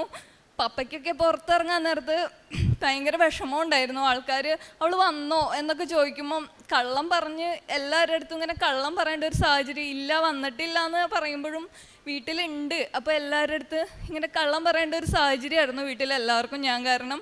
അപ്പോൾ മാനസികമായിട്ട് എനിക്കത് ഭയങ്കരമായിട്ട് വിഷമം വരുന്നൊരു കാര്യമായിരുന്നു. അപ്പോൾ ഞാനിങ്ങനെ ഒരു ദിവസം എൻ്റെ ഹസ്ബൻഡിൻ്റെ പപ്പയുടെ പെങ്ങളുടെ വീട്ടിൽ പോയി. അപ്പോൾ ആൻറ്റി പറഞ്ഞു, ഇങ്ങനെ ഒരു കൃപാസനം പള്ളിയുണ്ട്, ആലപ്പുഴയാണ് കൃപാസനം പള്ളി ഉള്ളത്, നീ അവിടെ ഒന്ന് പോയി പ്രാർത്ഥിക്കുക, എല്ലാം ശരിയാവും എന്ന് പറഞ്ഞു. അപ്പോൾ എൻ്റെ മനസ്സിൽ ഞാൻ പറഞ്ഞു, ആൻറ്റി ഞാൻ പോവാം എന്ന് പറഞ്ഞെങ്കിലും എനിക്കറിയായിരുന്നു എനിക്കൊരിക്കലും പോകാൻ പറ്റില്ല. കാരണം ആലപ്പുഴയല്ലേ, വയനാട് നിന്ന് എന്തായാലും അത് പോസിബിൾ അല്ല, എന്നെ കൊണ്ടുപോകില്ല എന്ന് തന്നെ ഞാൻ മനസ്സിൽ ഉറപ്പിച്ചു. പിന്നെ ആൻറ്റി തന്ന പത്രം ഞാൻ വായിച്ചു, വീട്ടിലിരുന്ന് വായിച്ചു. അതിൻ്റെ അന്ന് രാത്രി ഞാൻ കിടക്കാൻ നേരത്തെ എൻ്റെ ഹസ്ബൻഡിനോട് പറഞ്ഞു, ആൻറ്റി ഇങ്ങനെ പറഞ്ഞിട്ടുണ്ട്, ഇങ്ങനെ ഒരു കൃപാസനം പള്ളിയുണ്ട്, നമുക്കൊന്ന് പോയാലോ എന്ന് ചോദിച്ചു. അപ്പോൾ എൻ്റെ അടുത്ത് പെട്ടെന്ന് തന്നെ പറഞ്ഞു, പോവാം, നമുക്ക് കുഴപ്പമില്ല, നോക്കാമെന്ന് പറഞ്ഞു. അധികം വൈകാതെ തന്നെ എന്നെ ഇവിടേക്ക് കൊണ്ടുവരാൻ ആൾ വില്ലിങ്ങായി. ഞങ്ങളിവിടെ വന്നു, എനിക്ക് ഭയങ്കര സന്തോഷമായി. ഞാനിവിടെ വന്ന് ഉടമ്പടി എടുത്തു. ഉടമ്പടി എടുത്തതിൽ 6 കാര്യങ്ങളാണ് ഞാൻ വെച്ചത്. ഫസ്റ്റ് ഞാൻ വെച്ചത്, എനിക്ക് എൻ്റെ കൂടെ ഞാൻ കാരണം വരാനൊരുങ്ങിയ എൻ്റെ സുഹൃത്ത് അർജുനും അതുപോലെ എനിക്കും ഒരു ജോലി ഓസ്ട്രേലിയയിൽ റെഡിയാക്കി തന്നു. അത് നവംബർ 25-നുള്ളിൽ എനിക്ക് അതിനുള്ളൊരു ഉത്തരം കിട്ടണം എന്നാണ് ഞാൻ പറഞ്ഞത്. കാരണം അർജുൻ്റെ ഫാമിലി ഞാനുമായിട്ട് നല്ല അറ്റാച്ച്മെൻ്റാണ്. പക്ഷെ ഇങ്ങനൊരു കാര്യം വന്നപ്പോൾ മനസ്സുകൊണ്ട് അവരെന്നോട് പറഞ്ഞില്ലെങ്കിലും ആ കുട്ടി കാരണമാണല്ലോ എന്നൊരു ഇതുണ്ടാവും ആർക്കാണെങ്കിലും. അപ്പോൾ ഞാൻ അവനും കൂടെയും വെച്ചിട്ട് പ്രാർത്ഥിച്ചു. അങ്ങനെ കറക്റ്റ് 24-ാം തീയതി, നവംബർ 24-ാം തീയതി എനിക്ക് VFS വന്നു. ഓസ്ട്രേലിയക്കല്ല, ഫ്രാൻസിലേക്കാണ് വന്നത്. അപ്പോൾ എനിക്കിങ്ങനെ VFS വന്നപ്പോൾ ഞാൻ അർജുനെ വിളിച്ചിട്ട് പറഞ്ഞു, എടാ ഞാൻ പറഞ്ഞില്ലേ ഞാനിങ്ങനെ ഒരു പള്ളിയിൽ പോയിട്ടുണ്ടായിരുന്നു എന്ന്, നിനക്ക് റെഡിയാവും. അപ്പോൾ അവൻ എന്നെ കളിയാക്കിയിട്ട് പറഞ്ഞു, നീ ഓസ്ട്രേലിയക്കല്ലേ പറഞ്ഞത്, ഇപ്പോൾ കിട്ടിയേക്കുന്നത് ഫ്രാൻസിലേക്കല്ലേ, അതൊന്നും മാതാവിൻ്റെ ഇതൊന്നും അല്ല, ഫ്രാൻസിലേക്കല്ലേ കിട്ടിയത്, അപ്പോൾ ഓസ്ട്രേലിയക്കാണെങ്കിൽ ഞാൻ വിശ്വസിച്ചേനേന്ന് പറഞ്ഞു. അപ്പം ഞാൻ മാതാവിനോട് ഡയറക്റ്റ് ഇങ്ങനെ ചോദിച്ചില്ലെങ്കിലും എൻ്റെ ഉള്ളിൻ്റെ ഉള്ളിൽ ഒരു ഇത് അറിയാതെ വന്നു പെട്ടതാണോ അതോ മാതാവ് തന്നെ എനിക്ക് തന്നതാണോ എന്ന് എൻ്റെ ഉള്ളിലുണ്ട്. ഞാനിങ്ങനെ മാതാവിനോട് പരാതിയൊന്നും പറയുന്നില്ല, പക്ഷെ എൻ്റെ മനസ്സിൽ അതിങ്ങനെ ഉണ്ടായിരുന്നു. അപ്പോൾ മിനിഞ്ഞാന്ന് എനിക്കൊരു വചനം അതിന് ഉത്തരമായിട്ട് ഞാൻ ഇങ്ങോട്ട് വരുന്നതിൻ്റെ 2 ദിവസം മുന്നേ എനിക്ക് വേഴ്സ് ഓഫ് ദി ഡേ തന്നത് എന്താണെന്ന് വെച്ച് കഴിഞ്ഞിട്ടുണ്ടെങ്കിൽ, നീ നടക്കേണ്ടുന്ന വഴിയിൽ നിന്നെ കാക്കേണ്ടതിനും ഞാൻ നിശ്ചയിക്കപ്പെട്ടിരിക്കുന്ന സ്ഥലത്തേക്ക് നിന്നെ കൂട്ടിക്കൊണ്ടു പോകുന്നതിനും നിനക്ക് മുന്നേ ഒരു ദൂതനെ ഞാൻ അയച്ചിട്ടുണ്ടെന്നാണ്. അവിടെ ദൈവമാണ് നിശ്ചയിച്ചിട്ടുള്ളത് ഞാൻ ഏത് രാജ്യത്തിലേക്ക് പോകണമെന്ന്. അവിടെ തിരുകുമാരൻ പറഞ്ഞ രാജ്യത്തേക്ക് പോകാൻ ഞാൻ സന്തോഷവതിയാണ്. എന്നിലുള്ള ഡൗട്ടൊക്കെ അതോടുകൂടി ക്ലിയറായി. ഇത് ദൈവവും മാതാവും പരിശുദ്ധ അമ്മയും എനിക്ക് തന്ന ഒരു എന്താ പറയുക ക്രിസ്മസ് ഗിഫ്റ്റാണ്. അതിന് ഞാൻ പരിശുദ്ധ അമ്മയോടും ദേവകുമാരനോടും നന്ദി പറയുന്നു. അതുപോലെ തന്നെ എൻ്റെ കല്യാണം കഴിഞ്ഞിട്ട് 12 വർഷമായി. എനിക്ക് 2 മക്കളുണ്ട്. 7th-ലും 4th-ലുമാണ് പഠിക്കുന്നത്. അപ്പോൾ ഞങ്ങൾ ലവ് മാരേജ് ആയിരുന്നു. അപ്പോൾ കല്യാണം കഴിഞ്ഞൊരു 6 മാസം ഇത്രയും സന്തോഷവതിയായിട്ടുള്ളൊരു കുട്ടി ഈ ലോകത്തുണ്ടാവില്ല. കാരണം ഞാൻ എൻ്റെ ഫാമിലിയിൽ ഭയങ്കര ഹാപ്പി ആയിരുന്നു. അതുകൊണ്ട് തന്നെ എൻ്റെ വീട് എറണാകുളമാണ്, ആളുടെ വീട് വയനാടാണ്. അപ്പോൾ ആ 2 സ്ഥലങ്ങളും തമ്മിലുള്ളൊരു വ്യത്യാസം നിങ്ങൾക്ക് മനസ്സിലാവും.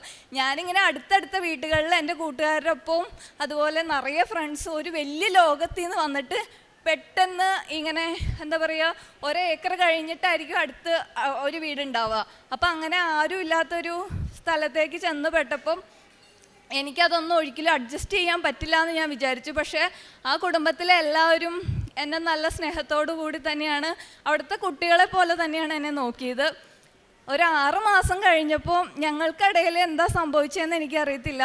ഞങ്ങൾക്കിടയിൽ മാനസികമായിട്ട് അപ്പ എന്നിൽ നിന്ന് അകലാൻ തുടങ്ങി. ഞാൻ അപ്പായി എന്നാണ് വിളിക്കുന്നത്. അപ്പം അതെന്നെ ഭയങ്കരമായിട്ട് തകർത്തു. ഞാൻ പറഞ്ഞു മനസ്സിലാക്കാൻ ശ്രമിച്ചിട്ട് ആൾക്കത് ഉൾക്കൊള്ളാൻ പറ്റുന്നില്ല. അപ്പം ഞാൻ ആഗ്രഹിക്കുന്നത് ഒരുപാട് പണമോ അല്ലെങ്കിൽ എനിക്ക് ഭക്ഷണം മേടിച്ചു തരുമോ വസ്ത്രം മേടിച്ചു തരുമോ ഒന്നുമല്ല, ആളുടെ കെയറിങ്ങും സ്നേഹവും മാത്രം തന്നെയാണ്. അപ്പം അത് കിട്ടാതായപ്പോൾ അതെൻ്റെ മനസ്സിലൊരു നീറ്റലായിട്ട് എന്നെ ഇങ്ങനെ കിടക്കുന്നുണ്ടായിരുന്നു.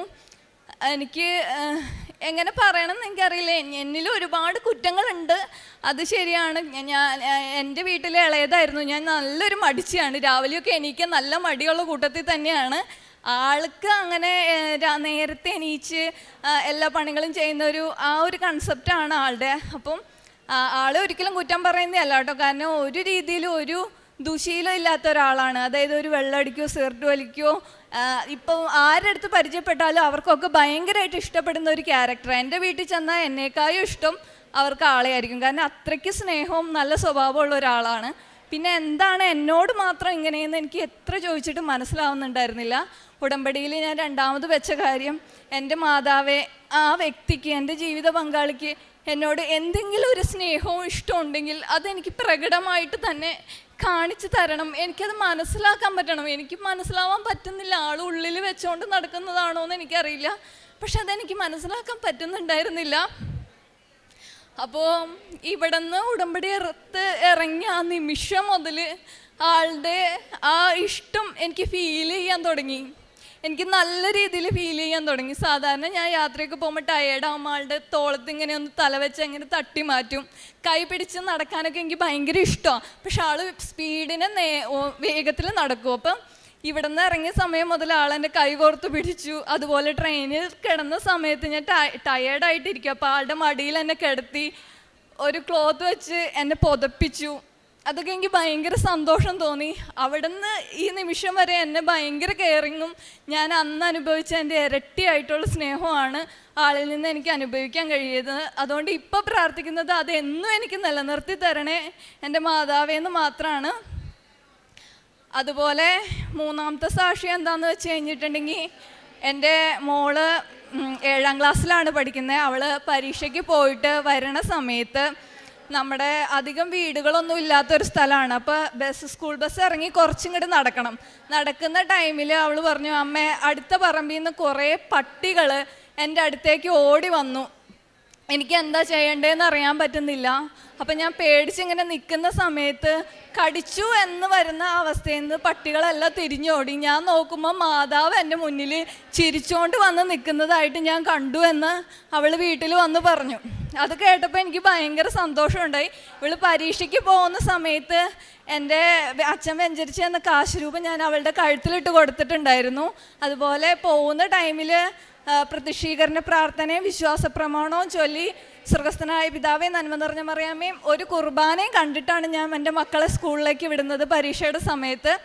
പിന്നെ പ്രേക്ഷിത പ്രവർത്തനങ്ങൾ എന്ന് വെച്ച് കഴിഞ്ഞിട്ടുണ്ടെങ്കിൽ, ഞാൻ വിചാരിച്ചത് ഞാനൊരു ദുഷ്ടപ്രവൃത്തിയൊന്നും ചെയ്യുന്നില്ല, പിന്നെ എന്നിൽ വലിയ പാപങ്ങളൊന്നുമില്ല, ഞാനും ആരോടും എല്ലാവരും സ്നേഹിക്കാനുള്ളൊരു മനസ്സുണ്ട്. എനിക്ക് ആകെ എൻ്റെ ഒരു ക്യാരക്ടറിലെ ഒരു ഫോൾട്ട് എന്ന് പറഞ്ഞു കഴിഞ്ഞിട്ട് നല്ല മടിച്ചായിരുന്നു, പണിയെടുക്കാനൊക്കെ നല്ല മടിയായിരുന്നു. അത് മാത്രമാണ് ഞാൻ തിങ്ക് ചെയ്തപ്പോൾ കിട്ടിയ ആകെയുള്ളൊരു കുറ്റം. പക്ഷേങ്കിൽ എനിക്ക് കുറേ കാര്യങ്ങളിൽ കുറേയൊക്കെ എന്താ പറയുക ചീത്ത സ്വഭാവങ്ങളുണ്ടായിരുന്നു. അതായത് നല്ല അറപ്പുള്ള വ്യക്തിയാണ് ഞാൻ. അപ്പോൾ ഇതിൻ്റെ ഈ ഉടമ്പടി എടുത്തതിൻ്റെ ഭാഗമായിട്ട് ഓൾഡ് ഏജ് ഹോമിൽ ഇങ്ങനെ അവരെ നോക്കാൻ വേണ്ടിയിട്ട് ഞാൻ എൻ്റെ വീട്ടുകാരോട് ചോദിച്ചപ്പോൾ അവരെന്നോട് പറഞ്ഞു, നീ പോയിക്കോ. ആരും ഒരു കുഴപ്പവും പറഞ്ഞില്ല. ഞാൻ പോയി കഴിഞ്ഞപ്പോൾ ഞാൻ ചിന്തിക്കുകയാണ്, ഇവരൊക്കെ ഇങ്ങനെ ബെഡിടം പേഷ്യൻ്റാണ്, അതുപോലെ എന്താ പറയുക മൂത്രത്തിൻ്റെ മണവും അവർ യൂറിൻ പാസ് ചെയ്യുന്ന ഭയങ്കര മണവും, അതുപോലെ തന്നെ ഈ വെരിക്കോസ് വെയിനൊക്കെ വന്ന് കാലൊക്കെ പൊട്ടി അളിഞ്ഞിരിക്കുകയാണ്. അപ്പോൾ ഇതൊക്കെ കണ്ടു കഴിഞ്ഞിട്ട് ഞാൻ എങ്ങനെ ഭക്ഷണം കഴിക്കും, ഇതോർത്തിട്ട് ഞാനിങ്ങനെ ഇരിക്കുക.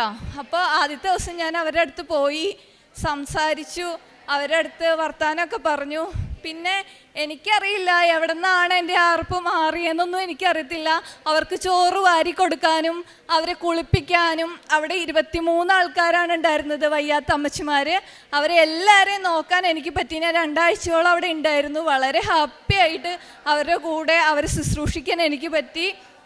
അവിടെ ഒരു അമ്മച്ചിയുണ്ട്, 2 അമ്മച്ചിമാരുണ്ട്. ഒന്ന് മുസ്ലിമാണ്, ബീവി എന്നാണ് വിളിക്കുന്നത്.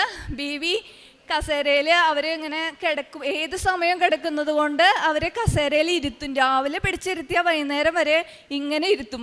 അപ്പം എനിക്കത് കാണുമ്പോൾ ഭയങ്കര സങ്കടം. അതുപോലെ തന്നെ മേരിയമ്മേനെ അതുപോലെ ഇവരിങ്ങനെ കസേരയിൽ ഇരുത്തും. അപ്പം ഞാൻ രാവിലെ വരുമ്പോൾ കസേരയിൽ ഉണ്ടാവും, ഞാൻ വൈകുന്നേരം വരുമ്പോഴും അവർ കസേരയിൽ അങ്ങനെ ഇരിക്കുന്നുണ്ടാവും. ഒരു 7 മണിയാവും അവരെ പിടിച്ച് കിടത്തണമെങ്കിൽ. അപ്പോൾ ആ രണ്ടുപേരും ബീവിയുടെ ക്യാരക്ടർ എങ്ങനെയാണെന്ന് വെച്ചിട്ടുണ്ടെങ്കിൽ നല്ലതായിട്ട് വഴക്ക് പറയും, ബീവിനെ നോക്കാൻ ചെല്ലുന്നവരെ നുള്ളും ഉപദ്രവിക്കും ഒക്കെ ചെയ്യും. പക്ഷെ ഞാൻ അവിടെ നിന്ന ടൈമിൽ മേരിയമ്മയ്ക്കും ബീവിക്കും ഞാനാണ് ഫുഡ് കൊടുത്തുകൊണ്ടിരുന്നത്. അപ്പോൾ എന്നെ ഇതുവരെയായിട്ടും ചീത്തയായിട്ട് ഒരു വാക്ക് പോലും പറഞ്ഞിട്ടില്ല. എന്നോട് ഭയങ്കര സ്നേഹമായിരുന്നു. ഞാൻ കൊടുക്കുന്ന ഭക്ഷണമൊക്കെ അവർ കഴിക്കും. മേരിയമ്മയ്ക്കാണെങ്കിൽ വെള്ളം കുടിക്കൂല. വെള്ളം കൊടുക്കാൻ നേരത്തെ ഇറക്കാണ്ട് ഇവിടെ ഇങ്ങനെ വെക്കുമ്പോൾ സിസ്റ്റേഴ്സൊക്കെ വന്നിട്ട് ഇങ്ങനെ മൂക്കിൽ പിടിച്ച് ശ്വാസം കിട്ടാണ്ട് വരുമ്പോൾ ഇറക്കുമല്ലോ. പക്ഷേ ഞാൻ കൊടുക്കുമ്പോൾ ആ വെള്ളമൊക്കെ അവർ കുടിക്കും, നല്ല കുട്ടികളായിട്ട്.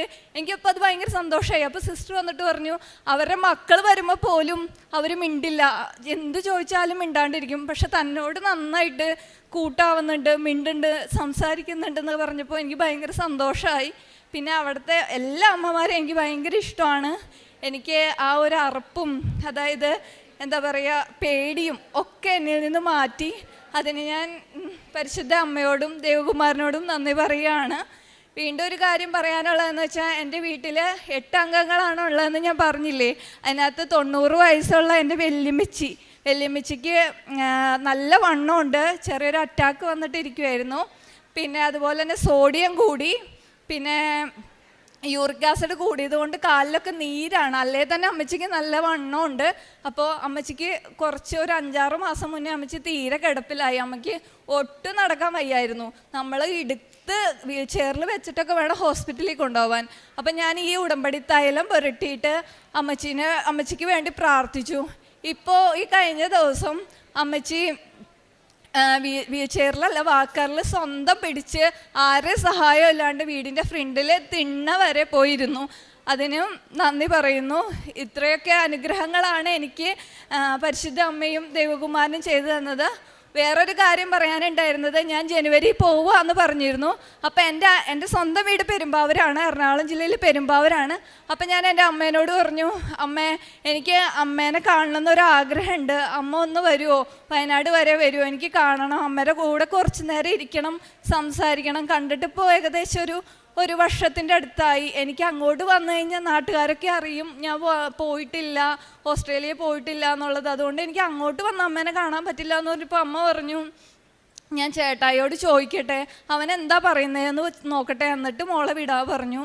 അങ്ങനെ ഞാൻ അമ്മച്ചി ചേട്ടായിയോട് ചോദിക്കാൻ പറഞ്ഞു. ചേട്ടായിയോട് ചോദിച്ചപ്പോൾ ചേട്ടായി പറഞ്ഞു, ചേട്ടായിക്ക് ലീവില്ല, അതുകൊണ്ട് അമ്മച്ചി പോകണ്ടെന്ന് പറഞ്ഞു. അപ്പം ഞാൻ അമ്മേനെ കുറേ വിഷമത്തിൽ പറഞ്ഞു, അമ്മയ്ക്ക് അല്ലെങ്കിൽ ചേട്ടായി മാത്രം മതിയല്ലോ, ഞാൻ വേണ്ടല്ലോ, എന്നെ കാണണ്ടല്ലോ എന്നൊക്കെ പറഞ്ഞ് കുറേ സങ്കടപ്പാട് അമ്മോട് പറഞ്ഞിട്ട് കുറേ കരഞ്ഞു. ഇന്നിവിടെ പരിശുദ്ധ കുർബാനയിൽ വന്നപ്പോൾ എൻ്റെ കണ്ണൊക്കെ ഇങ്ങനെ നിറഞ്ഞൊഴുകി. അമ്മയുടെ കാര്യം ഓർത്തിട്ട് എനിക്ക് അമ്മേനെ കാണാൻ പറ്റാണ്ട് പോകേണ്ട ഒരു അവസ്ഥയാണല്ലോ എന്ന് വിചാരിച്ച് ഒരുപാട് കരഞ്ഞു ഞാൻ ഈ പരിശുദ്ധ കുർബാനയുടെ മുന്നിൽ.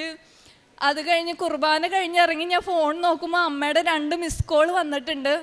അപ്പോഴും ഞാൻ തിരിച്ച് വിളിച്ചപ്പോൾ അമ്മ വേറെ കോളിലാണ്. അത് കഴിഞ്ഞിട്ട് ഞാൻ മാതാവിൻ്റെ അടുത്ത് പോയി പ്രാർത്ഥിച്ചിട്ട് വരുമ്പോൾ നല്ല മുല്ലപ്പൂവിൻ്റെ മണം.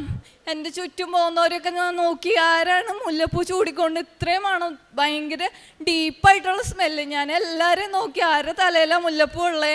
ഒന്നാമത് പള്ളിയാണല്ലോ, ഇനിയിപ്പോൾ മാതാവിനെ അണിയിച്ചേക്കുന്നതാണോ എന്നും അറിയത്തില്ല. അപ്പോൾ ഇവിടെ എവിടെന്നെങ്കിലും ആണോ എന്ന് അറിയാൻ വേണ്ടി ഞാൻ പരിസരം മുഴുവൻ നോക്കി. ഞാൻ എവിടെയും മുല്ലപ്പൂ കണ്ടില്ല, അവിടെ മാതാവിൻ്റെ ഒരു സാന്നിധ്യം ഞാൻ കണ്ടു. അത് കഴിഞ്ഞ് ഞാൻ വീണ്ടും ഫോണെടുത്ത് അമ്മേനെ വിളിച്ചപ്പോൾ അമ്മേനോട് പറഞ്ഞു, ഇന്ന് ഞാനും അപ്പച്ചനും കൂടി വരുന്നുണ്ട്, അത് പറയാൻ വേണ്ടി വിളിച്ചതാന്ന് പറഞ്ഞു. അപ്പോൾ എനിക്ക് ഒരുപാട് മാതാവിൻ്റെ അനുഗ്രഹവും പരിശുദ്ധ അമ്മയുടെ അനുഗ്രഹവും കിട്ടിയതുകൊണ്ട് എനിക്ക് ഈ ആൾത്താരയിൽ വന്ന് നിന്ന് ഇനിയും ഉണ്ട് കുറേ കാര്യങ്ങൾ. സമയപരിമിതി കൊണ്ട് ഞാൻ ചുരുക്കുവാണ്. ദൈവത്തിരുനാമം മാത്രം മഹത്വപ്പെടുമാറാകട്ടെ. എന്നെയും എൻ്റെ കുടുംബത്തെയും നിങ്ങളെല്ലാവരും പ്രാർത്ഥനയിൽ ഓർക്കണമെന്ന് പറഞ്ഞുകൊണ്ട് നിർത്തുന്നു. ദൈവത്തിന് സ്തുതി. നിന്നെക്കുറിച്ചൊരു പദ്ധതി എൻ്റെ മനസ്സിലുണ്ട്, നിൻ്റെ നാശത്തിനുള്ളതല്ല, ക്ഷേമത്തിനുള്ള പദ്ധതി, നിനക്ക് ശുഭമായ ഭാവിയും പ്രത്യാശയും നൽകുന്ന പദ്ധതി. ജെറമിയ പ്രവാചകൻ്റെ പുസ്തകം 29-ാം അധ്യായത്തിലാണ് നമുക്കിത് കാണുവാൻ കഴിയുക. തിരുവചനം അരുളി ചെയ്യുന്നത് പോലെ ഇവിടെ ചിഞ്ചു ജോസഫ് എന്ന മകൾ, ആ മകൾ ഒരു വിദേശ ജോലിക്ക് വേണ്ടിയിട്ട് അപേക്ഷിച്ച്, അത് താൻ മാത്രമല്ല തൻ്റെ കൂടെ വേറെ ഒരു ഫ്രണ്ടിനെയും കൂടെ കൂട്ടി, അങ്ങനെ 8.5 ലക്ഷത്തോളം രൂപ ഏജൻസിക്ക് നൽകി 1.5 വർഷമായി യാതൊരുവിധ റിപ്ലൈയും ഇല്ലാതെ വീട്ടുകാരുടെയും അതുപോലെ തന്നെ അറിയുന്ന പരിചയത്തിലുള്ളവരുടെയും അതുപോലെ കൂടെ വരാമെന്ന് പറഞ്ഞ കുട്ടിയുടെയും ഒക്കെ അവരുടെ കുടുംബത്തിൻ്റെയും ഒക്കെ മാനസിക അവസ്ഥകൾ അതെല്ലാം തന്നെ അസ്വസ്ഥതപ്പെടുത്തിക്കൊണ്ടിരുന്നു. പലരും ചോദിക്കും, ജോലിയൊന്നും ആയില്ലേ? വീണ്ടും ഓസ്ട്രേലിയയ്ക്ക് പോകുവാണെന്നും പറഞ്ഞ് പോകുന്നു. ഇന്തോനേഷ്യ വരെ ചെന്നിട്ട് തിരിച്ചു വരേണ്ടി വരുന്നു. പുറത്തിറങ്ങാൻ പറ്റാത്ത അവസ്ഥ. അതൊക്കെ ഒരു വല്ലാത്ത മാനസിക അവസ്ഥകളിലൂടെയാണ് ഒരു വ്യക്തിയെ കടത്തിവിടുക. അപ്പോൾ അങ്ങനെയുള്ള സാഹചര്യത്തിലാണ് ഈ മകളുടെ കയ്യിൽ കൃപാസന പത്രം കിട്ടുന്നതും കൃപാസനത്തെക്കുറിച്ച് അറിയുന്നു. വയനാട്ടിൽ നിന്ന് ഇവിടെ വന്ന് ഉടമ്പടി എടുക്കുകയാണ്. ഉടമ്പടി എടുത്തത് മാത്രമല്ല ഈ മകൾ ചെയ്യുക, അതുവഴി ചിഞ്ചു വേറൊരു വ്യക്തിയായി തീരുവാനായിട്ട് തൻ്റെ ഭാഗത്തു നിന്ന് പരിശ്രമിച്ചു. ആ ഒരു പരിശ്രമമാണ് ദൈവം ആഗ്രഹിക്കുന്നതും. അങ്ങനെ തൻ്റെ കുറവുകളെക്കുറിച്ചൊക്കെ ബോധ്യമുണ്ടായിരുന്ന മകൾ തൻ്റെ കുറവുകളൊക്കെ മാറ്റിക്കൊണ്ട് ഈ ഉടമ്പടി ജീവിതത്തോട് വിശ്വസ്തത കാണിക്കുവാൻ തന്നെ സഹായിക്കണമേ എന്ന ഒരു പ്രാർത്ഥനയോടെ മുൻപോട്ട് പോയി. അങ്ങനെ ഇപ്പോൾ പല തടസ്സങ്ങളുണ്ടായിരുന്നതെല്ലാം മാറി. ഇപ്പോൾ ഫ്രാൻസിലേക്കാണ് ഈ മകൾ പോകുവാൻ തയ്യാറായി നിൽക്കുന്നത്. ഫ്രാൻസിലേക്ക് പോകുമ്പോൾ വീണ്ടും ഇത് ദൈവം തന്നെ ഇതെങ്ങനെയാണ് തനിക്ക് താൻ ആഗ്രഹിച്ചിരുന്ന സ്ഥലം ഒന്ന്, ഇപ്പോൾ പോകുന്ന സ്ഥലം വേറൊന്ന്, അങ്ങനെയുള്ള അസ്വസ്ഥമായ ചിന്തകൾ വരുമ്പോഴും അവിടെയും ദൈവത്തിൻ്റെ കരുണയുള്ള കരം തിരുവചനമായി ഈ മകളുടെ മനസ്സിലേക്ക് വരികയാണ്. നിനക്ക് മുമ്പേ ഞാൻ എൻ്റെ ദൂതനെ അയച്ചിട്ടുണ്ടെന്നാണ് തിരുവചനത്തിലൂടെ ഈ മകളോട് ഈശോ സംസാരിച്ചത്. അങ്ങനെ ഇപ്പോൾ പോകാനുള്ള തയ്യാറെടുപ്പിലായി. എല്ലാം ഈ മകൾ ഡേറ്റിട്ട് പ്രാർത്ഥിച്ച ആ ദിവസങ്ങൾ തന്നെ പരിശുദ്ധ അമ്മ തിരുക്കുമാരനോട് പറഞ്ഞ് ഈ മകൾക്ക് എല്ലാം നിവൃത്തിയാക്കി കൊടുക്കുകയാണ്. ഇവിടെയാണ് പരിശുദ്ധ അമ്മ അവൻ പറയുന്നത് പോലെ ചെയ്യുവിൻ എന്നുള്ള വചനത്തിൻ്റെ സാക്ഷിയാകുവാൻ നമ്മോട് പറയുക. അതായത് എന്താണ് ഈശോ പറയുന്നത്? സുവിശേഷമാകാനാണ് പറയുക. ഇവിടെ ഈ മകൾ പറയുകയുണ്ടായി, അടുത്തുള്ള ഓൾഡ് ഏജ് ഹോമിൽ പോയി അവിടെയുള്ള വാർദ്ധക്യസഹജമായ രോഗത്താൽ അതുപോലെ മറ്റ് പലവിധ അസ്വസ്ഥതകളാൽ ആരുമില്ലാത്ത രീതിയിൽ കിടക്കുന്ന മക്കളെ ഈ മകൾ പോയി പരിചരിച്ചു. അത് ഉടമ്പടി പറയുന്നത് പോലെയല്ല, അതിനേക്കാൾ കൂടുതലായി നിന്നോട് ഉടുപ്പ് ചോദിക്കുന്നവന് നീ മേലങ്കി കൂടെ കൊടുക്കുക എന്നാണ് ഈശോ തിരുവചനത്തിലൂടെ നമ്മോട് പറയുക. അതാണ് ഈ മകൾ ഇവിടെ ചെയ്തത്. 2 ആഴ്ചയോളം സ്വന്തം വീട്ടുകാരുടെ അനുമതിയോടെ ഈ മകൾ പകൽ സമയം അവിടെ പോയി അവരെ ശുശ്രൂഷിക്കുന്നു. അങ്ങനെ വേറിട്ടൊരു വഴിയാണ് ഈ മകൾ ഉടമ്പടിയിലൂടെ ചെയ്യുന്നത്, നമുക്കെല്ലാവർക്കും കാണിച്ചു തരുന്നത്. അപ്പോൾ ഇങ്ങനെയുള്ള ജോലികളൊക്കെ ചെയ്ത് തന്നെ ഒന്ന് വേറൊരു വ്യക്തിയാക്കുവാനായിട്ട് ഈ മകൾ ശ്രമിച്ചപ്പോൾ ദൈവം പരിശുദ്ധ അമ്മ തൻ്റെ തിരുക്കുമാരനോട് പറഞ്ഞ്, അവർക്ക് വീഞ്ഞില്ല എന്ന് പറയുന്ന അമ്മ ഈ മകളുടെ കാര്യത്തിൽ, മോനെ അവളുടെ ജോലിയുടെ കാര്യത്തിൽ നീ ശ്രദ്ധിക്കണമെന്ന് പറഞ്ഞാൽ പിന്നെ എങ്ങനെയാണ് ഈശോയ്ക്ക് അത് ചെയ്യാതിരിക്കാൻ പറ്റുക? അപ്പോൾ ഇങ്ങനെ തൻ്റെ ജീവിതം വിശുദ്ധീകരിച്ചത് വഴി ഈ മകൾ കൃപകൾ നേടുകയാണ്. കുടുംബത്തിലേക്ക് അനുഗ്രഹങ്ങൾ വർഷിക്കപ്പെടുകയാണ്. ജീവിത പങ്കാളി ഈ മകളെ ഒത്തിരി സ്നേഹിക്കുകയാണ്. അതുപോലെ തന്നെ മാതാവിൻ്റെ സാന്നിധ്യം, പരിശുദ്ധ അമ്മയുടെ കാശുരൂപവും ഉടമ്പടി കാശുരൂപം ഇട്ടുകൊടുത്താണ് തൻ്റെ മകളെ സ്കൂളിലേക്ക് വിട്ടത്. ആ മകളെ, അതായത് നായ്ക്കൾ ആക്രമിക്കാൻ വരുമ്പോൾ ഈ പരിശുദ്ധ അമ്മയുടെ സാന്നിധ്യം ആ കുഞ്ഞിന് വെളിപ്പെട്ട് കിട്ടുകയാണ്. അങ്ങനെ ആ നായ്ക്കളുടെ ആക്രമണത്തിൽ നിന്നും ആ കുട്ടി രക്ഷപ്പെടുന്നു. അതുപോലെ വല്യമ്മച്ചിയുടെ കാര്യം പറഞ്ഞു. ഉടമ്പടി തൈലം പൂശി പ്രാർത്ഥിച്ചതിൻ്റെ ഫലമായിട്ട് വല്യമ്മച്ചി ഇപ്പോൾ സ്വയമായി എഴുന്നേറ്റ് നടക്കുവാൻ തുടങ്ങിയെന്ന് 90 വയസ്സുള്ള വല്യമ്മച്ചി. അപ്പോൾ ഇങ്ങനെ ഓരോ രീതിയിലും ഇന്ന് ഇവിടെ ഈ മകൾ വന്നപ്പോൾ മാതാവിൻ്റെ സാന്നിധ്യം ഈ മകൾക്ക് അനുഭവപ്പെട്ടു. അങ്ങനെ ഒത്തിരിയേറെ അനുഗ്രഹങ്ങളും കൃപകളുമാണ് ഉടമ്പടി എടുത്തത് വഴി ചിഞ്ചുവിന് ലഭിക്കുന്നത്. അപ്പോൾ ഇത്രയേറെ അനുഗ്രഹങ്ങൾ കിട്ടി ഇന്ന് ഇവിടെ വന്ന് അമ്മയുടെ തിരുസന്നിധിയിൽ വന്ന് ഇതെല്ലാം സാക്ഷ്യമായി പറഞ്ഞ് അനേകരെ ഈശോയിലേക്ക് അടുപ്പിക്കുവാൻ ഒരു കാരണമായി തീർന്ന ചിഞ്ചുവിനെയും കുടുംബത്തെയും സമർപ്പിച്ച് നമുക്കും പ്രാർത്ഥിക്കാം. നമുക്ക് കൈയടിച്ച് ഈശോയെ മഹത്വപ്പെടുത്താം. യേശുവേ നന്ദി, യേശുവേ സ്തുതി, യേശുവേ